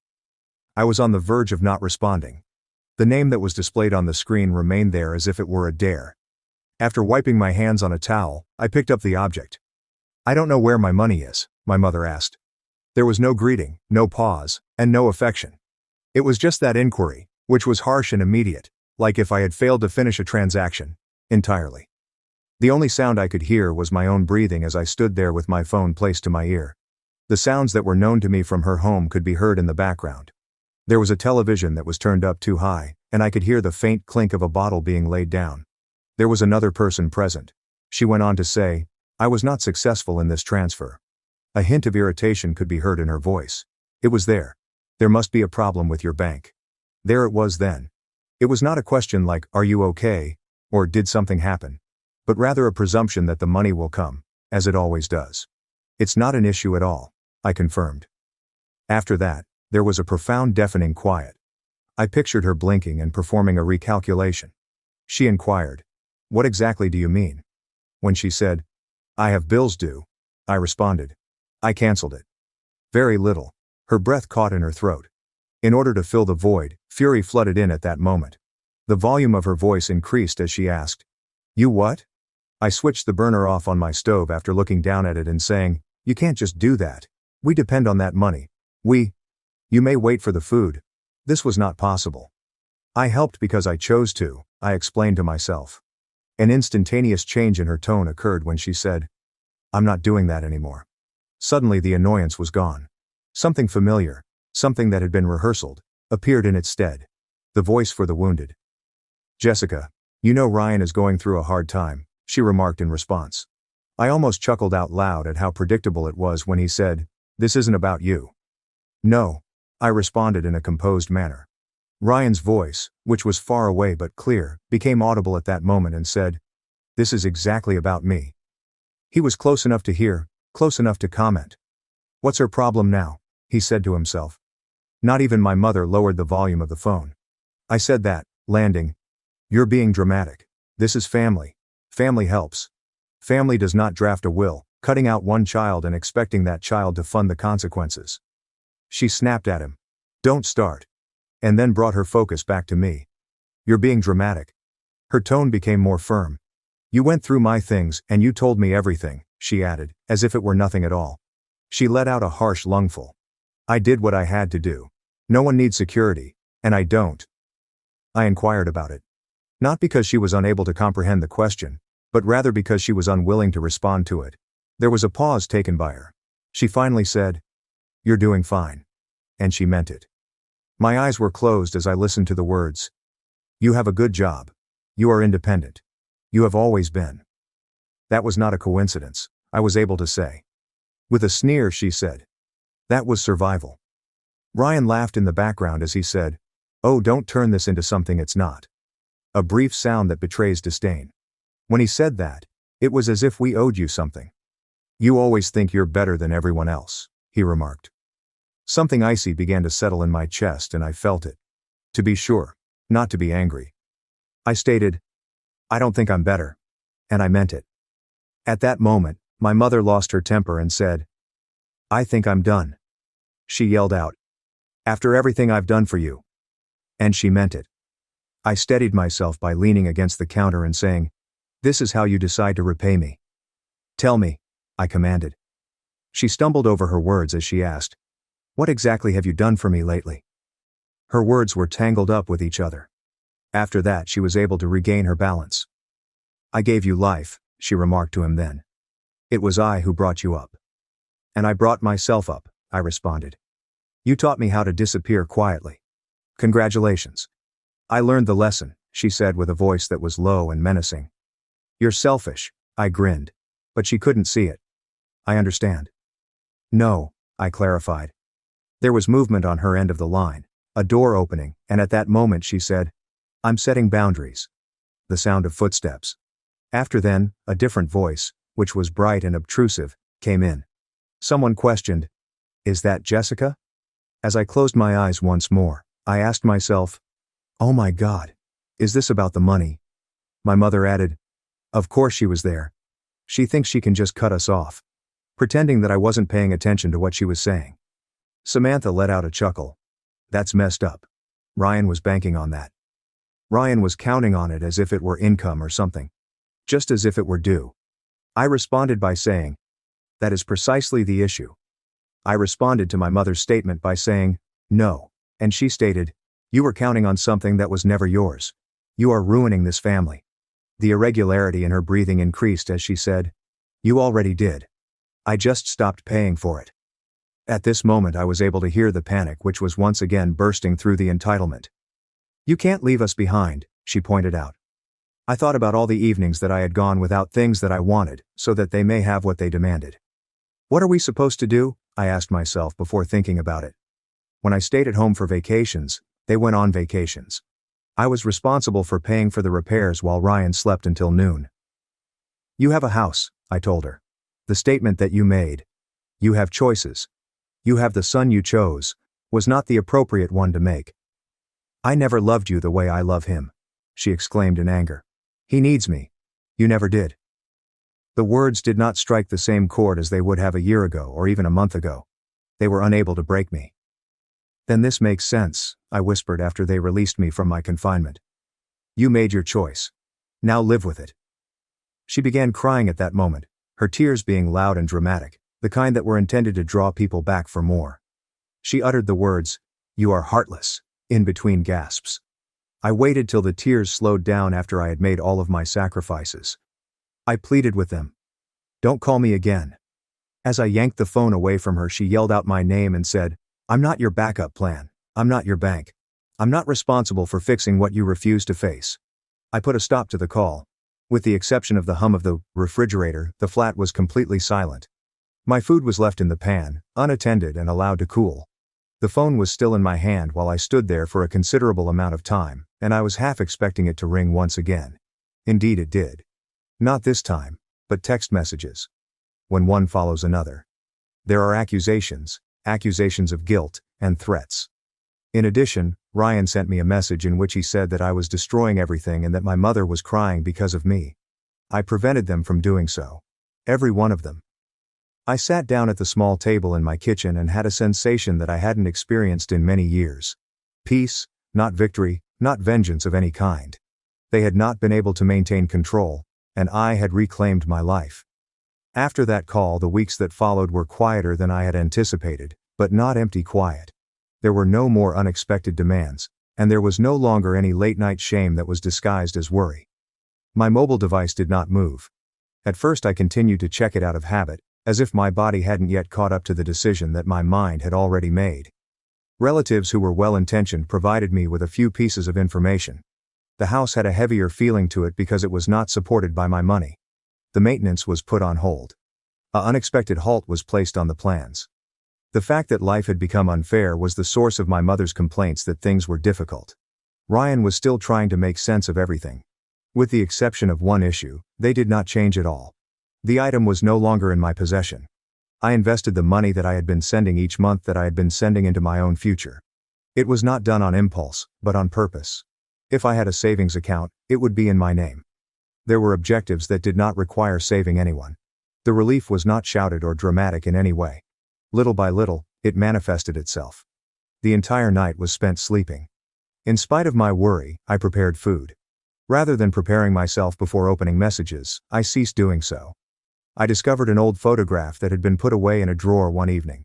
Several years ago, James and I were standing outside of the house with his arm around my shoulder and his smile being proud yet subdued. At that moment, I had a realization. In order for me to continue to make sacrifices for myself, he had not safeguarded me. He had shielded me so that I might finally make a more informed decision. It was no longer a source of guilt for me. It is only when you believe that you owe someone access to your life that guilt can be effective. It wasn't me. That was all I had to contribute. This did not make me harsh. I simply let go. It got me to be truthful. Moreover, it has been discovered that honesty is less weighty than obligation. I did not become heartless as a result of my departure. Having it set me free. Love does not depend on how much you give until there is nothing left for a person to receive. Furthermore, establishing limits is not the same thing as retaliation. It is a matter of survival. Even if you find yourself feeling uncomfortably familiar with this scenario, you are not weak, and you are most certainly not alone. There are times when the most courageous thing you can do is to stop paying the price for the decisions that someone else has made. Please share your experience in the comments section if you have ever been forced to choose your own needs over those of your family. Don't forget to sign up for the newsletter. Even more tales similar to this one are